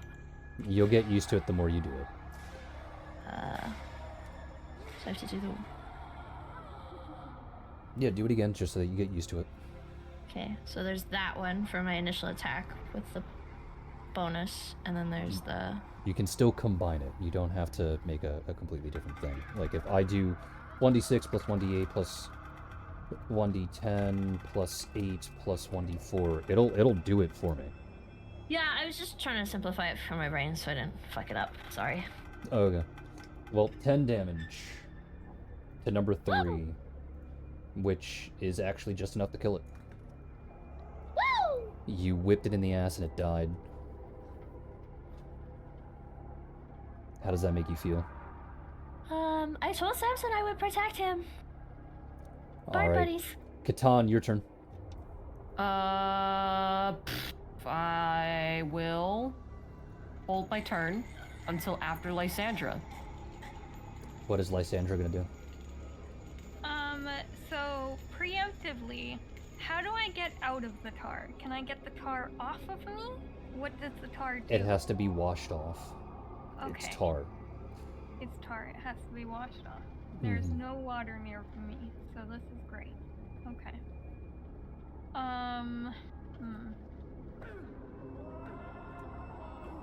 Okay. All right. Okay. What am I gonna do? Jesus Christ. I can only move 5. You can't actually move anywhere because you You can't said I move can move south 5 because that's feet. Catan Square. You Yeah, can't but move that to the other left thing- because that's Rosin Square. And the water but to that the was right not- is now a solid object. But you said it's gone. It goes away when it's desummoned. But No. Zinnia didn't I desummon didn't it. desummon it. Oh. I forgot that it's solidified. I thought it would still disappear. No. No. Alright. It only goes away when the bardic performance ends. Okay. You know what? Alright. Fair. Okay. I'd only do like 2 things. I literally have the capacity to do 2 things, and I'm not spending my damn spell slot. I reach out, tap Catan on the shoulder, and I use Strength Surge. And what does that do? Wait. You gain a bonus to all attack rolls, CM bonus, CM defense, and/or any strength-based skill check equal to half my cleric level. So you get a +1 bonus to attack rolls. I'm Plus really 1 helpful bonus right to now. my attack rolls. Okay. Yeah, I'm extra helpful right now. Alright. Catan, That what you doing? alright, that should work. Alright, I guess at this point I will attack. 4 has been touched, right? Wink. You know what the fuck I'm asking now. Answer me, God. Yes, it took damage. Okay. Alright, I'll go deal with 4.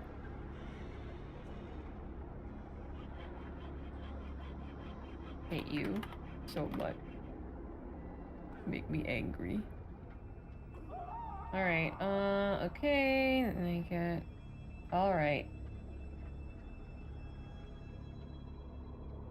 I wish that was a crit.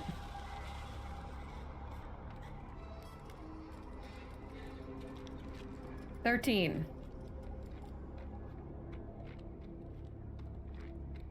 It's Is that all the bonuses? Oh, that's the damage. 13's the damage. Yeah, 13's the damage. They are now severely bloody. Good job. Clap, clap, clap. Rosin the Bosin. What? All right.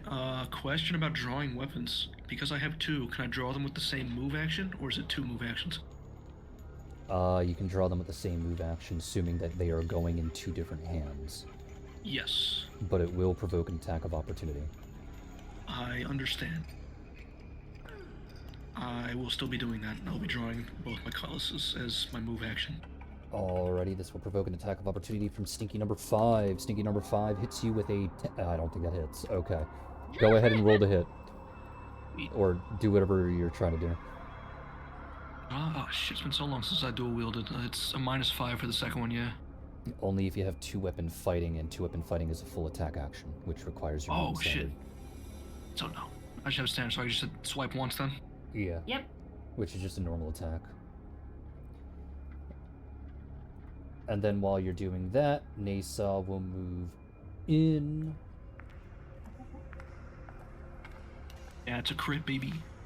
Aw, yeah. Yay! First crit! You already know how crit Yeah. damage works.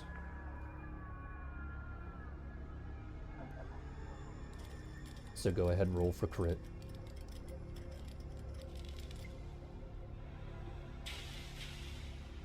That is, I hope you remember. Wow. Is that max damage?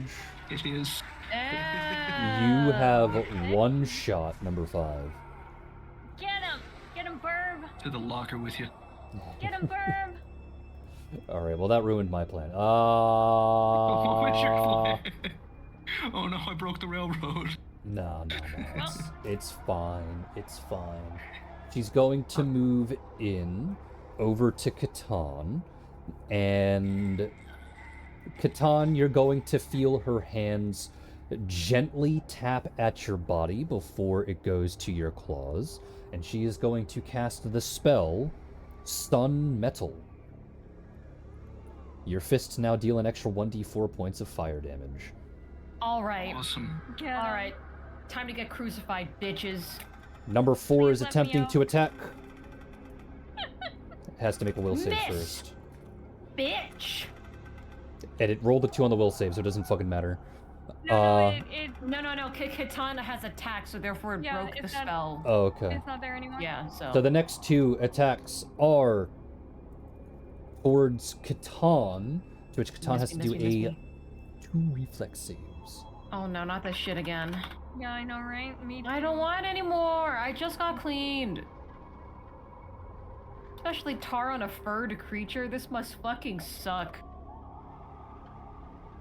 Okay, alright. So 2d20. Go. Don't worry. Oh I'll my give- god. I'll give you bouncy body earlier so you can just shrug it off.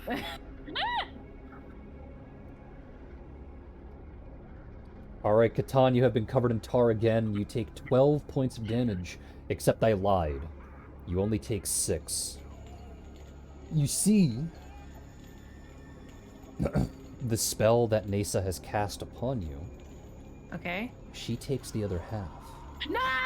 Oh, No! No, this is unacceptable!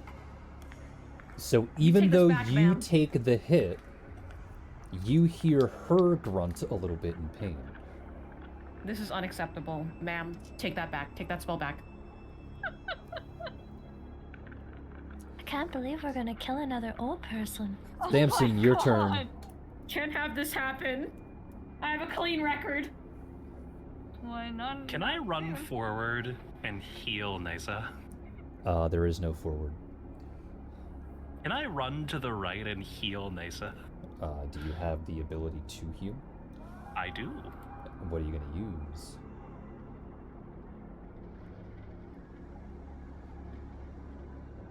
I should have taken a healing spell. I guess you cannot heal Nasa now, can you? Can I acrobatics over the group to get further down the hall? You may attempt to run and jump, to which, if you want to run and jump, you have to go here. So we'll go here. You do an acrobatics check. So, you get to roll for acrobatics. Since you were doing a running start, you get a +4 bonus to jump. You also gain a +4 bonus to jump for every 10 feet of speed you have over 30, but I don't think you do. I have exactly 30. Yeah. So whatever your acrobatics is, you get a +4 bonus to that. Hey. That will put you directly on the other side of number 4 with just a singular move action. Meaning you still have your standard action. So he just leaps through the air doing the monkey laugh, grabbing his spear. He's gonna stab backwards into number 4. Alrighty, so this is technically a flank, so you get a +2 bonus to hit. Don't forget the other bonuses too. I think this is the last round for my Inspire Courage, by the way. Okay, so the other bonuses I get... You only stopped So I your get- bardic performance when you pulled out your weapons, so it's gonna linger for 3 more turns. Oh, okay. That means I gotta remove another thing. Because you have lingering performance, right? I do.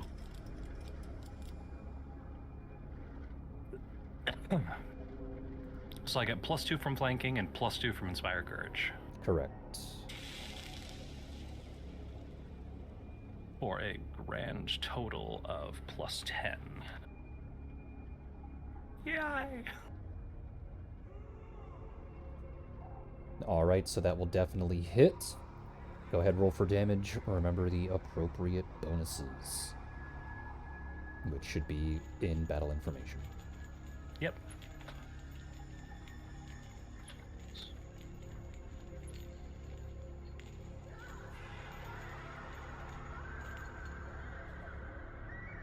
$18. 18 damage against number 4 will kill them. Leaving just the other 2 bastards over there, which I actually forgot to roll for damage for one of them. Supposed to be a 2d6, so 11 damage. To which... Okay, that wouldn't have killed it, but now it's severely bloodied. Alrighty. We then go back to the top of the turn order, to which it is Zinnia's turn. Hello. I just need some clarification. Mhm. I have a spell in my 0 slot that doesn't have a distance on it. So is that just sight? What's the spell? Spark. It always has a range listed on it. Yeah, I can't. Touch. It's not on my sheet, so I don't know Well, if I that's- forgot it or if it's It's there. because all that's written down is the description of what it does, nothing more, nothing less. And all it does is set something on fire. That's it. It's 20. Yeah. It's a close range. It's 25 plus 5 feet for every 2 levels. Okay, so 25 plus. We're level So you're 3, level right? 3, 30. so it's 30 feet. Cool. I'm gonna come up behind Nessa, is it? Narissa? Nasa, Nessa. I'm gonna use my move action to go up behind her. Kinky. I think I'm still too far away. I'm trying to count it out, I'm sorry. Well, it doesn't deal damage, it just sets things on fire. So what are you trying to do? Well, there's a lot of tar going around on the other side of the map, and tar is highly flammable. Well, 1 and 2 over there are not covered in tar. They're the Cat ones and shooting the Asimar are tar. covered in tar. Oh, they're not the ones spitting the tar, though? I mean, they are, but they're not covered in They're tar. not covered. Also, I don't think it works on creatures. It has to be an unattended object. Yeah. Oh, okay. I'm just gonna use my turn to move then. There's not much that I can do besides dispelling my water in front of Lysandra. Lysandra. Alright, so you Yeah. dispel the water in front of Lysandra, to which all of the tar that's in it comes spilling out onto the floor, gooping up everything around everyone, and due to the amount of tar that is there, Rosin's speed is halved, Samson's speed is halved, Katan's speed is halved, and Lysandra is still stuck at 5 feet. Thanks. Damn, how do you have wings to fly Bye. over this? This sucks. Alright, next we go to Katan. I think you get them in the DLC. Anyway. I gave them up in favor of other abilities. Oh, God damn it. Otherwise, I would be able to, but I chose different ones. All right. Katan's speed is half, so therefore his speed is actually 25 feet. Katan will... Nasa's going to tap Katan's shoulder, asking him to hold his turn. Okay, I wanted to move out of the way so that Lysandra get to you, but okay. All right. Oh no, you don't. I'm gonna stay quiet. Hold your turn. Yeah. Nasa. Lysandra, your turn. My turn. All right. All right, what I'm Speedy going to Gonzalez. do- There we go. I'm not Perfect. moving. I'm not moving. You guys are stuck with me here. I'm not moving. I'm sorry. You can I don't know, go around me at this point. Move What are you or doing? be moved. What? Move or be moved. Yeah, move or be moved. I'm Wait, talking to me? you. Oh. Okay, I'm just gonna go. You I'm are stuck blocking already. the way. Look, I'm stuck already. You could go diagonal down right so that you can move out of the way. That will take your entire turn because it's fine. diagonal. I'm going into the tar. Move me to the right. So you're going to move 10 feet to the right? Yep, into the tar. You're still blocking. Doesn't help. You're Alrighty. blocking everyone. Next is Wait, Rosin. No, wait a minute. No, wait. Not what I'm saying. Not 10 feet. You only have directly 5 right feet of to me. movement, so 10 feet is a double move action. No, I don't want to do She 10 doesn't feet. want to do a double movement action. Oh, I okay. want to go directly right. Oh my Yes, God. Right there. Over here, Okay, now I can use. No, oh my god! Now I can use my spell. I'm using channel energy right? Uh-huh. with selective channeling. I am untargeting those two petty ass fucking tar Wait. bastards over there. I'm pretty sure it's just a range of 30, right? I think it is. Oh wait, so, hold on. you know, Let me 10, check. 20, Let me check. 30. Only number 1 gets hit by it. Yeah, it's the 30-foot radius. Wait. Everybody else is within the range, right? Yeah, everyone else is Do in you range. want to do selective channeling here? Yeah, I have selective channeling. Already I mean, declared do you it, want... so... Yeah, okay. I'm selective unchanneling that stupid number 1 then, since it's in range. Mm-hmm. And Oh, no. I'm using that to heal, as one does. I've never used this before. How does my heal modifier come into play? It's whatever the healing is, and whenever you do a healing, you add your heal mod. Oh my god, that's freaking overpowered. Holy shit. You know, Okay. the same exact mechanic that you did in Fire Emblem. Well, I didn't know if it changed. The same I don't exact have mechanic. my staffs anymore. I want Dingus. my staff back. Dingus, Stinkus. Yeah, don't call me Dinkus. Wah. Alright, so Dave. everyone in the Healing to radius everyone. heals 17 HP. Babe, Yes. can you check DMs, please? Why? I have a very important question. No. Oh boy. No? Oh, no, wait. Oh Don't no. I? Oh no. no. Oh no. Well, I was asking for No, a because different it's not reason. active. Okay. I was asking okay. for a When different is it- reason if I'm making a good guess. Okay, here. alright, I'm very You can confused. talk to me about it later, but it's not Okay, active. sure. Okay, I I heal. can't Don't worry about it, can't guys. use the language that I need to use to explain it without spoiling things. So, Don't worry. It's fine. Don't worry about it. Don't worry about it, chat. Nope. all right, It's Not fine. worrying. Boss in the Would- row. I have a Wait question. a minute.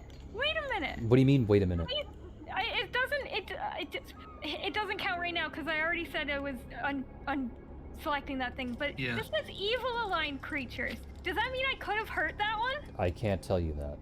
Well, I was about to ask Why, if we it in looks character would be able to evil? make a good guess, be like positive energy probably hurts that thing. You, That's what I you was wouldn't gonna be ask. able to know until you physically Okay. do it. So, Okay.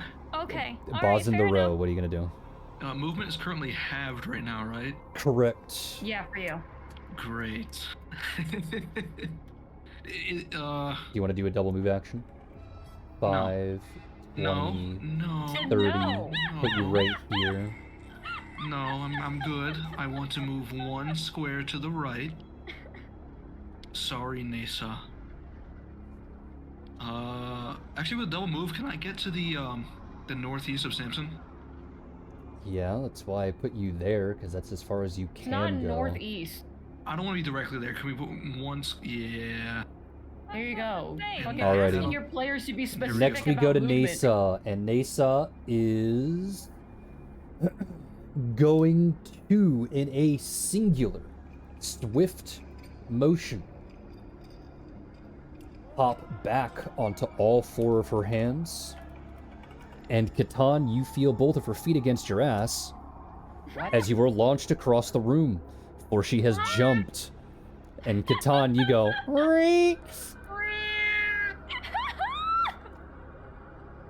directly next to number 2. Get him, It is now Catan's Alright, turn. bitch. Wolverine. My turn. Okay, I'm gonna hit you now. Okay. Almost, I almost rolled in the wrong channel. Okay. To hit is that, and then I get bonus that. Please tell me that hits. Yes. Yay! Okay, so I get a extra. What are my bonuses for damages? Hold on, let me just check. I get a 1d4 from Nasa. Because that is. Okay, yeah, okay, alright, yeah. Okay, alright, cool. Cool. Alright, so that's it. God, that's pathetic. 11 damage is... Wait, don't forget the 1d6. 1d4, and I did add that in. Oh, okay, sorry. Yeah. No. No, it's 1d6. Lysandra is correct. Check battle information. Regardless. It is now the creature's turn. Alright, well. To which I get to roll a 2d6. Like, yes, I know Nasa gave you an extra 1d4, but there's other bonuses. And 3 Alright, is that's actually cool, just that's enough fine. to Not kill used to this that. shit, but that's fine. And number 2 is going to start spinning. And when I say spinning, I mean the top half of their body is going to rotate 360 degrees. Oh Ew. my god. This I is don't like going these to things. attack Catan. But a Alright, 17 hit. bitch. Ooh, wow. Even No. with the plus 12, 17 is just going to miss, huh? Yeah, it's gonna miss. It misses my normal. Fuck you. Alrighty, we go back to the top. It is now Zinnia. Your Hi. ass is mine, bitch. Well, this old lady's kind of in front of me, and I feel like I'd be real mad if I pushed her out of the way, so... You could diagonal up, right? You keep Yeah, forgetting no, you I can was- move diagonally. No, I was getting to that. It was a joke. Oh. Put water Eh, on me. She says that she's playing in the tar puddle. Do you want... Okay, yeah. I'm gonna diagonally go up behind Lysandra. You got it, ma'am! I'm gonna move diagonally north and up behind Lysandra. Hey, buddy! You need some water? Lysandra just splashing in the tar puddle right now. I don't know if that's a good idea. Like, can I pull her out of the tar puddle? You may No, attempt I'm to. here by choice. The problem is I need water to get clean. Oh, you need to be clean. Yeah. Well, time for some water. I summoned Dasani. I summoned Dasani. Okay. Where? On top of Lysandra. No, just put Alright. it on me. It worked before. You now have a water sphere surrounding you, water cube surrounding you. Yep, blub blub in my tar puddle here. Just knocking on the water. Is it helping? That's all I'm doing for my turn. Alright, Catan, it is your turn. I'm gonna fuck this guy up. Roll to hit. Yes, and I get 1 bonus attack as well. Why? I'm gonna roll 2d20. Why do you get a bonus attack? Never mind, sorry, I get an extra bonus 2 attack. Reading I add that number, that number comprehension, changes. grade 4. I spoke wrong. That's a different problem. I know what Speaking you comprehension, grade sin. There's no such thing as speaking comprehension. All right. All right. fucking hate you. I'm gonna get my mom to order me food, and you're not gonna get anything, so you can go cook your own udon. That lands. We don't even have udon there. to cook. What do you mean? Oh, that's even worse. Go ahead. Good luck. All right, 1d6 and 1d4. I wish we had udon. Udon would've been. What the fuck? Yo. All right, you deal enough damage to kill number 2. Oh, thank God. Fuck you. Ton goes out of his rage. I need to conserve as much as I can. All right. I only get so much per day. When the battle finally ends, Nasa, upon hearing the conversation that everyone else was having, that they need to wash the tar off, very calmly walks over in the direction that people are speaking and casts Create Water. Oh. And just keeps Wait, casting am it. I still in the cube? Yes. Can I get out of the cube, please? I don't know, can you? May I get out of the cube, please? Just move 5 feet to the right. Let me out! In other words, she's simply cleaning everything away and washing away the tar.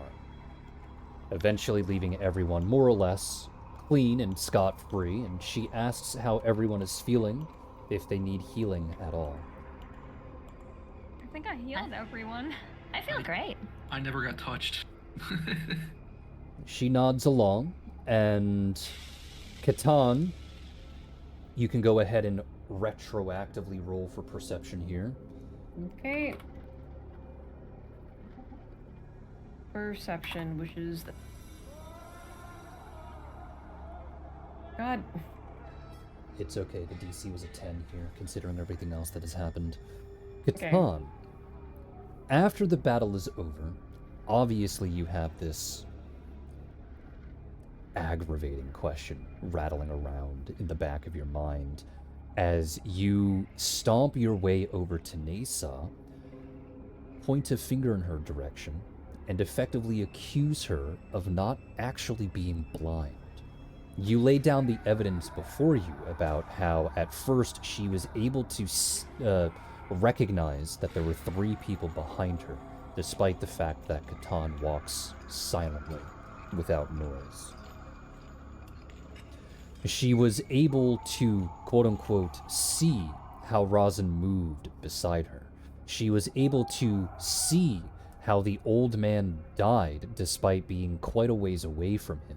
She was able to see what was through the other side of the door, enough to be able to grab Lysandra and drag her out of the way when the door opened, so that Lysandra wasn't immediately pounced on and killed by the creature inside.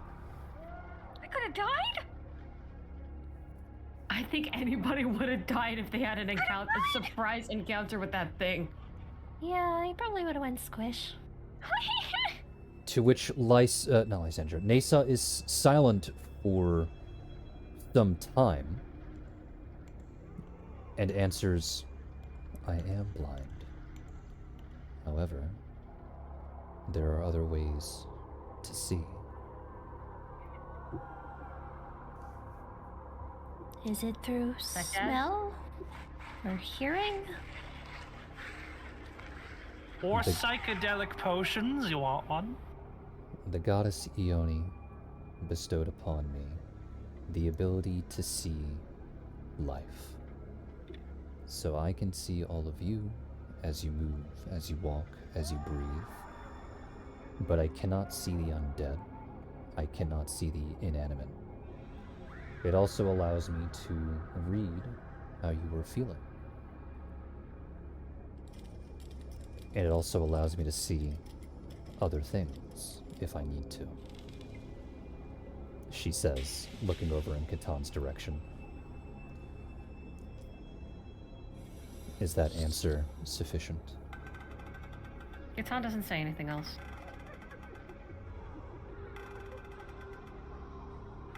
So we have a magic old lady. Okay.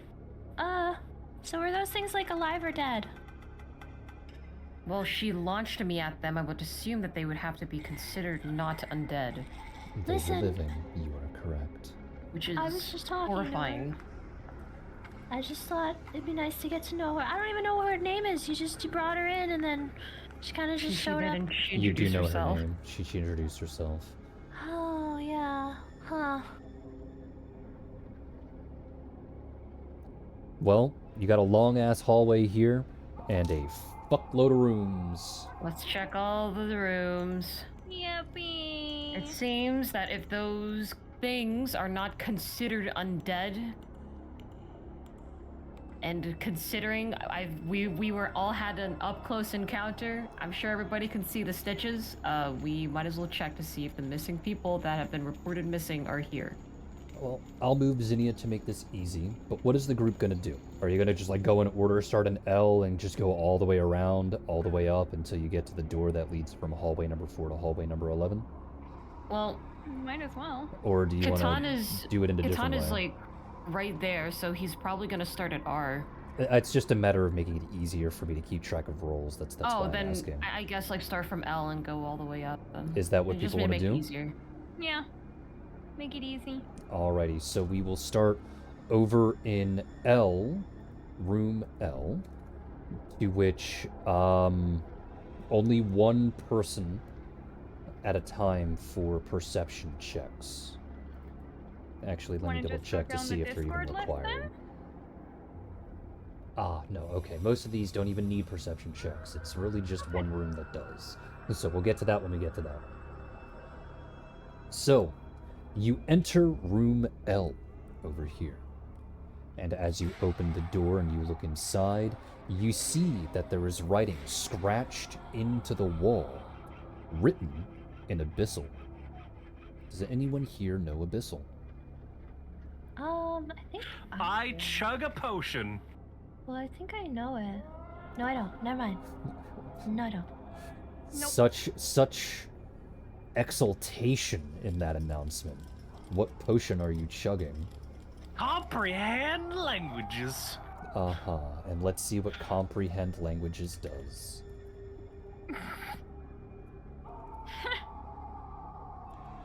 I do believe it allows me to. You can understand the spoken words of a creature or Oh, read no. otherwise incomprehensible written messages.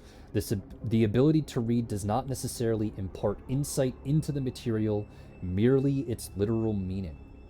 The spell enables you to understand or read an unknown language, not speak or write it. So yeah, basically it does allow you to read it, just as long as it's not metaphorical in nature. So Alrighty, I'm you going to go chug one over of my into room cherry. L, and you read the words written in Abyssal on the wall. It says, "Do not trust him. He is not what he says." That's great. It's cherry and watermelon flavored. You then Who's this move talking on. Also- about? What? Also, hey, there's some shit going on in here. Yeah, you think so?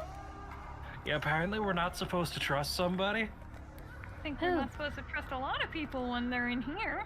Yeah, I wouldn't trust anyone we find here. Yeah. I don't know. It just says don't trust him. Okay. Maybe it's talking about you. Put that in the back of our minds.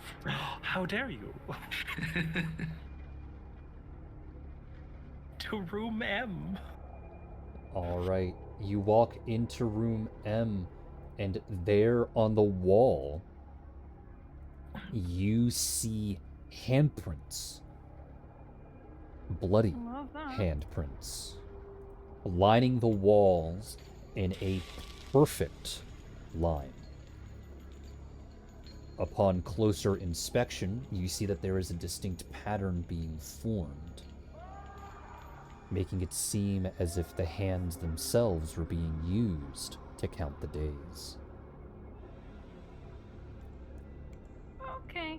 How many are there? 324 before it stops.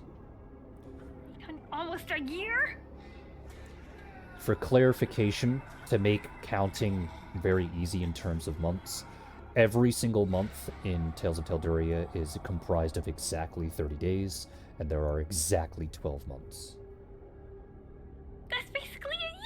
So that's 360 even. Oh my god. Lysandra speaks up and says, the mayor said that this was going on, the missing people were going on for 2 months, but this looks like a lot longer than 2 months. I think he said a few months. He didn't know exactly when it started. Yeah. Yeah, this He- might have he's- been just a more than 2 long months. time operation. He specifically said that he started noticing a couple of months ago. Yeah, Yeah. he started noticing, so it could have been happening a lot longer. I Someone mean, could this have is gotten evidence that lost it's in the been woods or happening a something, and lot that was just written longer. off. Moving on to room N. Yep. Room N once again contains more writing on the wall, this time written in blood rather than scratched into the wall. Since you still have comprehend languages on, Samson, you go up and you read it, and it says, I do not want to be a project, but the word project is capitalized. I think they were experimenting on people. Hans, like, Like a I test? couldn't have possibly guessed from the stitches on these creatures' bodies. I don't know. Whoever was in this one didn't want to be a project. You mean the things we killed? I don't know, man. Life's a project. Everything we do is a project. Maybe he didn't want to learn to knit. I don't know. Were they like sick don't like and they came knitting. for like help or something? I don't know. Hmm. I wonder if the next room has any answers. Just slides his way over. You go into room O, and there you see nothing but torn up clothing and a small pile of metal shavings on the eastern wall. There also seems to be a dent nearby those metal shavings, as if it had been carved out with something, but it's only about 2 inches deep. So they were trying to escape whatever that was in here. Maybe. Great. Moving on. Why am I even checking these doors? You go into room P, and in room P, you find a bisected corpse, cut into 3 equal parts. Wonderful. Each of these parts is pinned on each of the 3 walls. On the floor, pulled beneath all of the blood that this corpse has spilled out, is another message written in Abyssal. It reads, "This is worse than hell. There is no end. It's all a loop. I can't feel my keys anymore. If you are reading this, kill yourself now. There is no escape. He's already trapped you."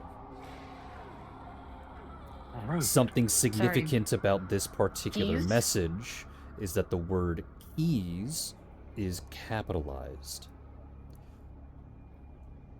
So, fella in here, something yada yada can't feel his keys anymore. I don't know why he's capitalized that. Kitan's hands are just balled into a fist and he doesn't say anything and he just moves on to the next door and he bangs it open. To which there is nothing in room Q.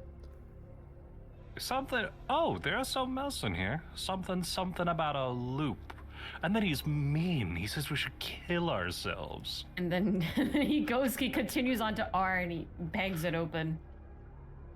Room R contains a normal human body.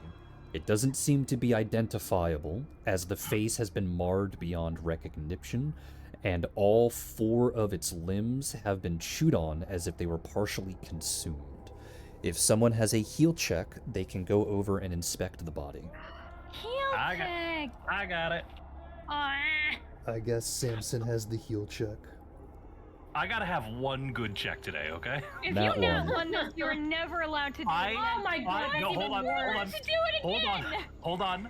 I am going to use inspiration. I'm pretty sure you have to declare it before you roll. Nope. You can spend an inspiration to add an additional d6 to any skill check you make. This can be done after you see the result of the roll, but before the determination of the roll is declared. Okay.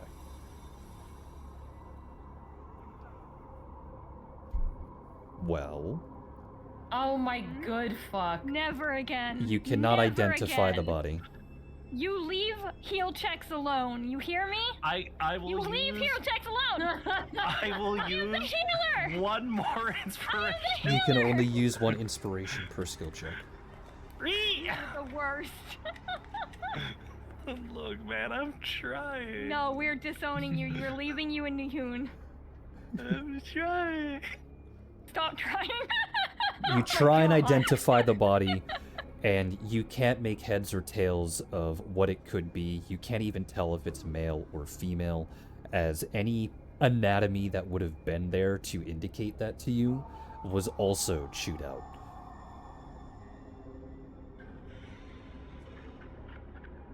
I'm trying. Lysandra, you may attempt to do a heal check to try and identify the body. If I nat one on this, this is gonna be Nat so one, funny. nat one, nat one, nat one. Yeah, nat one, bitch. Oh, Damn. yeah? 19, you stupid asshole. Fuck you. Uh, Heal checks are mine. The party already hates each other. We only just started. Alrighty, so you examine the body once over, and while you can't tell who it is or what it was, you can tell that it's not the mayor's brother.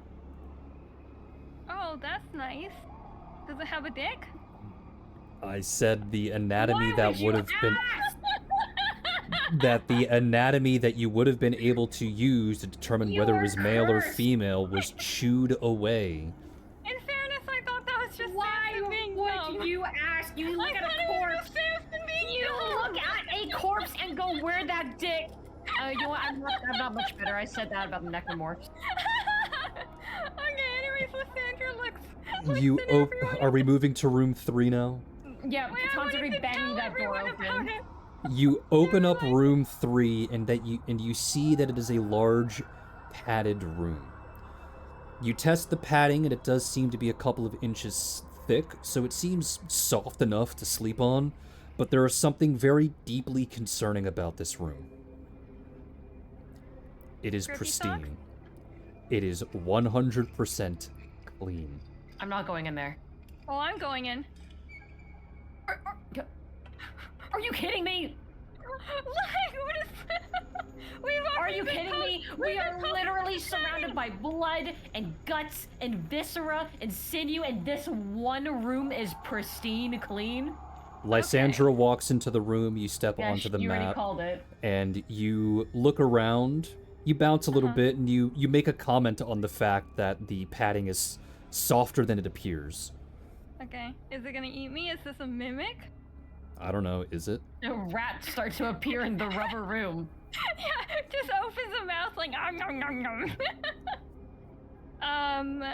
Okay. I mean, is there anything else that's weird about this room? Is it literally just soft rubber room? Yeah, there is something very weird about this room. There's someone standing Oh. in the center of it. Okay, fair enough. I'm gonna leave. moving on. Their name is Bang the doors Lysandra. open. What? I said there is something strange in the room. Their name is Lysandra. I'm not fucking with that Fair enough, room. though. Look, You I had open to up try. room S, banging it open, and there you see a massive string of lettering all across the walls.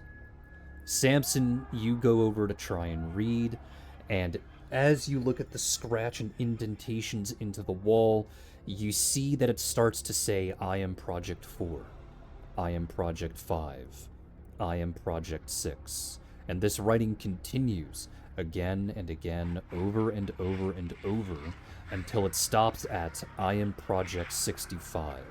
Oh god. After Oh. that, it reads, I am the Doctor. I am the Doctor. I am the Doctor. To which this repeats until the writing itself fades in a way that indicates that the utensil that was used to scratch it into the wall lost its edge. Nope, don't like that. I hate that. Okay, moving on. Yep, let's go. You open up room T. Room T contains nothing. What's the condition of the room? dingy, slimy, disgusting, gross. Okay, normal. Moving on. All right. I should probably bring Nasa back up again since she's kind of around. You go and open up room U, and you see there in room U is a small pile of corpses, all of which have been arranged rather neatly. And then upon closer inspection, it's clear that the bodies have been chewed on and eaten from. Cannibalism? You can tell that these bodies have been preserved in some way, so that they can be eaten by the residents of whoever live here. Cannibalism! Can I tell what the age range of these bodies are? You can see that they range anywhere between 8 to 80. Oh, Katan's pissed. Oh, Katan's fucking pissed. Oh, there's children. Moving on. Fist, bang, right on the door. There's children. Go ahead and make a fortitude save. Okay. Yeah, you bonk that door. Do I still have the bonuses from Nisa? No, they would have expired. Okay, alright. All the bonuses would have expired. Okay, so I'll just raw fortitude save. Yes. Oh, poor Katan, he's so fucking angry. I mean, I did give him anger issues. He's so angry. Yeah, you could. Katan, you I don't bang think open so. the door to room V, and you immediately keel over from the rancid stench that is there, falling to your hands and knees and puking up whatever you most recently ate. Mm-hmm. The smell then starts to waft down the hallway, and while not as pungent to everyone else as they weren't the one to open the door, as you look up after your discomfort, you see that there is a singular corpse in the back left-hand corner. It's slightly bloated, but you can see that its ribcage has been ripped open in a way that all of the bones of the ribcage have been forced to bend in the opposite direction. Is there anything else that's discernible about this body? From you being on your hands and knees and outside of the room, no. I'm gonna go in the room. Lysandra, you enter the room and you start to approach the corpse. Go ahead and roll a perception check. At least I don't have to throw up. I already threw up. Nothing's in my stomach. Here, take You one can of dry the, heave, it's okay. take one of the mint-scented potions. It'll help. No. I don't want the mint anymore. Those potions will make you throw up on their own. For real. You don't have So- to drink it. Mouthwash. Just sniff it. You approach the corpse and you see that there is a slurry, a combination of fecal matter and urine inside of this corpse, and you immediately recognize that whatever this corpse was, whatever this corpse used to be, it is now a latrine for whoever lives here. But even more concerning, you see the glint of metal inside of this pile of bile. Do you reach in and grab it? That's wonderful. Katan's like coughing, still coughing up the remnants of the vomit that he had, and he's like motioning a hand towards Ripple and going like, "Can you please prepare some water?" You guys, My You God. guys- You I'm okay gonna down do there? it. Lysandra yells back, I'm gonna stink really badly after this. why? Wait, what are you doing? It's poop and pee! Wait, hold on. I might be able to help, actually. There's something in here and it's metal. I think I can help. Give me a Okay, second. come help, please, because I do not want to touch this. All right. Oh, Rosin is God, going to it's go in. Silent Hill 2. Yeah, for real. Is Rosin's currently in the room. Is whatever here currently liquid? More or less, yeah. Okay.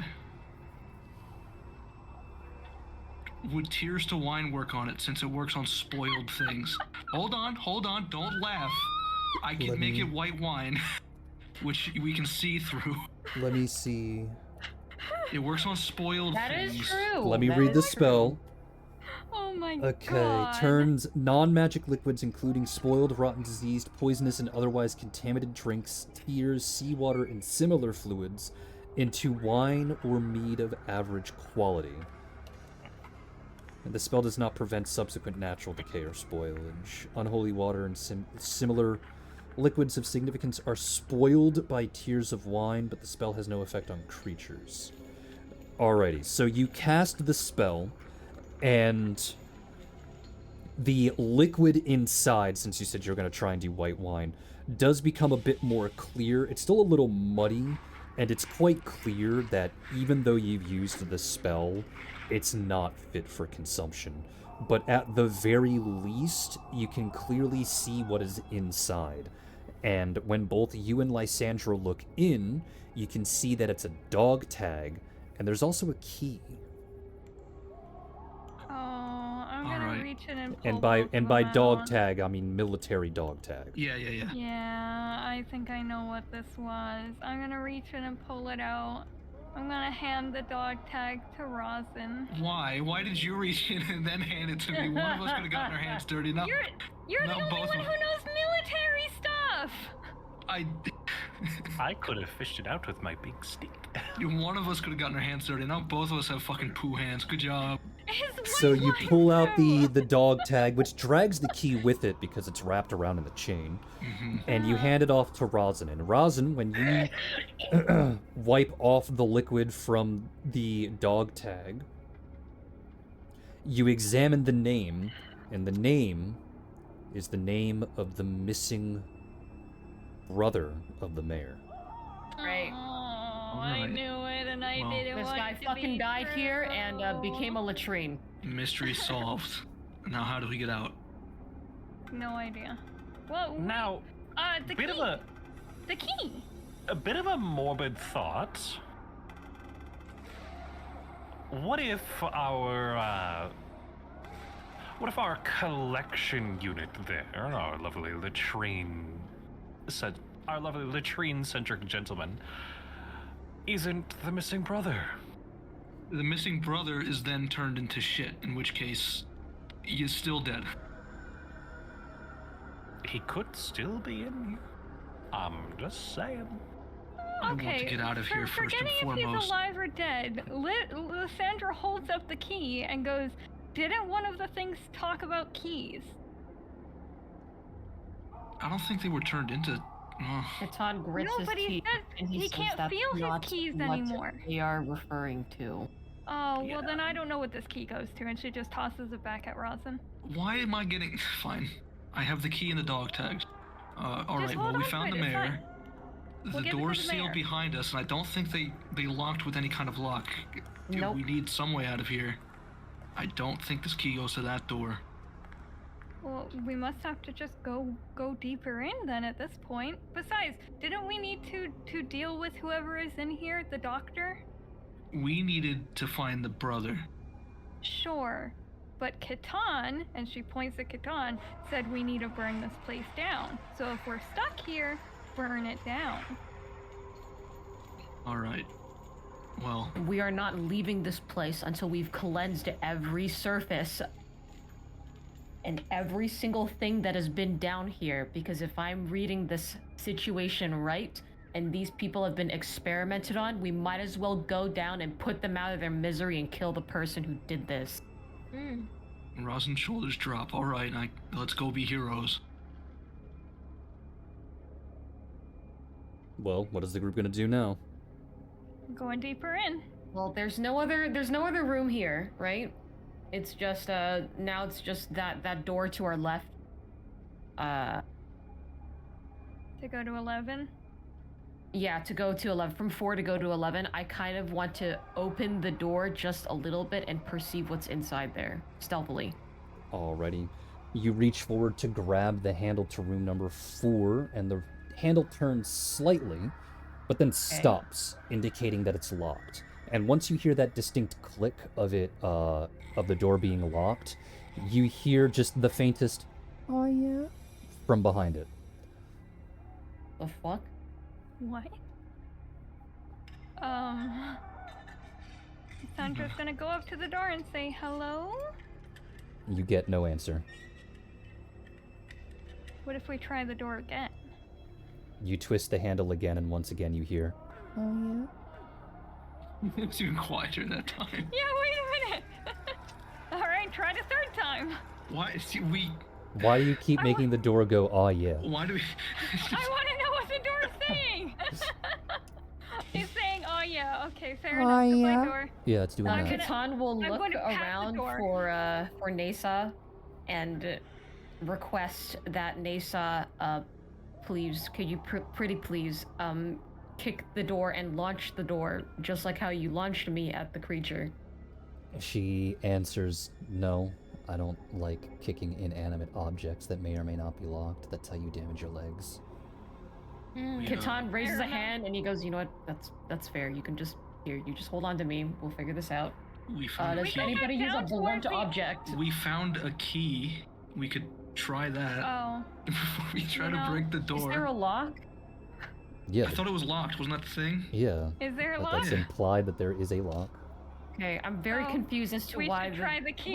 Well, the dog tag is connected to, is wrapped around the key. The key is technically Yeah. separate from the dog. Okay, Maybe it's I was a under skeleton the key. impression. Maybe it opens every door in here. We don't know. Maybe, I don't know. Sorry, I was under the impression the that I key! wouldn't think that the mayor's brother would have access to this area. I mean, there were a billion things mixed around in that thing. That's Who true. Yeah. Go ahead, knows? open that thing up. Go ahead. Go, Rosin, you got the key. All right. Well, I'll try the key on the door. Does I it do believe anything? in you. All right, you approach the door, taking out the key in question, and you sink it into the lock, to which it sinks in relatively easily.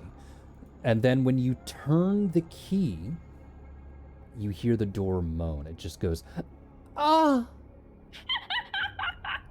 I'm very uncomfortable by this door. I'm starting to think we should have kicked this door. Like a turtle? I don't know. It might have been. And then the We're door dying. slowly opens as it continues to make the noise until it taps the wall on the other side as it fully opens, and it goes, "I'm done now." All right. Well, considering Door. considering that nothing pounced and attacked us while all this happened, we can assume that 11 is clear. Yes, you Dude, see it's All that nothing in fucking 11. noise from the horny door. All right, You thank see you. nothing from 11. Here, I'll move everyone Oh over my here now so that we God. all know that we're over here. Piece of shit door. So I have a map on my other monitor. Shane moving Catan literally jump scared me because I was like, "What's that movement?" Jesus. It's the door. Yeah, it was a horny door again. I'm gonna get you. All right. Well, there's a door here, so Yeah, there is a door here. stealthily open the door. Please. You grab the handle. Dramatic pause. Can I roll for stealth? You may roll for stealth. Okay. Oh, yeah. I don't Yeah, want we're at this. the door I don't going- want this. Doing it again. I don't want the door. I don't want the door. Oh, the door wants you. I really don't want the door. All right, and you slowly push the door open, and you see that the room itself is empty. Just like the padded room, this room is completely cleaned. It is entirely pristine.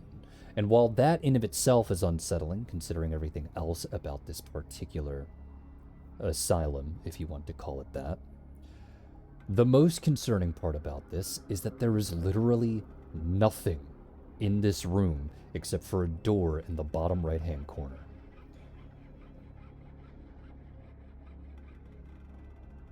Hey, Lysandra, look, another pretty clean room for you to enter. Lysandra pushes Samson aside and goes right for the door. Lysandra, as you walk in, every single step you take, you hear breathing. And as you take that third step good. into the door, you feel it down your neck, followed by a... Oh, good. Oh. Lysandra immediately swings her sword. and there is nothing there. And to everyone else watching, none of you heard this. So it's not a ghost.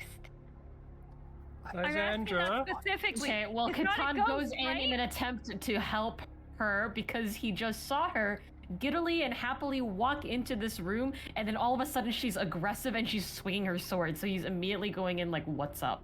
You walk Someone in please take care over of to her, Risa. and as you walk in, you also hear the breathing until it's breathing down your neck. And you hear, what Okay, I'm walking. Katan's gonna start fast walking towards the door. Which door? Not the door to leave to go into 11, to go into 13A. Whatever. Yeah. He's gonna Lysandra's start gonna fast go, but walking. He's like, I she's don't still like got this her place. sword out at this point. Oh, I hate to see you go, but I love watching you leave. That's great. I know I have a tight ass. Please, I want to stealthily open the door. I just wanna. Oh my god. That's great. As you open the door, you just hear, and then all the sounds and all the breathing in the room stops. Oh no, Catan I is just- like that even less. Catan just sighs and he's like muttering to himself. I doubt anybody else would hear. Maybe Lysandra would, but he's like, making you come, at least pay me. As you open the door, you see that the room is empty, except for a singular bed. Now, I know you see that there's a door that leads to 13B. That door does not exist. Okay, there's a bed? Can It's I just inspect the bed? It's just a bed. What? What are you inspecting the bed for? Like, people, objects, I don't know, whatever it could be. It's just a bed. It's just a wooden frame and then an uncovered mattress. Oh, I don't like that. Whoa. I jump on the Yeah, bed and it's spread my on arms and Peeks legs. around the door frame. Hey, look, Lysandra, look, there's a bed in here. Can Lysandra go in the room with Catan? Yes, you'd be able to fit. Hey, look, there's a bed in here. You want to test that out? Lysandra is gonna go over to the bed. I like how Lysandra is just the experiment junkie at this point. You like clean things. Yep, goes over to the bed and lifts the mattress up. Just first right away, okay. You rip the mattress off of the bed, and underneath the mattress, you find a lever. Most concerning about this lever is that the lever is 1.5 times taller than the bed frame itself, but yet was no indication underneath the mattress until you pulled it off. Is the mattress Can the lever magic? fold? Yeah, wait a minute. Can I use detect magic? On the bed, Yeah, on the bed. you cast Detect Magic on the bed. It does not glow. It's not magic. Okay. Does the lever fold in on itself? I don't know. Do you want to pull the lever? No, I want to check if the lever folds. We must investigate the nature of this lever. You investigate the nature of this lever. Congratulations, it is a lever. Okay. Lysandra looks over to Catan and goes, should we pull the lever? I feel like we should pull the lever. Catan sighs and he goes, okay, I know since you're slower than me, why don't you position yourself closer to the door? I'll be right here, and if something happens, I will make a mad dash. How about that? Alright, so... I'd rather you not get yourself hurt. Position yourself well in the other room. So Lysandra gets as close to the door as possible while still being in range of the lever, and she pulls the lever. And when you What? pull the lever, both you and everyone else who hasn't followed you feels the room vibrate for a moment, and the wall to your north starts to slide open, and there you see another office. In this particular office... sorry about that. You see that there is a desk, recently used. There is a candle still there, still lit, as if it was fresh. And when you walk over to the desk, you can see that the desk contains a key and a notebook. Okay, can I pick up the notebook? I don't know, can you? I'm going to pick up the notebook and I'm going to read the notebook As you Catan- open the with notebook, my eyes. you then start to read through it. You read it out loud so that Catan and whoever else, I presume everyone else, would kind of walk over because of the noise to inspect things.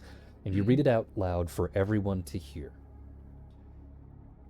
There is a date marked exactly 4 months ago to this particular date. However, I'm going to read it as day 1 and so on and so forth. Basically, think of it as a countdown. So day 1 is exactly 4 months ago, 120 days ago. Okay? Mm-hmm. Day 1.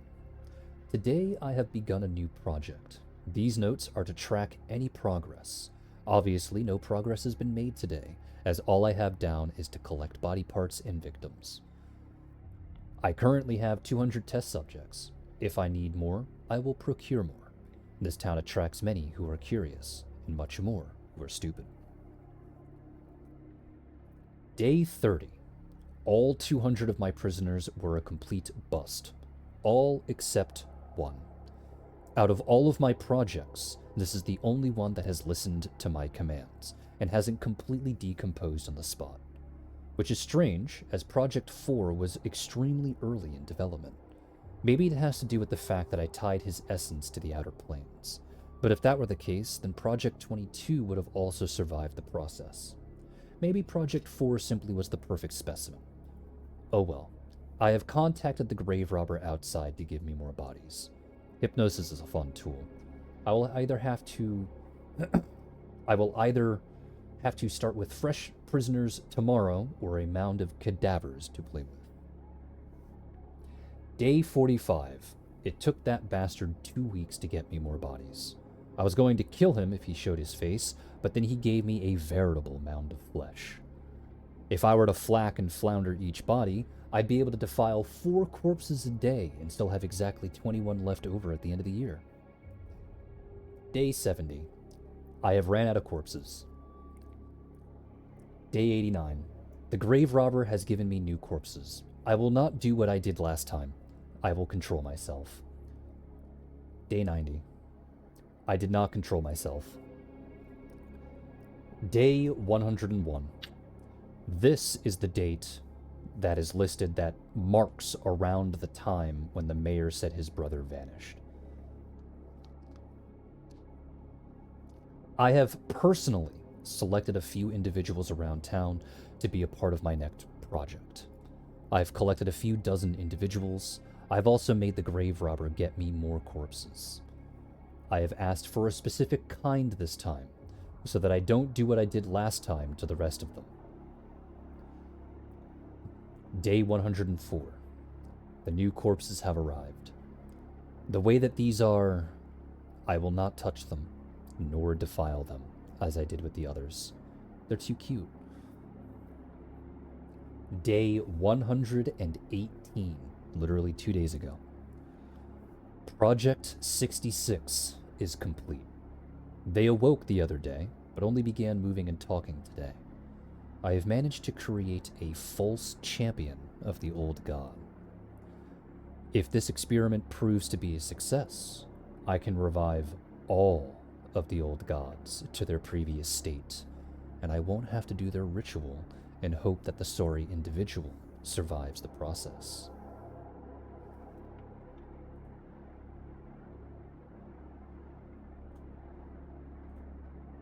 Ooh. And Ooh, that katanas. is where we will end today's session. So I would like to thank you all for coming out. I would like to thank you all for being here. I hope you all enjoy the rest of your afternoon, evening, and good night. Yelling. Goodbye, everyone, and thank you, Carl LeBron, for the follow. It is greatly appreciated. Good night, everyone.